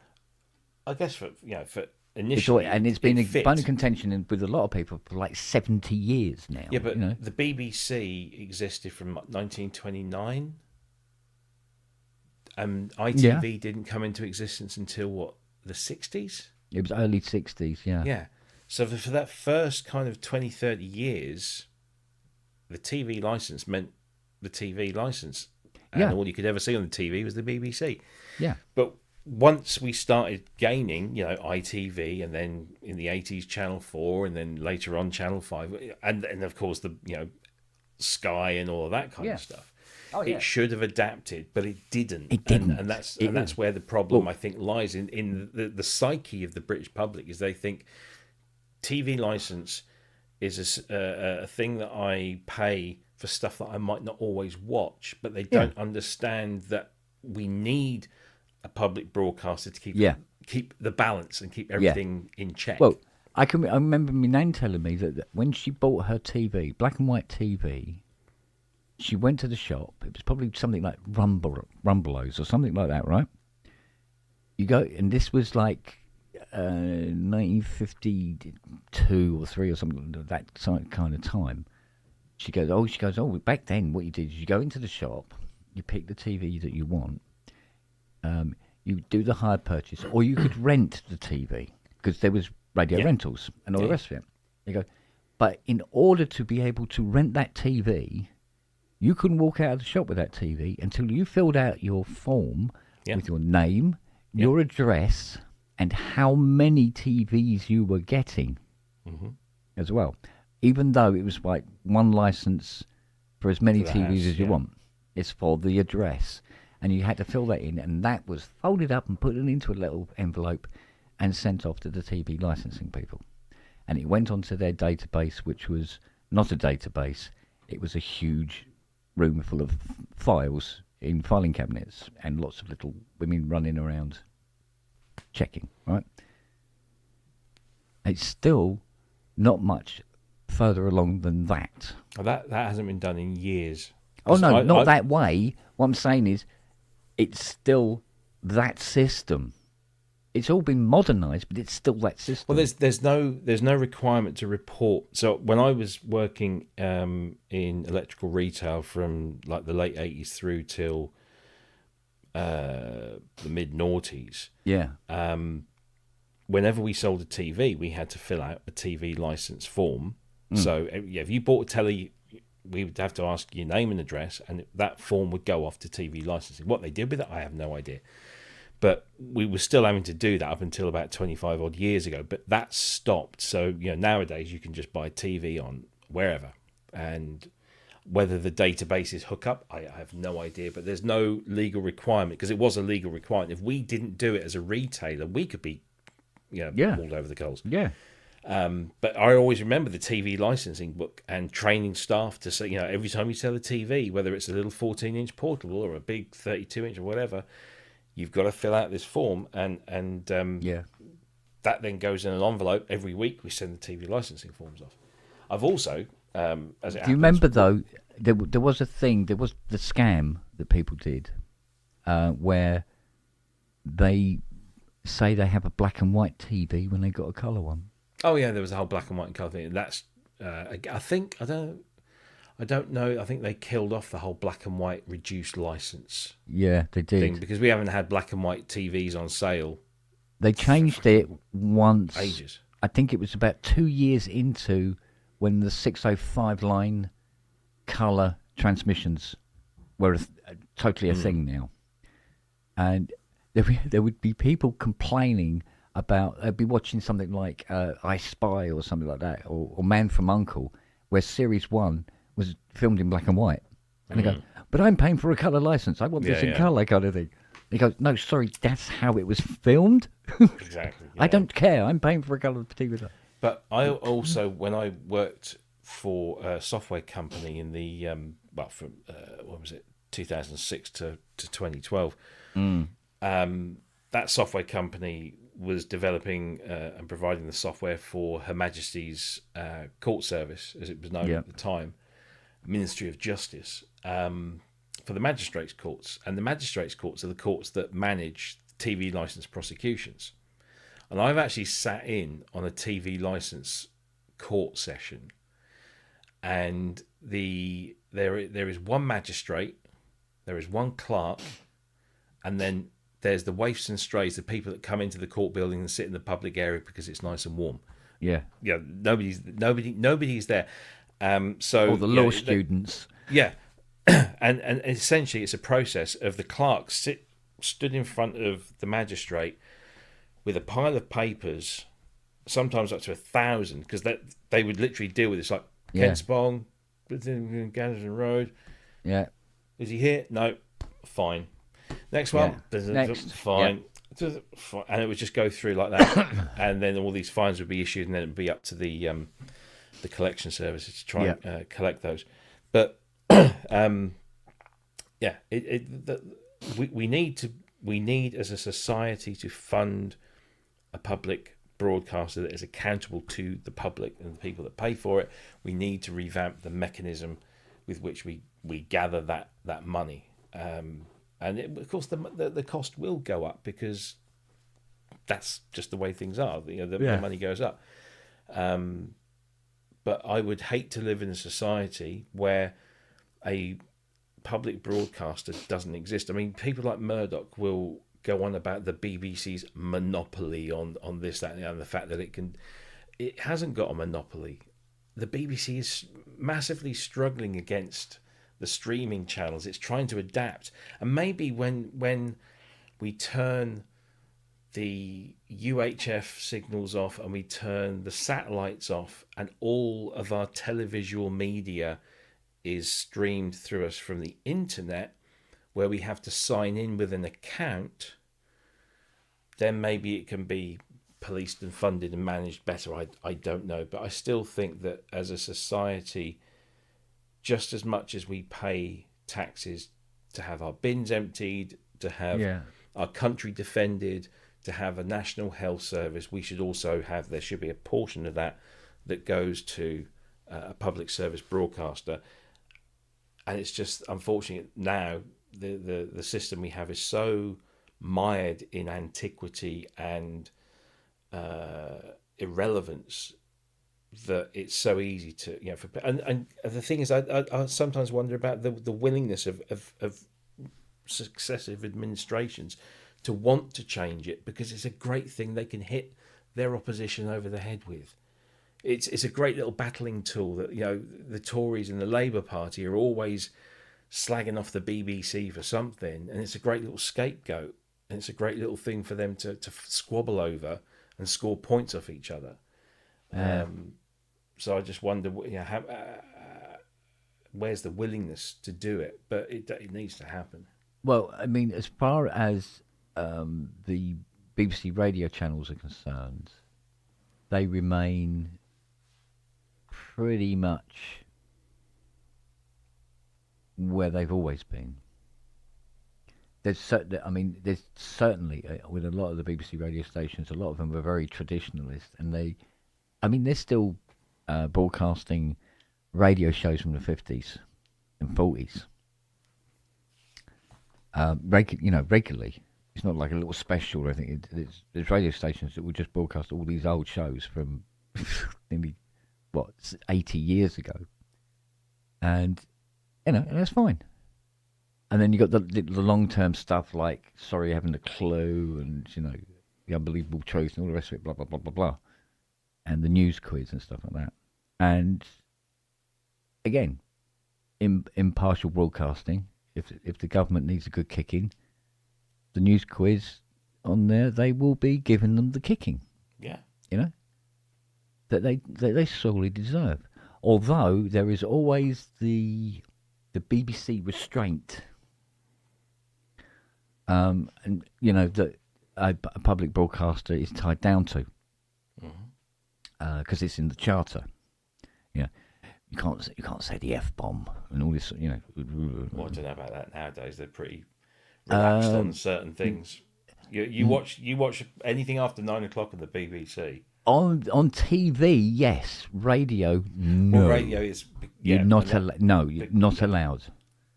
There's limits. So, which was quite interesting because where you had things like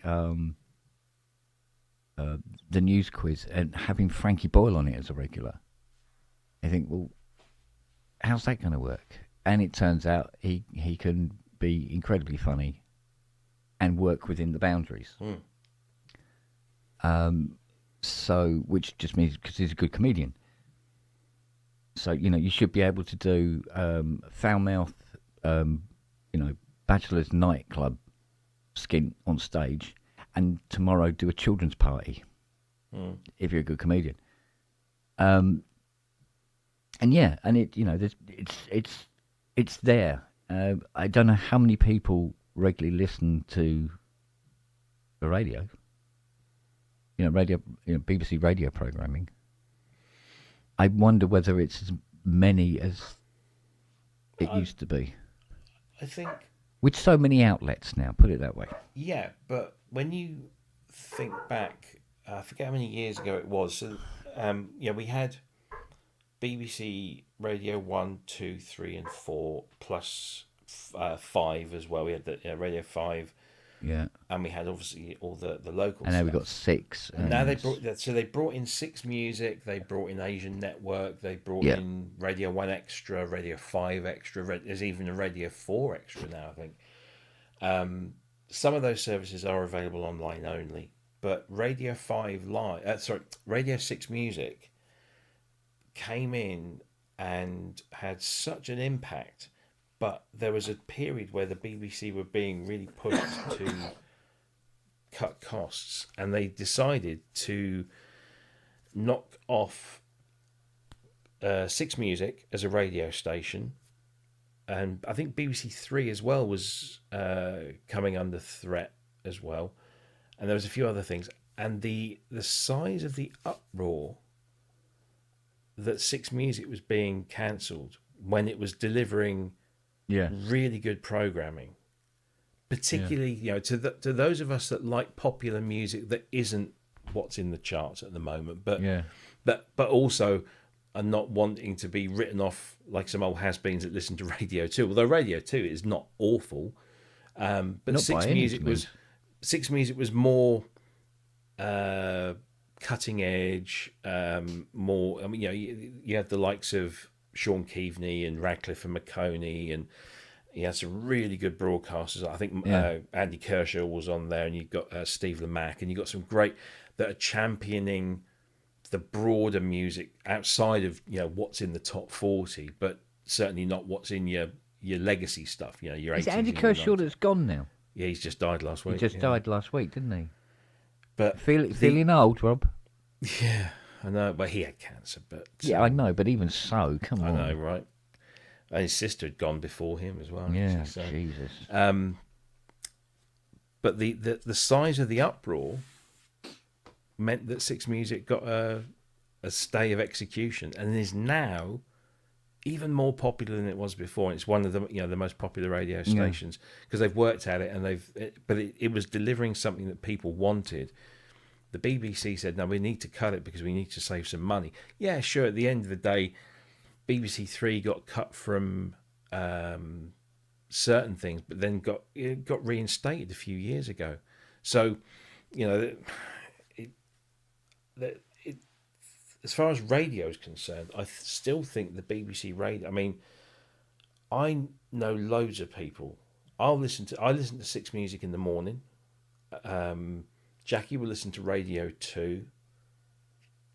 Sometime during the day when she just wants something on. My mum still listens to Radio 4 religiously, not just the Archers, but things like the comedy news quizzes and stuff like that. Yeah, it's brilliant comedy on there, mate. Yeah, I mean, and I've listened to Radio 4 when they've done certain things that I'm interested in. I'm not a regular listener, and I'll maybe occasionally drop into Radio 3 if they've got something that I want to listen to. Yeah. But I think, the fact, and local radio for me, I listen to BBC Radio Norfolk, Yeah. But I listen to it every week, at least once a week, because I get the football commentary. Yeah. And I get that free of charge.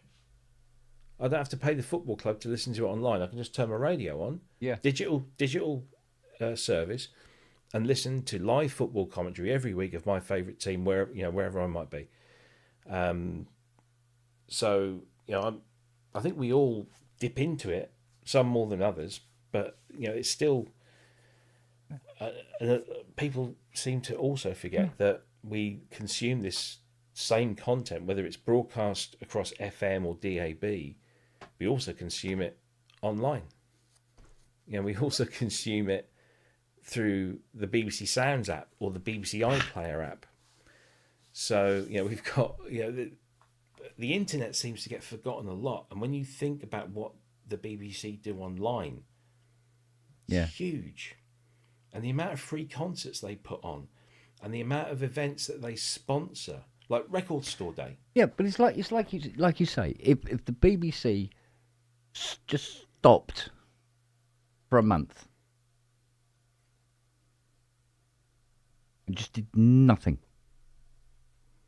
no radio, no TV, the works, just shut it all down, right? Then people might start saying, yeah, we do need this, but and then perhaps notice that, it does, its financing needs serious updating. Yeah. The model, the financing model. Yes, needs exactly. updating. Yeah, not the BBC, but the financing. The BBC will always need to be kept up fresh and up to date and relevant, and to make sure it's serving the public need. But the way it's funded needs to be reevaluated. Yeah, well, it's it's getting it addressed, isn't it? But like you say, making it part of the tax system and fund it in exactly the same way as you would the NHS and all the rest of it. That would be really good, like you say, because in my opinion, it would be better because it's more fair. It's a fairer system. If you're unemployed, you don't pay national insurance, but you still receive exactly the same level of care as somebody who pays 40% tax on their income. So there is absolutely no difference whatsoever. You will be treated and have access to exactly the same level of care as that person on 40% tax does. And that's how the TV or the public broadcaster. This is the other thing, we call it TV licensing, but it's not. The TV part of it is so small now because it's internet and radio and all these other things. But that's what I meant about where, if you're buying the program off of Audible, why are you paying for it? You shouldn't be paying for it again. Well, I don't know. I mean, that program might well have been available on one of the BBC services. It might have been tucked away somewhere, but it could possibly have been available on the iPlayer or BBC Sounds. Well, this is it, It will be on the iPlayer. But because for people outside of the UK, the BBC make that available to buy on services like Audible. Yeah, which is why I'm saying to her, why are you buying it? Yeah. When you should be able to just go to the player and get it. And she goes, oh. But I mean, it might be a thing that the BBC produced that thing, whatever it was, and then decided it was no longer profitable for them, so they might have sold the rights to it. That's possible, yeah. To a company like Audible. Well, no, because Fiona said, she goes, so why don't they just do it where, they can see by your IP that you're in the UK, so that the price is not there and you can just download it. I said, because of a little thing called a VPN. That's not going to happen, mate. You can't get around that. But you just think there's so many things that need bleeding addressing. Oh yeah, but as I said, I don't think there's the willingness to address, for example, the TV licensing situation, because it's a wonderful thing for each administration and their opposition to bash each other over the heads with. Yeah. You know, if you sorted TV licensing out so that everybody goes, you know what, that's fair, and I don't mind paying an extra couple of pounds a week in my tax, in my income tax, based, you know, on my means, so that, you know, if I'm not eligible to pay income tax, I don't have to pay for the TV license, but I still can access all of those services. Yeah. Then what, you know, that's one less thing for the Tories or the Labour to bash each other over the heads with. So sometimes I wonder if there's an unwillingness to sort it out, because it's a great thing to keep, you know, oh, well, we need to distract the public somehow. Let's cause an uproar about TV license or, you know, the BBC's impartiality. Yeah. I need to go and get myself a drink. Be back in a sec. All right, Tim. I will play some soothing music.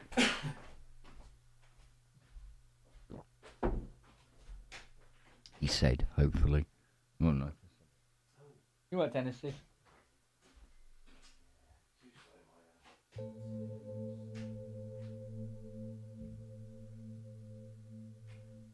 I'm going to play this track again.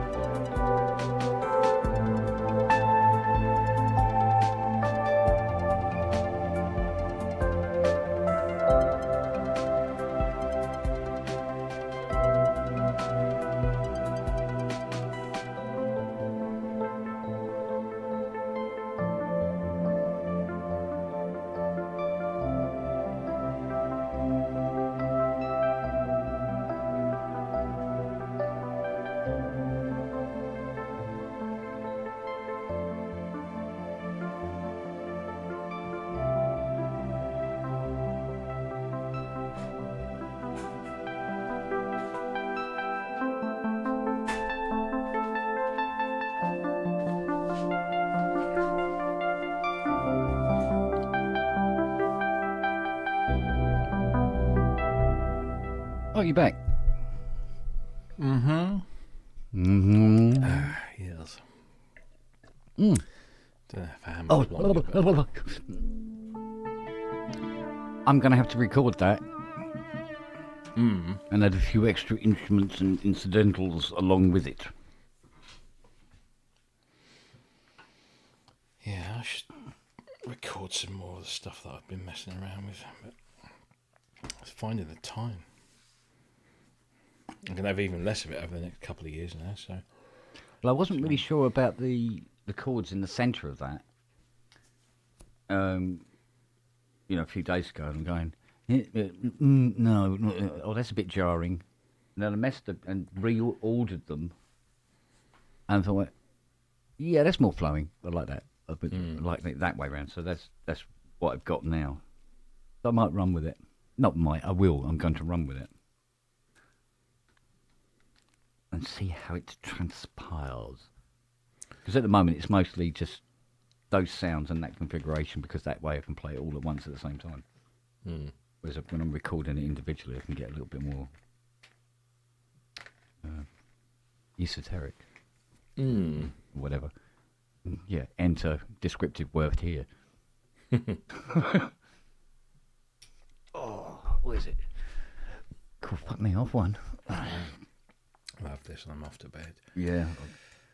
I've got much welding, spraying and tomorrow.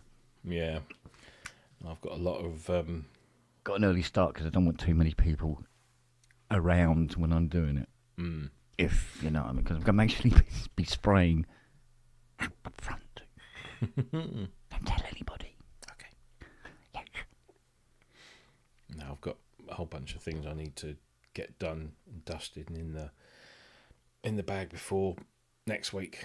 Which is obviously Super Booth week. Providing Ryanair don't cancel the flights. I don't think they will, but...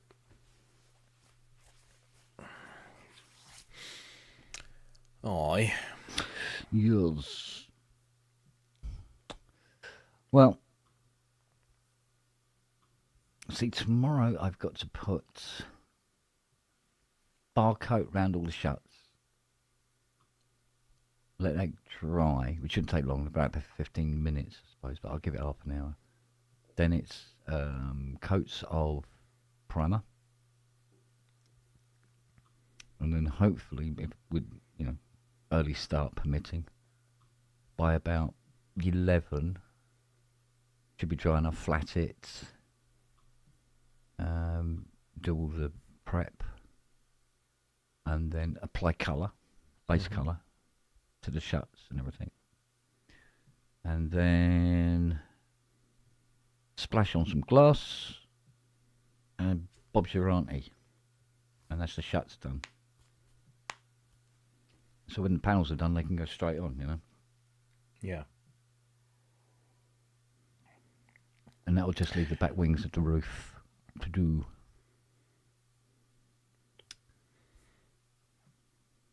That should be interesting. Yes. Man, you see, I could take a long train ride. Technically, I think I could interrail it. I'd drive it. If they cancel my flight, I'm driving it. Much more freedom that way, and the opportunity to open her up on the autobahns. So. No, I don't think it'll come to cancellations of anything. I hope. There was a little video I saw the other day that said it is possible to walk from Manhattan to London without getting your feet wet. Yeah. At certain times of the year. At certain times of the year. Would it take? And it would take about 4 years to walk it. Yeah, I wouldn't know. Yeah. Well, most of that's going to be across Russia and Siberia. Well, yeah, you have to go out to Alaska and then walk across that bit when it's frozen. When it's frozen, yeah. Into Russia, and then, yeah. All the way across, and then walk through the Channel Tunnel, and you can get to London without. So, New York to London, without getting your feet wet. I miss the days when it was like 3 hours via Concorde. Yes. Yeah, I've gone backwards in some regards there, haven't we? So. Well, yeah. No, it actually had to happen, mostly because of that. The Paris crash, isn't it? Which French wasn't really Concorde. a fault of, but it wasn't really a fault of the Concorde. No, it wasn't. But there was questions about where it gets very, very hot and expands 8 inches at supersonic speeds. How long the airframe could... It was an old airframe, that's for sure. Yeah. And it was very expensive to run. Then you had, even now, British Airways curse Air Emirates and a lot of the, the all-nation airlines that can afford to put incredible luxury aircraft into the sky and command the ticket price.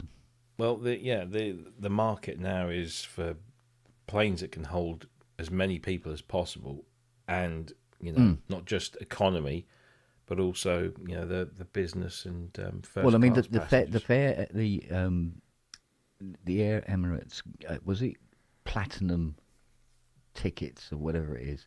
At the aircraft, you have your own cabin. Essentially, and there's a bar. Yeah. A big bar, and you can sit down and have a drink. It's like being in a pub, all on this aircraft. It's like, we're talking serious wide body here, but well, the A380s all have these.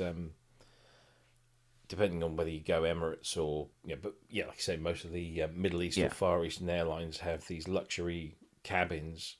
Yeah. That essentially you can have ones with double beds in them. For fuck's sake, and. Yeah, the crash happened during the financial crisis as well. And there was that. All part of it. I think they were probably desperate for an excuse to cancel it, and there it was. It kind of offered itself up on a plate.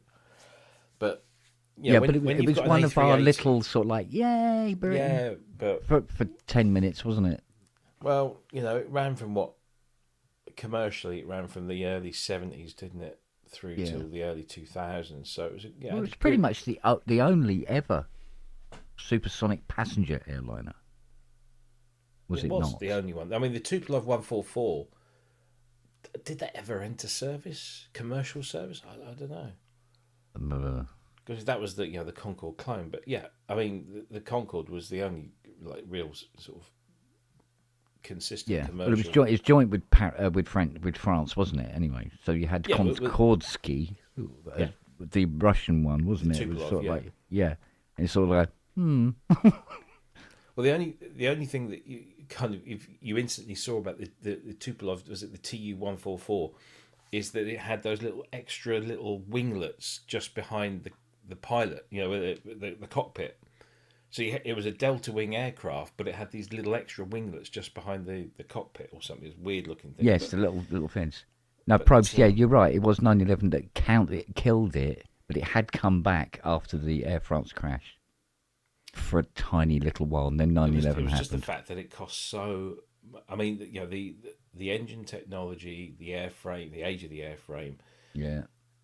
I mean, the cockpit technology had been revised a number of times over the years, so that you didn't need a 3-person crew. You could get away with a 2-person crew, but it just got to a point where it hadn't been. Yeah, but after 9/11, ticket sales.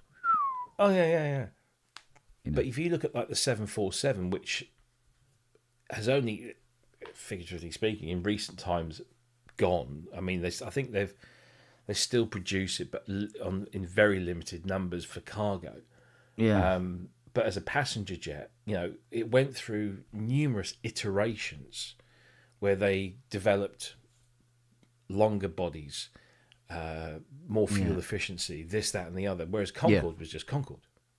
It never really got revised and redeveloped. And another problem that Concorde had was, even at very slow speeds, like even approaching a runway, it was fucking noisy. Oh yeah. It was a loud bastard. I mean, the planes coming over now, you don't even hear them. No. I can remember as a kid where when a 747 came over or something like that, you just stopped talking to whoever you were talking to, because you couldn't hear each other and you had to wait for this freaking great big thing to come over. As it's taken off from Heathrow. So it's already at 1,000 feet, 1,500 feet or something by then, and it was just like, what? And you just had to wait. Yeah. The thing was, there was one every 4 minutes. Yeah. You kind of got used to it. You learned how to lip read. And then these modern engines came about, and it's like, damn those modern engines with their fuel efficiency and so quiet, low noise. Yeah, really, really quiet, efficient. So Concorde, even if 9/11 hadn't happened, which would have been better for everybody if it hadn't, but there you go. But if you're going to take a shit in somebody's sandbox, expect to get the shit thrown back at you. I mean, they resorted towards the end of its sort of life to hiring it out for almost like charter trips, where you could fly on a British Airways Concorde, take off from Heathrow, fly around the Bay of Biscay, and then come back again, and you get to maybe supersonic, and then come, but only for a few minutes. It was because I remember we bought my step granddad a ticket on one of those, so he actually got to fly on Concorde. Yeah. Much to I was like, I want to go on Concorde. But yeah, they would do chartered trips, just to help, pay for this bloody thing, which costs a huge amount of money, and it costs so much money. I mean, essentially, Concorde was first class all the way through. It wasn't, it wasn't like a regular plane where you could have, 40% of it economy, and then the rest of it divvied up between business and first and what have you. So it was just a massively, expensive plane. The engines, consumed a huge amount of fuel. It was dirty. I mean, it always have to have an exhaust trail that was... Yeah, it was black smoke. But I think out of all of us here, the person who has travelled on Concorde more than anybody else... It's your missus. ...is my missus. Lucky moo. And didn't have to pay for it. I know, right? And do you know what? You'd be watching a film or a TV program. It doesn't matter. It still goes on now. It's 13 years later, and she's still going. Been there. Yeah, I do that with Been my there. missus. Eaten in that restaurant. Been there. Yeah. Rode on that. Yeah. Been there. Yeah, it's. I wish I'd had a chance to go on it. I've been on Concord about 3 or 4 times, but it's always been at Duxford, parked up on the tarmac. I must admit, when it was in service, it literally felt like you could reach up and touch the wing as it went over. It was low, and it was loud. Everything in the house rattled. Yeah, But as kids, we used to be out there cheering it. yeah. You know, Great something thing. with delta wings. I know. Something. It looked amazing. Something that didn't look like a TriStar. Yeah. Do you know what I mean? Yeah. Yeah, much. Well, I mean, I don't know whether we'll ever see supersonic flight again. I'm sure we probably will at some point when it becomes. Yeah, so but easy to I do think it. it'll be more stratus heights. The thing that the airlines realised was, well, it's. I mean, Concorde had a very small capacity.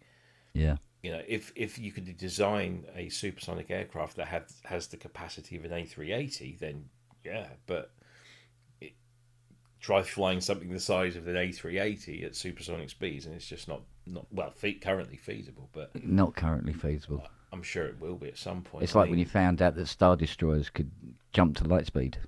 Yeah. Fucking what? Exactly. That's something that big? But it'd be interesting. At the moment, the airlines are just it's better for them to put more bums on seats. Yeah. I mean, I've been on a number of A380s with different providers, and you get on the Emirates one, which is by far and away up there with the best of them. Yeah. In the way they've kitted it out, and the like even the economy seats on an Emirates A380 are really nice. Whereas you get on the one on the BA one, and it's the same seat you'll find on a Dreamliner or 737.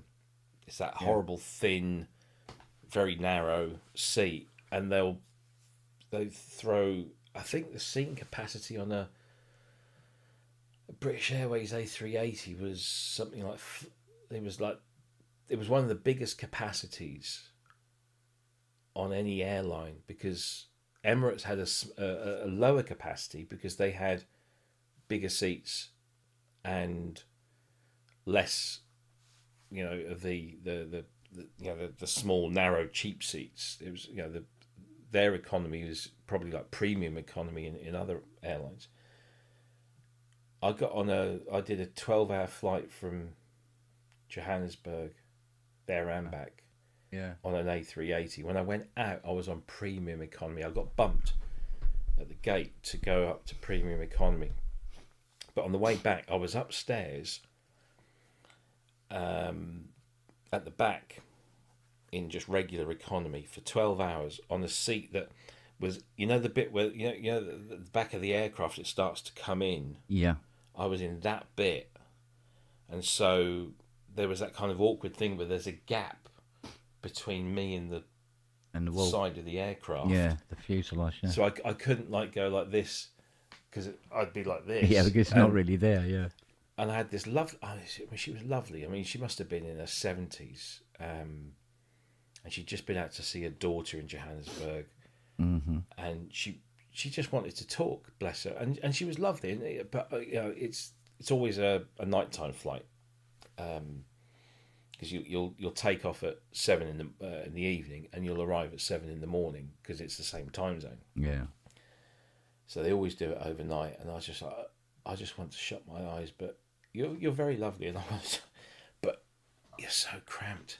Yeah. It was really uncomfortable, and you think, I'm on an A380 and I feel uncomfortable. It's not the way it should be. Whereas you get on the Emirates one, and the seats are slightly wider, you've got slightly more leg room, you get served, your dinner doesn't come in plastic trays, it comes in ceramic stuff with proper cutlery, not plastic cutlery, proper stainless steel knives and forks. Yeah. The lighting is incredible. I know that BA have kind of adopted it as well, but I don't think they've done it as well. The lighting that Airbus put in their aircraft nowadays is all kind of computer controlled and designed to mirror. It's designed to help you acclimatize to your destination, wherever it might be. So if you're going to America, the way that the lighting works, it's very clever how they do it. And the other thing with the A380 is if you're on the lower deck, on a regular plane that doesn't have two decks, the roof comes in, so everything's kind of coming in above you, and so you always feel like you're in a tube. You feel like you're a bit cramped. Yeah. But on the lower deck of an A380, because there's another deck above, it barely curves in at all. So you have this kind of sense of space. Yeah. And with that and the lighting and the fact that the aircraft for its size is pretty quiet. Yeah. And then you get the Emirates level of passenger comfort and stuff. It's beautiful. I mean, I did Emirates A380s to Dubai. It was glorious. I didn't want to get off the bloody plane at the end of it. It was so nice. Whereas the BA one's just like, fucking hell, it squeezes many people in. I just think about the days when like Fiona would she'd go to bed early, say about 9ish. She's had a bit of a kip anyway, but she goes, oh, it's time for bed now. So we go to bed.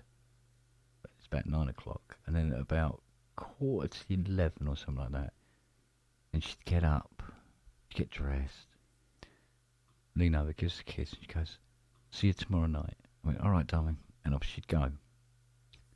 She goes, right, I'm off to work, bye. And off she goes. And then the following night, she comes in, she goes, all right, yeah.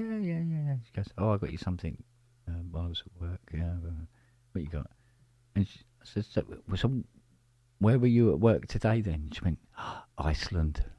Like that. She goes, oh, do you know what? I had this, what was it she had? Some local speciality dish or something or other. And this restaurant where you're sitting about 30 feet away from you is lava running by the restaurant. Right, yeah. Shit like that. And people are, throwing like little bits of sticks and stuff like that out and go, hey, like that. I went, oh, okay. Or she'll come back and when she went to, she used to go to Dubai an awful lot because she was helping set up the British Airways warehouse system there. Mm-hmm. And she was out there a lot. And she did a lot, she was able to do a lot of wandering around and stuff like that. And she'd said something about, because at the time I didn't believe it. So I said, no, it's probably something else. And she said something about abandoned supercars. Just like practically in a skip.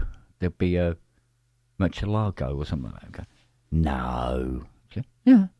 Really low, slinky looking things and all that sort of stuff with spoilers and grills and, lovely alley wheels. Like, well, all smashed up. I say, no, just abandoned, yeah. Yeah, stuck in a bush. What? You're kidding me. And now they're all out in the desert somewhere, aren't they? And there's just all these supercars. Yeah. Bugatti Veyrons and fucking shit just sitting there. It's such... I mean, it's one of those places where you can try and describe Dubai to people. But it is one of these places where you really have to experience it firsthand because it's such a bizarre... especially if you come from, traditional Western society and you end up in Dubai, which is kind of like hyper Western society with this overarching layer of Middle Eastern society. Yeah, it's very two-tier. You can go into like So I remember the first time I got to Dubai, on my first trip there, I got a cab out of the airport and we're driving into downtown Dubai, and all of a sudden, quite like any other city I've been into, and I've been to, a lot of the major cities in the Western world, there is a level of opulence and exaggeration on every level. So as you get into downtown Dubai, you've got these buildings, and they are nothing more than one man's attempt to prove that he's got a larger penis than the next man. Because every building tries to outdo the one that's next to it.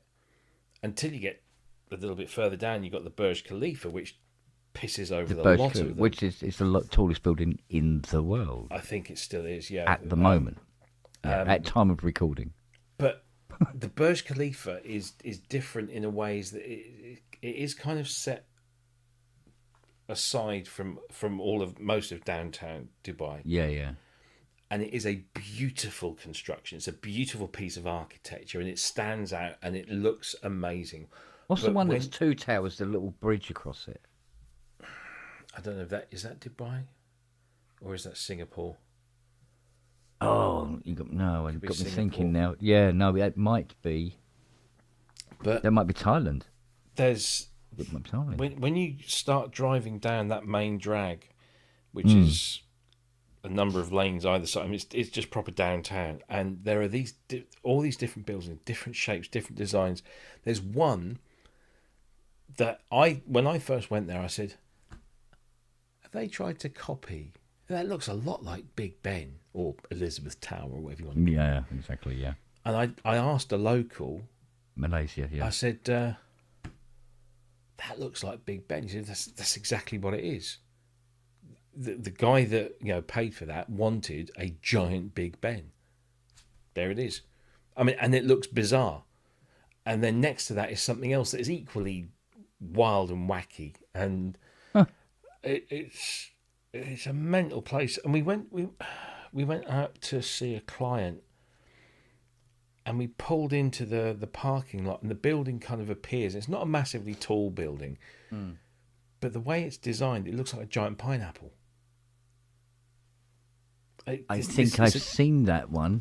Yeah. What the fuck? It looks like a giant pineapple. It's weird. This weird stuff. And when I was speaking to people, that obviously lived there for a number of years, and they explained that all of these buildings are built by companies that are generally headed up by a single, very rich man, and it is a giant sausage fest.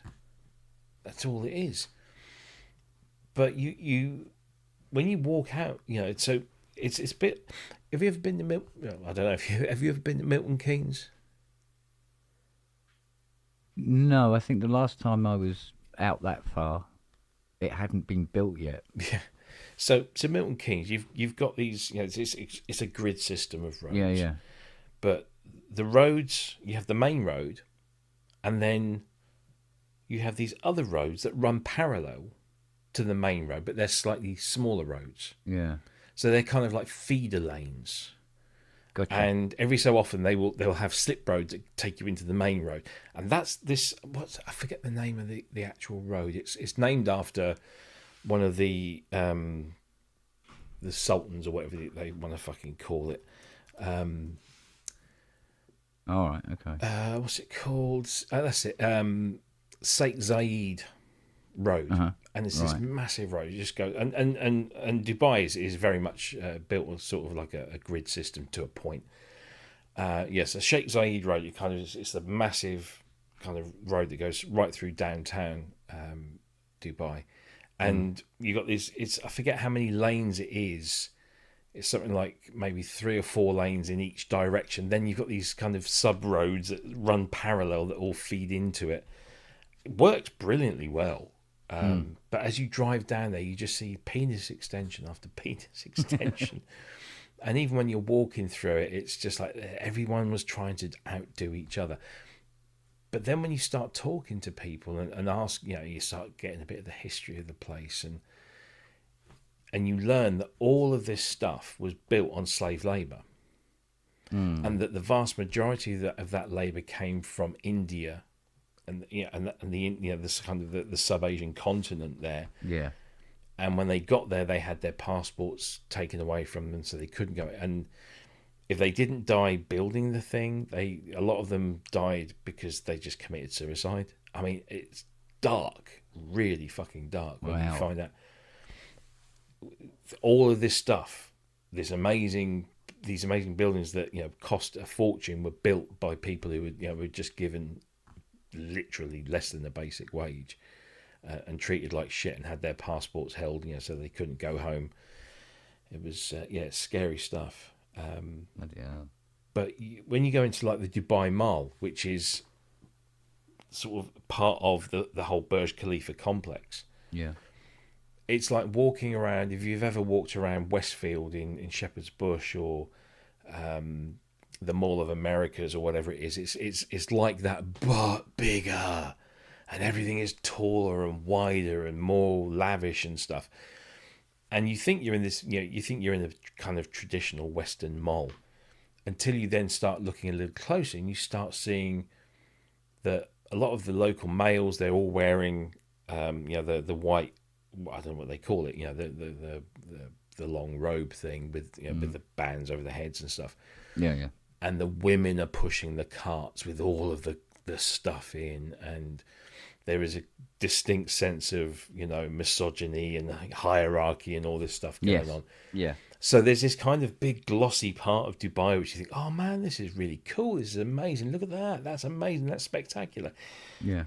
But underneath all of that is this underlying darkness and twisted. It's like Blade Runner, isn't it? You got a little bit, yeah. The rich and they're very poor. Yeah. So, but you don't see the very poor on the streets in Dubai. No. That's all on the outskirts. Yeah. In camps, and where they're living in like containers, literally containers. Bit like London. Containers. Yeah, that's all. It's around the outskirts of London. It's all. I mean, well, if you think drab, London's bad, the difference is astronomical. More like Metropolis. Yeah, you're probably right. Actually. It is bizarre. I mean, it's a fascinating place. It took my breath away the first time I got there, and I remember the first time I went, I literally, because I'd had to make the decision. I was planning my trips, and I was in Africa the week before, so I'd gone to Lagos on the Monday and worked in Lagos till Wednesday, then jumped on a plane to Kenya, so I was working Kenya Thursday, Friday, and then I had the choice. I could either fly home on the Friday night from Nairobi and get into UK on the Saturday and then fly out to Dubai on the Sunday. Yeah. Or I could go straight from Nairobi to Dubai on the Friday and have a nice relaxing Saturday in Dubai and Sunday, and then start working Monday in Dubai. And I'd been out and about for quite a bit, and I thought, no, I'm missing the kids and the wife as well. So I'll actually come home. Biggest fucking mistake, because I got home on the Saturday. We took off from Nairobi about 10 o'clock at night. Yeah. Got into Heathrow early hours, or sort of 6 o'clock or something in the morning. Then got driven back here to Suffolk, so I was back by just after midday, I think it was. Throw all the washing in the machine, repack my suitcase, and then get picked up on the Sunday morning at 3 a.m.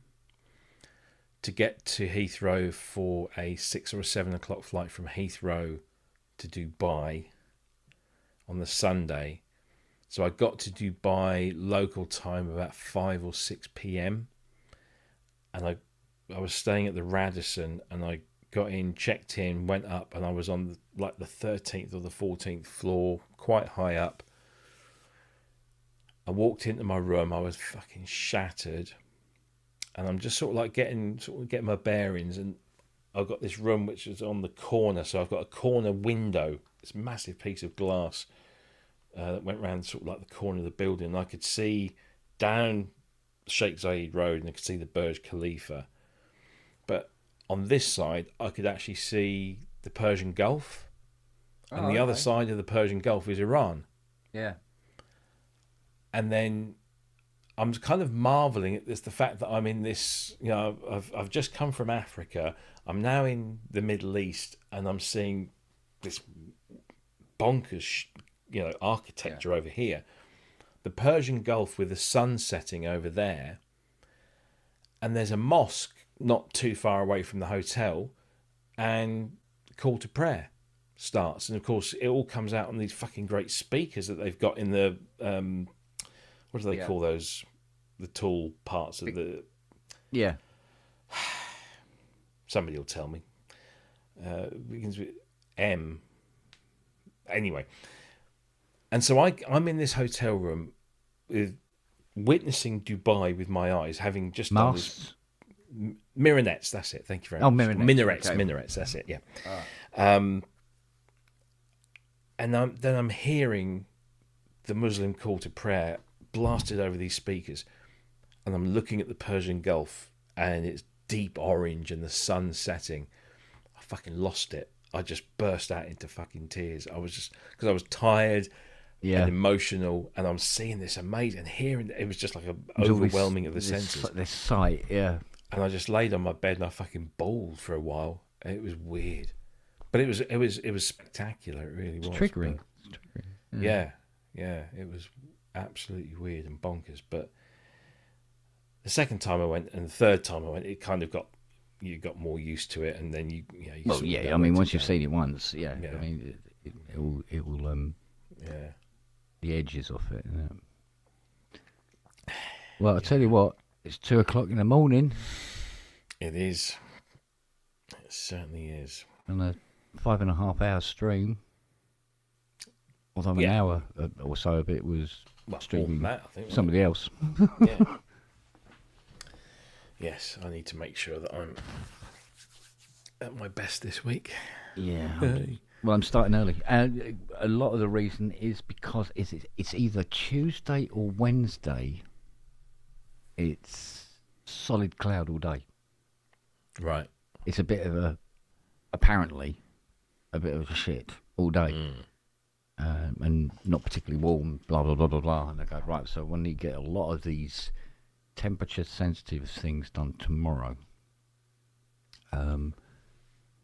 So, because we're now running a few days late, because I was hoping we'd be in a position where we start putting stuff back on the car for the first time in 9 months, 10 months. Sunday, and it didn't happen. And it looked like it will happen. If all goes well, it will happen Tuesday. So while it's not wonderful spraying weather, etc., we'll be working inside the car. Yes. That's the plan as it stands. Because we keep coming across things like, oh shit, do you know what we haven't got any of? And we need to order some more blah, or oh shit, so we have to wait for that to turn up. So a day goes by when we're not making that progress in that area. And so we try and get on with other things, but it's not the important thing that we need to get done so we can move on. So it's more about I think there's more management involved in getting this bloody car done than anything else. Yeah. We've got lists of things to do and the order that they have to be done in, and all. It's not like you have the luxury of having a workshop, is it? That you can pull the car into and just work on it. Oh yeah, that would be 7 fine. days a week. Yeah. And at the moment, the inside of the house, I mean, basically all that Mustang is in this house.